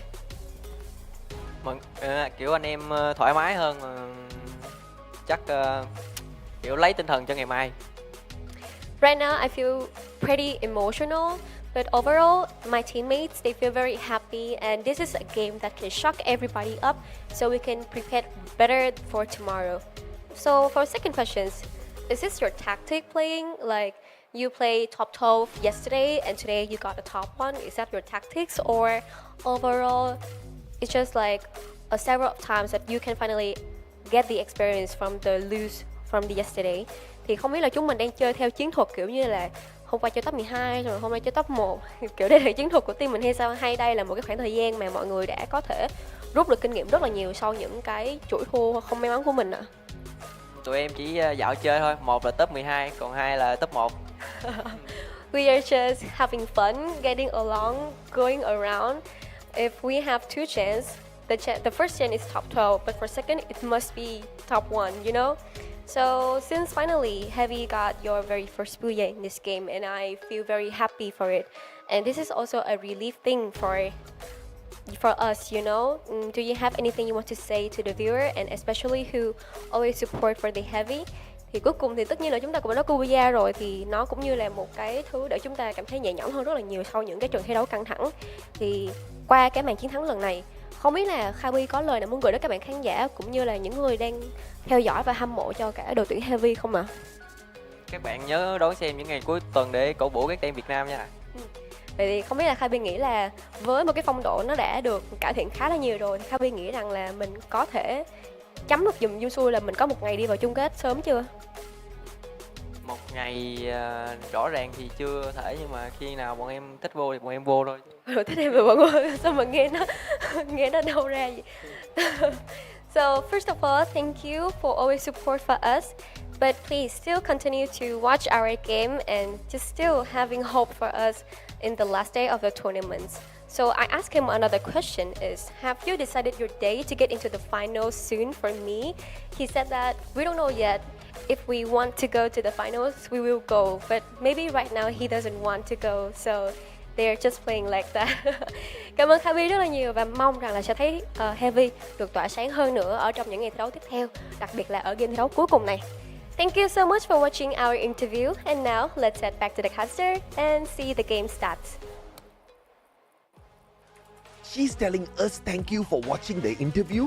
Does she understand what sort of a service she's doing for the world of Free Fire, Husky? Yeah, thank you. Yeah, Husky meant that. It came from his heart. Thank you, dude. So, but of course, jokes aside, great to see Vietnam back onto the Booyah ways. And of all teams, it was Heavy that made a lot of noise in the initial parts of this fight. And we saw, teams like WAG get into the thick of the action as well very, very early on, right? I mean, obviously, you've got 4 Vietnam squads out there. Somebody's bound to make a little bit of noise. Initially, it was all prevented by the Thai squad of Falcons. But thankfully, with them out of the equation early, we had the field opened up here a little. Which is the craziest thing I think so far today, because BRU got knocked out in 12th place, and then you have Vamos who knocked out Falcons first, and then they knocked out BTR. I feel like if Joel wasn't, left there and he caught Raja by surprise, we would have had a very different ending. But hey, the flowers goes to Mufasa, right? Finally this round, being able to really showcase what he's made of. Low damage count, but it's okay. 4 elims, 4 knockdowns. The Booyah was what mattered for Heavy, and they were able to really take advantage of just controlling the building given to them. I am so glad I get to do this. Mufasa is finally our MVP. 4 eliminations, 4 knockdowns. Not too massive, but I'm glad he got here just so that I could say that. I was waiting for that. I was waiting for you to do that, right? Cannot miss that chance. Look at the Booyah team stats. Oh, it was this man. Wow. 3 Arvon. So it was PLS once with the Riptide Rhythm. we solved the mystery. Absolutely. I mean, 3R1s, obviously Heavy was being very cautious in terms of those rotations, always just using the binoculars, scanning out the area. And it's not like they were shying away from any of the action. They wanted to move in compound to compound, knowing exactly what to expect. And that PLS1 final Riptide Rhythm was the core reason why Heavy walked away with the booyah. I think if they had given Vamos a little bit extra time without that chaos of the Riptide Rhythm breaking down the defenses, the Malaysian squad would have brought us to the uncles. So it's all thanks to PLS1 and his Riptide Rhythm for opening up that potential booyah, and of course for the rest of the players for cleaning up the house. I really wonder what was the comms like when that Riptide Rhythm, when they let it rip, right? Like between Heavy, did PLS1 say that he's gonna do it and then get ready for a fight? If so, I do wonder the chaos caused on Vamos end when they saw, when they see that all the glue walls suddenly just vaporized. But they still made it onto the Hall of Fame. 5 eliminations for Jun, almost 3,000 damage for Jun as well, and constellations to Koja for 5 assists. And I mean, this was a great game for Vamos overall. Bigatron Delta finding some sort of highlight here as well, so good on them. But in the grand scheme of things, we still want to know who's winning out the battle between EVOS as well as WAG. We'll find out in a little bit, but based on this game here, 12 points claimed by WAG, EVOS with just 5. Obviously, WAG has now taken the lead. Yeah, and they already started the round with like a 5-point lead. I think it's like 22-17. So this is only going to extend that lead even more. But it's still pretty close. EVOS just one good round and they can bring it back for sure. They can, so Russia doesn't have to take a second L against a Vietnamese team. But for Falcons, right, they didn't get too far ahead. I say they didn't get too far ahead, but it's a decent, 22 points, which is, a cushion to fall back on. Absolutely. And I mean, back to back, I've gotten 2 of my manifestations already, so I'm not going to lose more life force on manifesting Buriram not getting a booyah. So I guess they can pick up the next booyah. I don't mind. They can't have it, right? I think you've done more than enough damage to yourself, more than to the other teams. But if you are still missing out on the Samsung Galaxy S25 Ultra, I think you can manifest for this, right? It doesn't hurt to lose 1 year just to get this phone, because it's equipped with next-gen Snapdragon 8 Elite Galaxy processor, enhanced Falcon engine, improved ray tracing tech, and delivers outstanding performance alongside lifelike graphics for your everyday use and, of course, gaming. Absolutely. And I mean, the powerful AI capabilities is exactly what is going to give you that edge out there, regardless of what you're using the mobile phone for, especially if you are into the world of content creation. If you're playing a lot of games, hop on in there, make some good videos of Free Fire, upload it onto your channel. Maybe you can be Russia, man. Maybe you can have millions of people following your Free Fire journey. That's quite exciting. And the guy's just 16 years old. How crazy is that, Husky? Yeah, like the fact that, once you reach a certain age, you can start competing. And a lot of our competitors are juggling between school and competing, right? And some of them have been onto regional world stage. Some of them probably wins like a couple $1,000s when they just reach the 20s. So it comes with a lot of hard work for sure, right? Like, this is not an easy journey. They deserve what they earn, but just the thought of it, right? When I was that age, I was staying up, drinking coffee, doing assignments. They are millionaires, but kudos to them. What were your parents doing when you were drinking coffee at 16? Not 16. No, I wasn't drinking coffee at 16. I was drinking at 18. Okay, legal age for coffee. The legal age for coffee, correct. I mean, crazy stuff, right? Mad respect to Russia for being able to do what he does. And I'm actually a huge fan of Russia, mainly because if he's got this level of skill in mobile games at this age, I cannot imagine where he'll be in the next couple of years. Obviously, I hope he has got good guidance around him, because at such a young age, when you're seeing so much of success and everybody is calling you a wonder kid, it can also get into your head. Maybe you start getting a little cocky, a little arrogant, and then you start making some big mistakes out there as well, which obviously is not going to do EVOS a lot of good. But based on how he's performing thus far, I think he's holding his own fairly well out there with the other big brothers around him.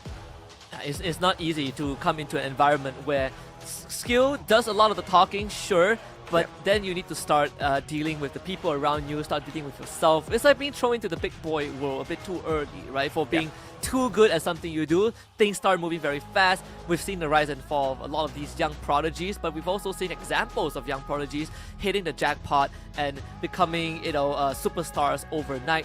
Really comes down to the environment that they're put in. I think Russia has a very good organization backing him up. Like EVOS, one of the OG orgs that we have in Southeast Asia. Yeah, absolutely. EVOS are one of the OG orgs, but at the moment they are being whooped by WAG in this battle of points, all right?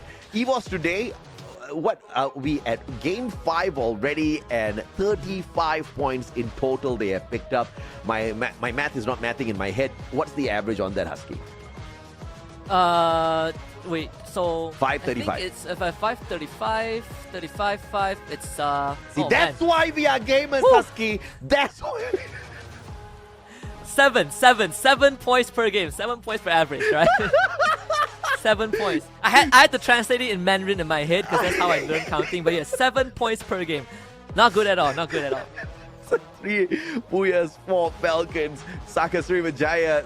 It's all about the animals today, bro. Look at this. The sloth making it. Is that a sloth? I think it's a sloth. The sloth making it in here as well. Steam Heavy grabs one on Solara. And it is all down to the final match of the day, baby. It's Purgatory. And we obviously have our eyes set on Buriram, AG Global, and Vamos.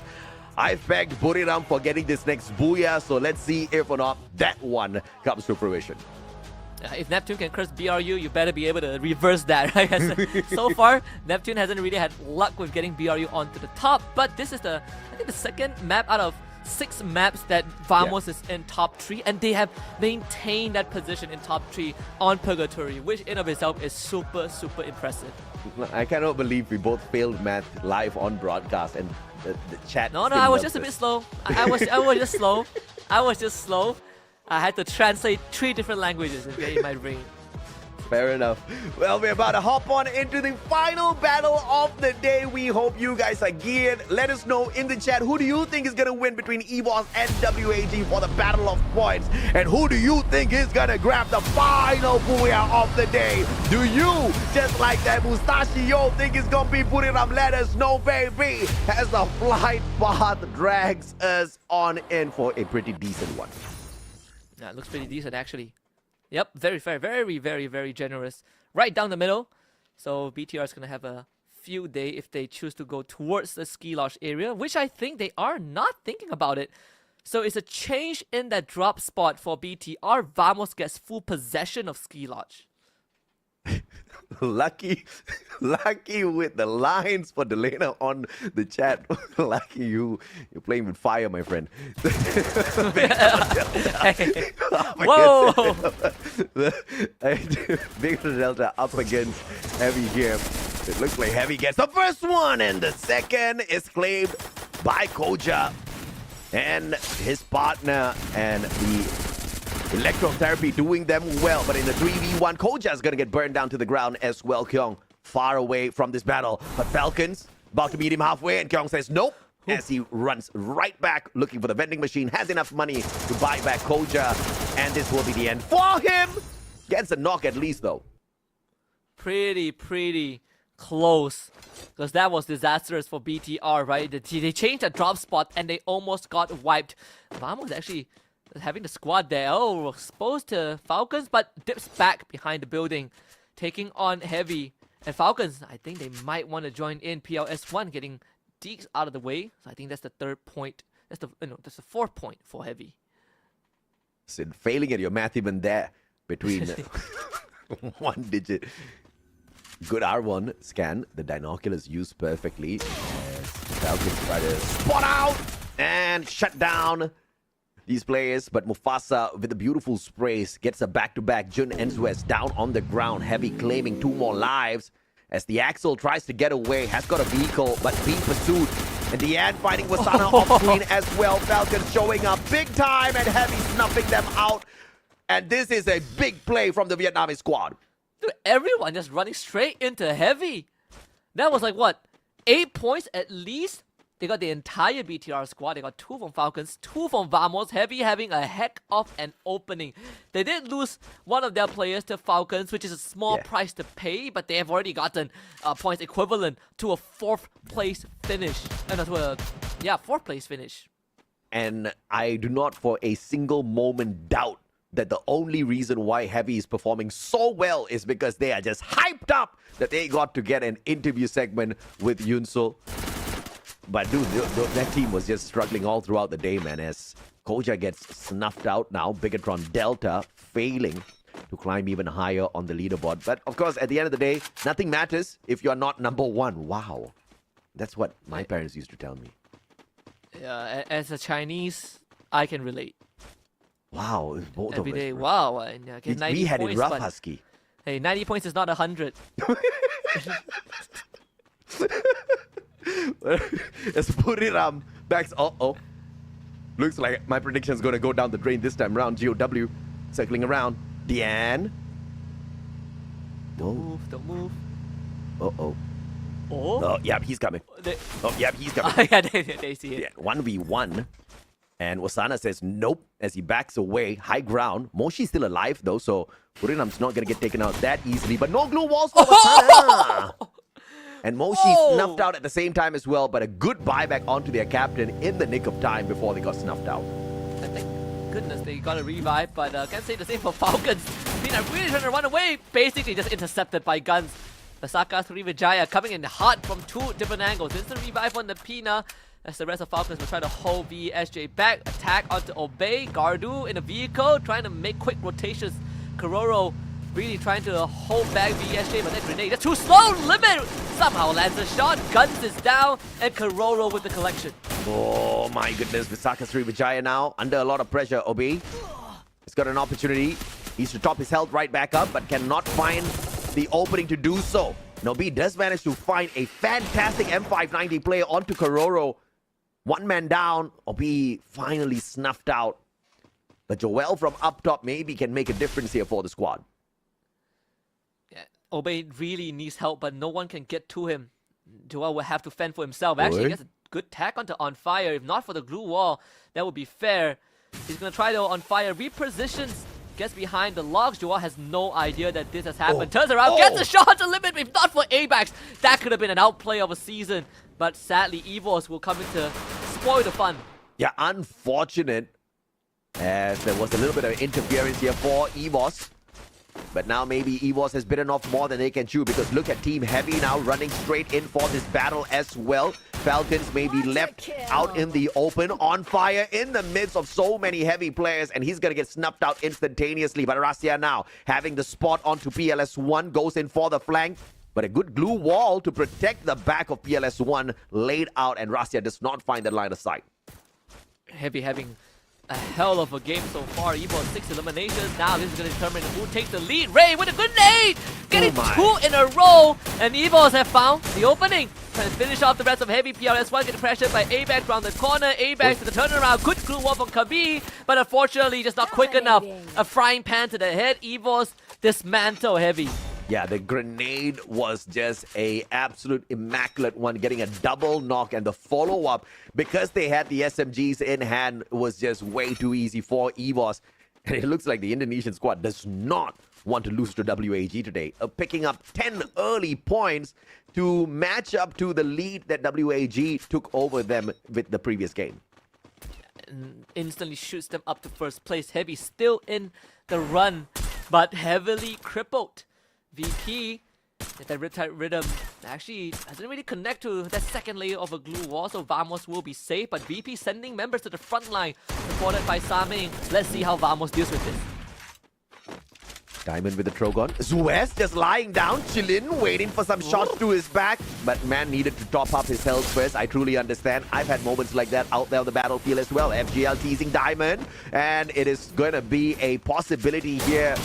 The Diamond gets caught out, but backup is here in the nick of time as Nameless shows up, and Virtus Pro cooking Vamos at this point. It's a good idea from Vamos to leave someone behind and try to escort Excel out of the way to reposition, but VP just quick on the move, and now it's down to Raja against the entirety of Virtus Pro. Can only hold on for so long as the chrono, the time turner expires. Bamo's still in it, but just like Kevy, they are crippled. What was shot from Demon? I mean, straight to the head. Oh, Riptide Rhythm, Goldhill has to run away. And the shots will get him down to 90 now. Opportunity. 10 medkits in hand, but no time to use that. It's a 2v1, and Demon doesn't need to do much as Yanbin shows up. In the meantime, Vamos goes down. Evos Divine, 12 big points, but GOW says you will not catch up with our brothers, leaving Rasia all alone. 1,600 coins in his pocket. He can buy back the whole squad, but about to bump into a player from the side of Falcons. Oh, does he see him? His back was turned a few times, and now they finally make contact. Rasia saves himself. Kill. And the run continues for Evos. The Wonder Kid now driving to the vending machine, capable of bringing the whole squad back in, carried by the child who promises to bring the trophy to Evos Divine. What a play by this man. 9 more teams still left in here. Evos still one of them. WAG not smiling about that. Wow, I mean, that was the most important fight. If whoever wins that keeps the team in the game, but for VP, they get 2 free ones. Yeah, whereas Returner takes himself out like that, it's definitely 2 free ones, and they might get 2 more. Good vision, Exposy couldn't land the shots, let them get away. It's fine. VP 7 points and kicking. Takasri Vijaya, on the other hand, though, finds a running GOW, and they were not able to withstand the initial pressure from the M590 or be far out into the open. Bally has got that loot on him. The zipline will save him for the time being, and I don't think anybody's going to be chasing him outside the circle just yet. In the meantime, Gardu splitting up and moving towards a totally different direction altogether, potentially to bait out the WAG players, with Sakasri Vijaya just playing with the survival points at this time. I think it's a wise move too. WAG hasn't really shown themselves much, but they could get Gardu. Alan has vision of him, but no confirmation of where the rest of VSJ are at, so they're not going to make any hasty moves for now. There's no need to do so. Not that they're in a rush to move anywhere. So I think for WAG, just take it slow, get their resources, play for the final circle. And no points for WAG means Evos might just be able to fight back and make Indonesia proud. Get nice. We'll bring Basa and Kabi right back in here as Buriram flirts with the blue zone at Brasilia. And BRU also very silent. They got off to a hot start. 3 rounds back to back. 4 rounds in fact in top 4. No, 3 rounds in top 4, but either way, they did have a rough round 5. Nothing gained on Solara. And this circle, very, very deadly, very hard to play with. If you are teams like VSJ or GOW, we hear a knock, there's Exposy getting knocked down. VP needs to provide some help.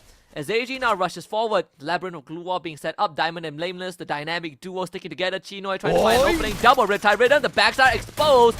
How is Diamond and Nameless gonna deal with this? They turn around, try to find the intruder, and somehow protect themselves. Nameless with the Glue Wall placement doing a hell of a good job keeping themselves alive. Yeah, I mean, this was just a damn good layout of glue walls here by VP, but it's just a matter of time before some interference comes on through, and AG finding those angles on them. But Dew now in a 1v2, Nameless on the hunt for the M590. Dew just does not have the right gun to deal with the situation, and Nameless gets sprayed down from afar as Cypher provides that backup. But the pickup is on the way. Saming still alive. 1v2 now. Cypher M590. First tag is there. Saming really low. Nameless swaps on in, but he gets punished by Cypher. Saming using the opportunity, but denied by Cypher. The clutch kick for AG. Still alive, I see. And that is more than enough to keep AG in the run. Evos getting knocked out means that WAG 100% have won the challenge today, so we'll see what the punishment is later on for the members of Evos Divine. WAG with 2 points for themselves. Falcons on the north. Got Vasaka Sri Vijay coming from southwest. GOW flying in from the island. BRU also just arriving at a potential final showdown right in this area. They needed 12 points just to catch up with WAG. They only got 11. And WAG has already got 2 points for themselves. How unfortunate for Evos because that was a great run for sure. I thought they were going to make this last-ditch effort to win the battle of points up against the Vietnamese squad. But of course, I'm not complaining either way. We get to see Conchita and Yunsol wrap up the day. Like Sims, like Lucky will be feeling really lucky. It's going to be a great day with the amount of teams from Vietnam still remaining here. I mean, we've got two of them, WAG and GOW, both looking very decked out. WAG playing a much slower game, but GOW with 12 eliminations. Vasaka Srivijaya very much crippled, and they'll be even more crippled after this with Moshi taking out one of their members. Good shot from afar. Yen trying to chip in. Oh, beautifully tagged here as he gets the final bullet in to claim the point for GOW. 13 points! Make that 14! Dian finds an easy one. Guns eliminated. Visaka Srivijaya out of the race. So WAG continues to hold on to this building, but BRU have gotten themselves a pretty nice spot to work with on that northern side of the circle. Falcons getting spotted out by WAG. GOW can choose to make contact if they want to, but they also need to start looking at BRU. Demon getting a shot on the Dew. They drive in on a monster truck, but it's so slow. And they will get punished. Dew getting taken up by Tikui. WAG clocks in that third. Wow, what a jump here by Alan. Cypher thought he could sneak away. And Alan, thankfully, Cypher did not have much health on him. Easy shot to the M590. Now Buriram circling all around, finding the players on the side of Heavy. But from on the opposite side of the battlefield, Falcons may be looking to take advantage of this as well. Jonah spotting them out, sending a couple of shots their way with the AC-80. Not finding the full-on connection just yet, though. Let's see how Falcons deals with this, right? Both Falcons and BRU had a very underwhelming round 5. Falcons themselves also, round 4 wasn't the best for them. Now they have a chance to clash. WAG coming in from behind of Falcons. Maybe Falcons will need to deal with them first. GOW now having the best spot to work with if they want to come in as an interference. Well, WAG has no choice. The circle is going to be squeezing them in. Therefore, they make that decision to push on fourth first. Get nice finds on fire. Heavy is the first one there. And Buriram picking up the final pieces. This will put, though, Buriram in the crosshairs of WAG and GOW shortly. And Heavy gets wiped out just like that, but they're taking so much damage. WAG and GOW pincer BRU like a sandwich. And they get high, tries to get a pickup onto Jonah, gets it done, but Jonah now will have to make the great escape. Santino repositioned from Export. GOW now we have to face off with WAG. BRU are no more. Falcons are no issue at this point. Kororo is the only one left. And WAG for sure has won out this battle between themselves and EWOS even before the end. But now for the little cherry on this cake here, they won the Booyah for themselves as well. A double interview with Yunsol. WAG is looking for it. Export up top. Can spot out Kororo, but it's not looking the right way. Demon sorts him out instant. And now it's an all-out battle between the brothers in Vietnam. Let's guarantee the Vietnamese team getting the Booyah at the end. You see if GOW can get a second one for themselves, or with WAG finally run away with one for them. And they take down the end. That is a good start. Cyrus also chips in. They all pull their way. Demon next on the list. Immediately exercised by Tikui. And only Ton is left. But you can only hold so much weight before you bend and you break. Alan with the rest of WAG will just take him out. Nothing much can be done. Overwhelmed. X1 with final shot. WAG locks in the final Booyah of the day. What a final battle. The number of glue walls that man had in his bag. My goodness me. I have never seen a layer of glue walls like that. Back to back to back, just to make sure he extends the timer a little bit. But WAG pretty much guaranteed that victory for themselves already. And they secure a double interview with Yunsol. Not only do they get interviewed for this beautiful Booyah, but also for winning the Battle of Points up against the Indonesian squad of EWOS Divine. And that is a double win for WAG. And because we started out the day with Falcons getting 3 back-to-back-to-back Booyahs, and then we take a trip to Conchita Caroline's territory with EWOS Divine getting 1.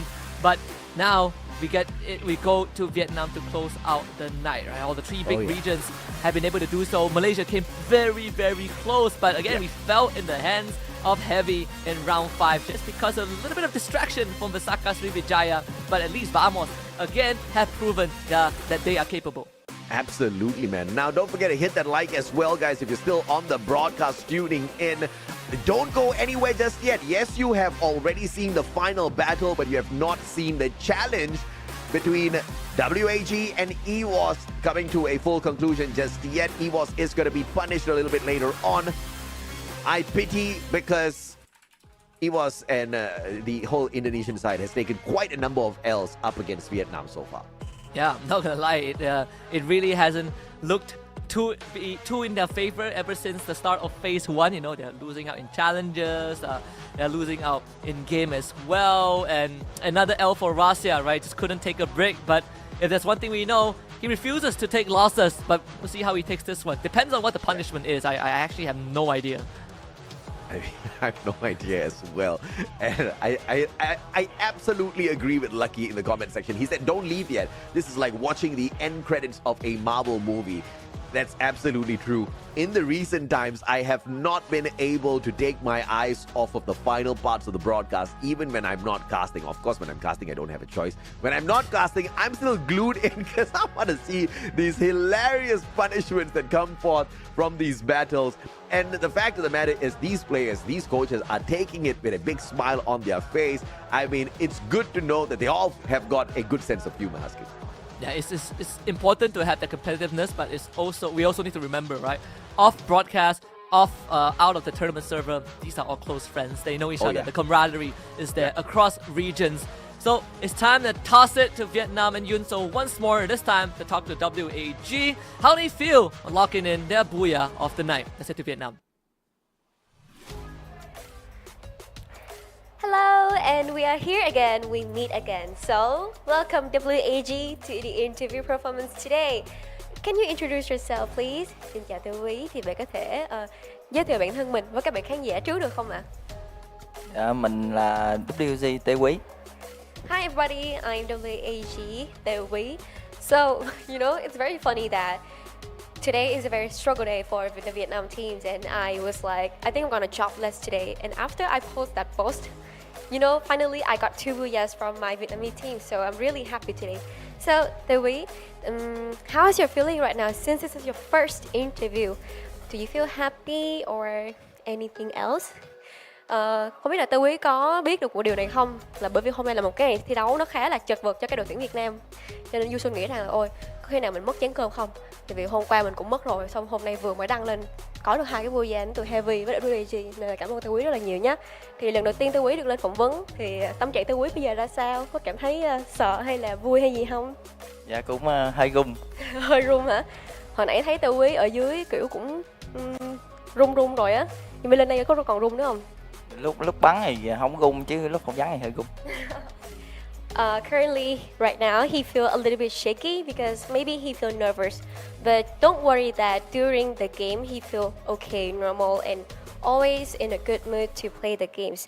So, Tê Quý, I see that before you got into the game 3 for the play, I feel that you are kind of happy when your coach said that you can have the opportunity to go here to play. So, how do you feel about like since your game here is to win EVOS? Thì lúc nãy á, lúc mà mình chuẩn bị game 3 thấy là Tê Quý được Mai Kim Minh kêu là vào để thi đấu, thấy Tê Quý có vẻ là vui vui ở dưới rồi đúng không? Dạ đúng rồi, vui lắm. Vui lắm rồi, để mình phải thấy mặt của Tê Quý vui như thế nào. Thì đây có phải là game thi đấu mà Tê Quý dùng để gọi là chơi thắng được cái kèo của đội tuyển EVOS không? Dạ đúng rồi. Kèo này thì Tê Quý đánh giá EVOS như thế nào? EVOS cũng chích cành thôi. Rồi đó nữa hả? So for Tê Quý, he feel that he's really happy when he got his chance to play for from the beginning of game 3. But overall, he used this final game to prove himself that WAG can win EVOS easily. I did ask him like, how do you feel about EVOS in the game? And he said that just normal, EVOS is still chicken anyway.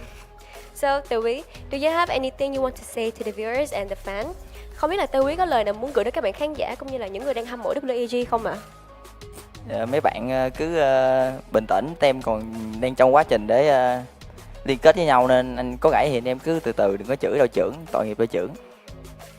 Tê Quý nghĩ rằng là đội tuyển của mình có thể giành được tấm vé đi vào chung kết sớm vào ngày nào nhỉ? Nghĩ là mai luôn. Ngày mai, okay. First of all, thank you so much for always support for us.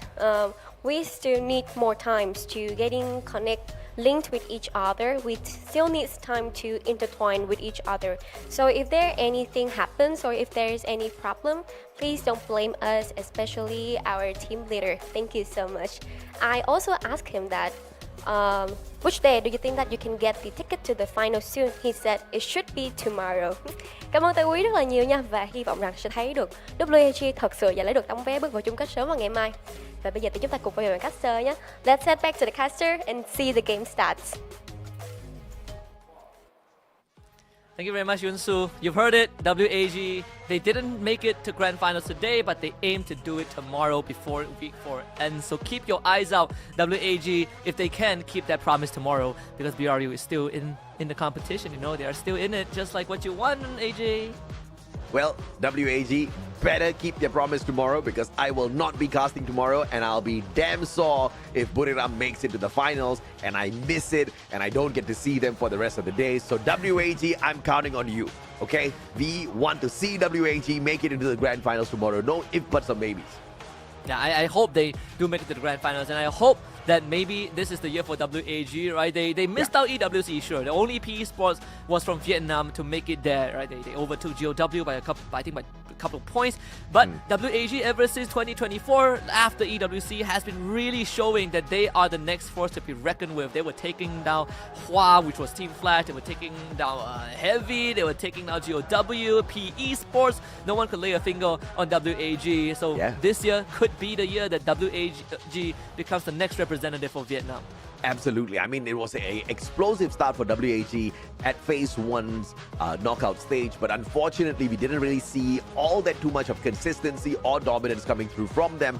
But as we see the reduction of the monsters in the top 12 teams that will be playing day after day here in Phase 2, obviously the chance for WAG just grows wider and wider and wider to get the #1 spot, mainly because they are capable of some of these monstrous days. It's just that some of those monsters need to be tamed first.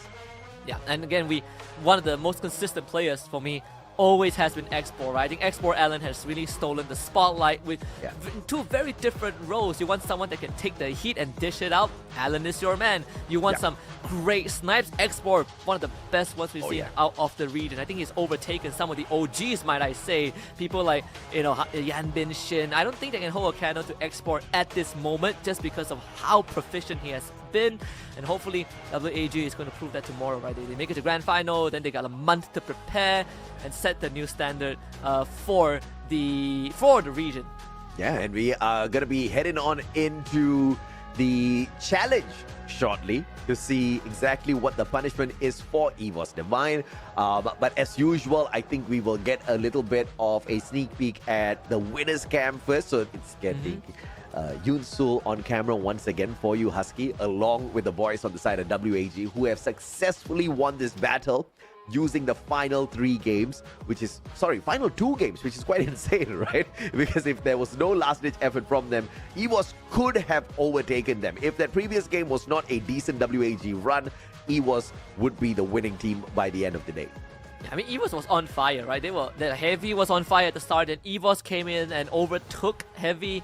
It's just very unfortunate that they got knocked out halfway through that run, because it looked to be a very solid run all the way until that mid-game. When WAG, we say that we wanted them to play slow, just wait for the right moment. They did exactly that, right? They hide their fangs, bided their time, head into the final circle. WAG struck when the iron was hot.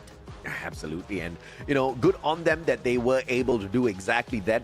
In the overall grand scheme of things, we are still curious as to see which team makes it through to the grand finals.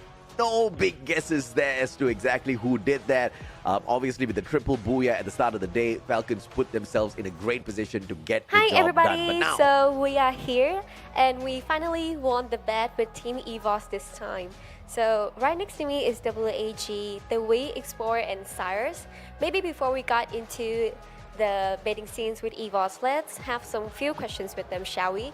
So the Wei, Since this betting right now is gonna be doing the ugly face, do you have any thoughts that this is the second time you won EVOS in this tournament? Thì đây là lần thứ hai mà chúng ta đã thắng được đội tuyển EVOS đến từ Indonesia, lần thứ hai rồi. Thì không biết là Tây Quý có suy nghĩ như thế nào về cái phần trả kèo này, đó chính là tụi mình phải làm cái mặt xấu không? Em thấy tụi nó cũng có đẹp đâu mà là trả kèo mặt xấu chi vậy? So for Tawi, his answer is like, I feel like you guys are not pretty at all. So doing the ugly face is all the same. It's like, I don't know what it's trying to say, but if I have to translate it clear, it should be being pretty and doing the ugly face is the same. So second questions, do you have any plans to deal with them in the future?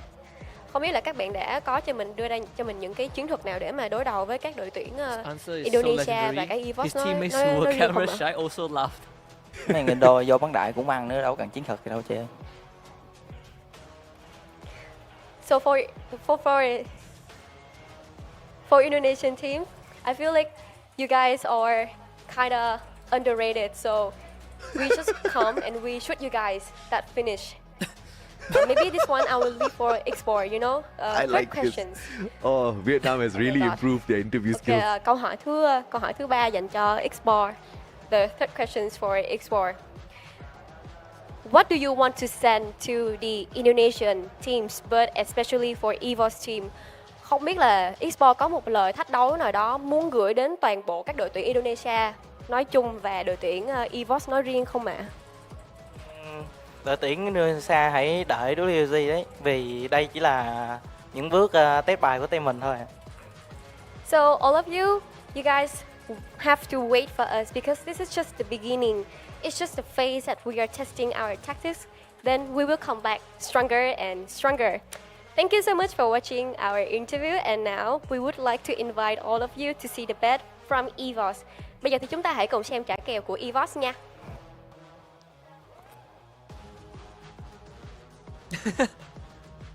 Alright, thank you, Yunsul. Hi, survivors. As we know, we always have an LBS Conchita needs to hide her face because we should only see ugly faces. So she needs to turn around. We lost it, but that's okay. Before we head to the consequences, I think it's time for us to have a bit of a talk first because we heard some of the comments that the WAG players are saying with how is she going to tell the players that, hey, WAG call you guys ugly? Jadi tadi aku dengar juga, dan pasti nih teman-teman EVOS juga dengar lah ya seperti apa komentar yang dilemparkan sama para playersnya WAG pas di interview sama Yunsul tadi. Salah satunya adalah katanya menurut mereka EVOS itu overrated dan katanya mereka siap untuk nunjukin kekuatan mereka lebih lagi. Ada tanggapan atau tidak? What would you like to say to the WAG players in regards of the comments that you guys are being underrated or overrated? Because I don't want to misheard, but I think she said overrated. Ya pastinya juga kita bakal nunjukin yang lebih lah buat besok. Oke. Ya kita belajar di hari ini. Imagine tomorrow kemarin juga hari ini banyaklah kesalahan-kesalahan. Greatest clapback. Dan apalagi Col. Jadi nggak tersinggung nih ya? Jawabannya bijak banget, aku bangga loh. Oh jangan bangga Kak, belum juara. Oke, tapi aku bangga banget sama jawaban kalian. Karena kan tadi jawabannya bisa dibilang agak memancing ya. Sementara ternyata respect banget kalian lebih memilih untuk menjawab dengan bijak. So what he's saying is that they feel like they're not giving their best yet. They're not satisfied with the performances, but they will definitely try to do more tomorrow. And what they're showing today is not their best quality, but come tomorrow, let's just see how it goes. Oke, kalau gitu langsung saja kita masuk ke punishment hari ini ya. Without further delay, we're gonna go into the punishment, the consequences. You guys have to make an ugly face towards the camera. Only Russia? Enggak, ganti-gantian. Jadi kalian harus bikin muka juga. Ke arah kamera. Mau mulai dari mana dulu? Coba. Mau mulai dari sebelah sini atau dari sebelah sana? Situ dulu. Dari sini. Bagusnya dari kanan biasanya. Bagusnya dari kanan. Oke, let's start from the right side first. Are you ready? Coba lihat. Nah, ini kameranya nggak bisa di zoom ya. Oke, ugly face ya. Ready? 3, 2, 1. Ugly face. Oh bareng aja. Lu kalah challenge lu harus tanggung Ya jawab. udah bareng all together. Everyone do one, please. I'm gonna do one Be as well. Itu responsible, kameranya do di the depan. I'm gonna challenge do one first. as well, okay? In the name of sportsmanship. No, Here Conchita, we go. don't. 3, No, 2, Conchita, no. 1. Conchita, no. Conchita, no. No. Cameraman, don't you dare. Sekali lagi ya. Sekali lagi ya. Sekali lagi. Oh iya. Bareng Rasha ya. ini tadi. Ayo, Rasha jangan jaim dong. Oke. Ugly face. 3, Don't do it, 2, Conchita. 1. Don't do it. Screenshot this. Here you go. There you have it. Okay. Go ahead. and Oh, thank screenshot it, God. you guys. I was about to This is gonna screenshot happen that. just once. We're gonna win the challenge tomorrow, definitely. And yeah, that's Conchita it. I just think scammed them. we've She's done like, let's do it a good job. together. Lumayan oke lah ya, kita seenggaknya sportif ya nggak sih? Karena kan kemarin-kemarin LBS Challenge ada yang harusnya melakukan A tapi ternyata nggak mau. Seenggaknya EVOS mau melakukan konsekuensinya hari ini. Tepuk tangan dong buat EVOS! Good luck for tomorrow, hey guys. Semoga besok lebih baik lagi hasilnya. Oke, Ugly kita battle. depan Oh bentar sekarang kak. ke casters. Apa tuh? Wait. Rasha want to say something. You bring us Rasha back. want to say something. Oh, Apa? okay. What do you want to say? Oh. They keep throwing him under the bus. I don't think I'm able to translate that. But anyway, let's just go to the casters. Take it away, casters. Well, that concludes our day 2 ugly battle. EVOS having to take the L once more. And they take it very gracefully, right? Again, Yeah. looking within, talking about how they are going to they don't feel like they perform well. It's a very EVOS thing. But WAG really taking shots, not just about in-game, but also outside of the game. You guys are being very, very cheeky today, but you know what they say, the ugly duckling grows into a fine swan at the end of the story. So we'll see if EVOS is going to bounce back tomorrow. How dare you say that about Rasya? How only that? duckling. What? He ain't ugly though. No, he's not. Of course. The rest of them are fully grown. That kid, that kid is just a wonder child for sure. But of course, fantastic action on this map towards the very end. I mean, earlier, I think the most exciting map for me personally was Solara. But to wrap things up on Purgatory obviously was just a little bit more torturous with the sheer landmass that they had to traverse across. And as they were doing some of these open rotations, teams just kept getting caught out time and time again. And towards the very end, it was a all-out Vietnam slugfest, which WAG walked away the champions at 4 eliminations, 5 knockdowns, 2,769 on the damage, rocking the Koda, Nairi, Kairos, as well as Mr. J. Beebs. This guy walked in there like a self-healing tank. Yeah, man is a double XL size battery, right? He goes in, plenty of energy points to work with, gets info. He is a walking radar. Let's just put it that way, Alan. Again, we said that if we need someone to be up close and personal, Alan is the man. And this game, he definitely delivered. Yeah, he most definitely did, right? I mean, overall, it was a team play for sure from the side of WAG, and they were all desperate to walk away with the victory this time around, not just with the points, but with the booyah as well, to make sure EVOS Divine does not touch them. And you look at the Sentino walk in here from Expo as well, one of the few snipers out there in this Battle Royale here at FFWSC that rocks the Sentino and uses him quite effectively as well. Yeah, on top of that, they also forego the Riptide Rhythm, right? No Skylar to work with, but it's not like Falcons where they had an Iris to kind of cover up the lack of Glue Wall destruction. This one is relying completely on having Glue Wall melters, on having information and just playing it slow. That's why I feel like this entire composition of WAG, they don't need to go fast because they can have plenty of resources to just play the long game. And I think this game is a good example of how it should be carried out.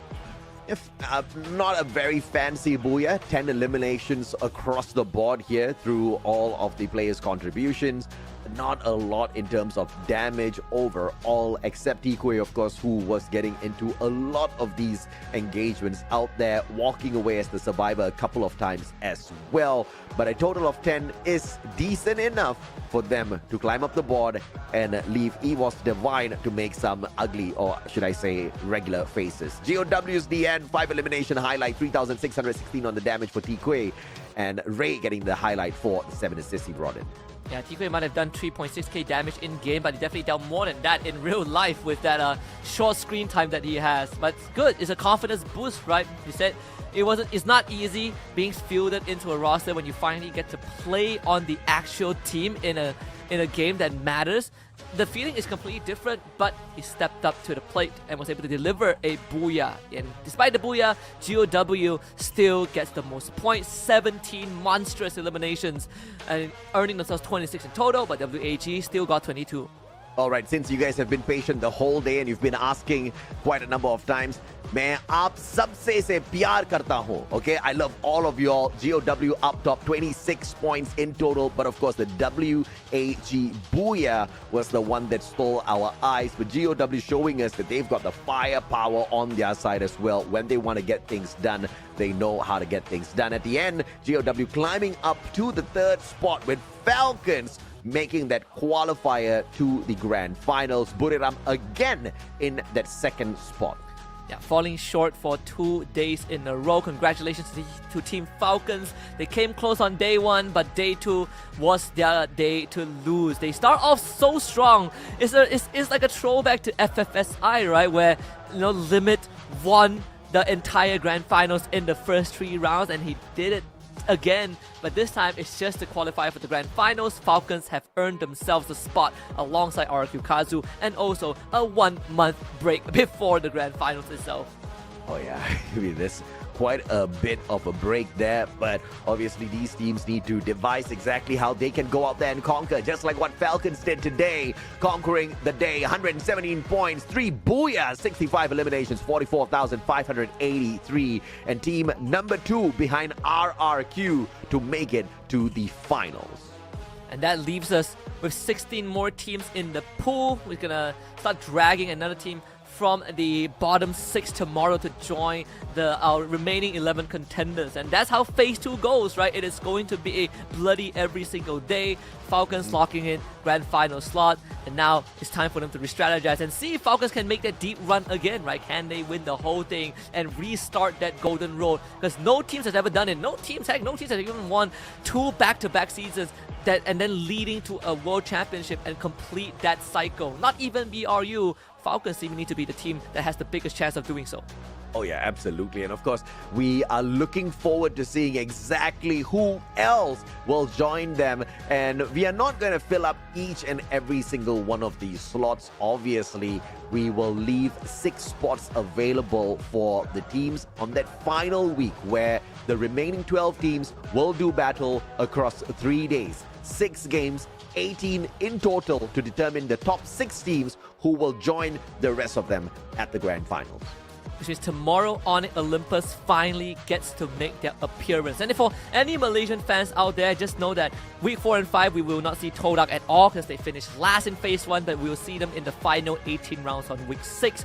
But with the introduction of Onyx Olympus, I want to see what this team got, because for them to end up in 14th spot by the end of phase 1 is shocking. So I want to see them bounce back. Top 12 teams qualifying for week 4, day 3. There it is. It's the same roster that we've seen today, minus RQ and Falcons, and we got Onyx Olympus joining the fray. Absolutely. Onyx Olympus hopping on in. One more Indonesian squad for Vietnam to deal with. Tomorrow is going to be bombastic.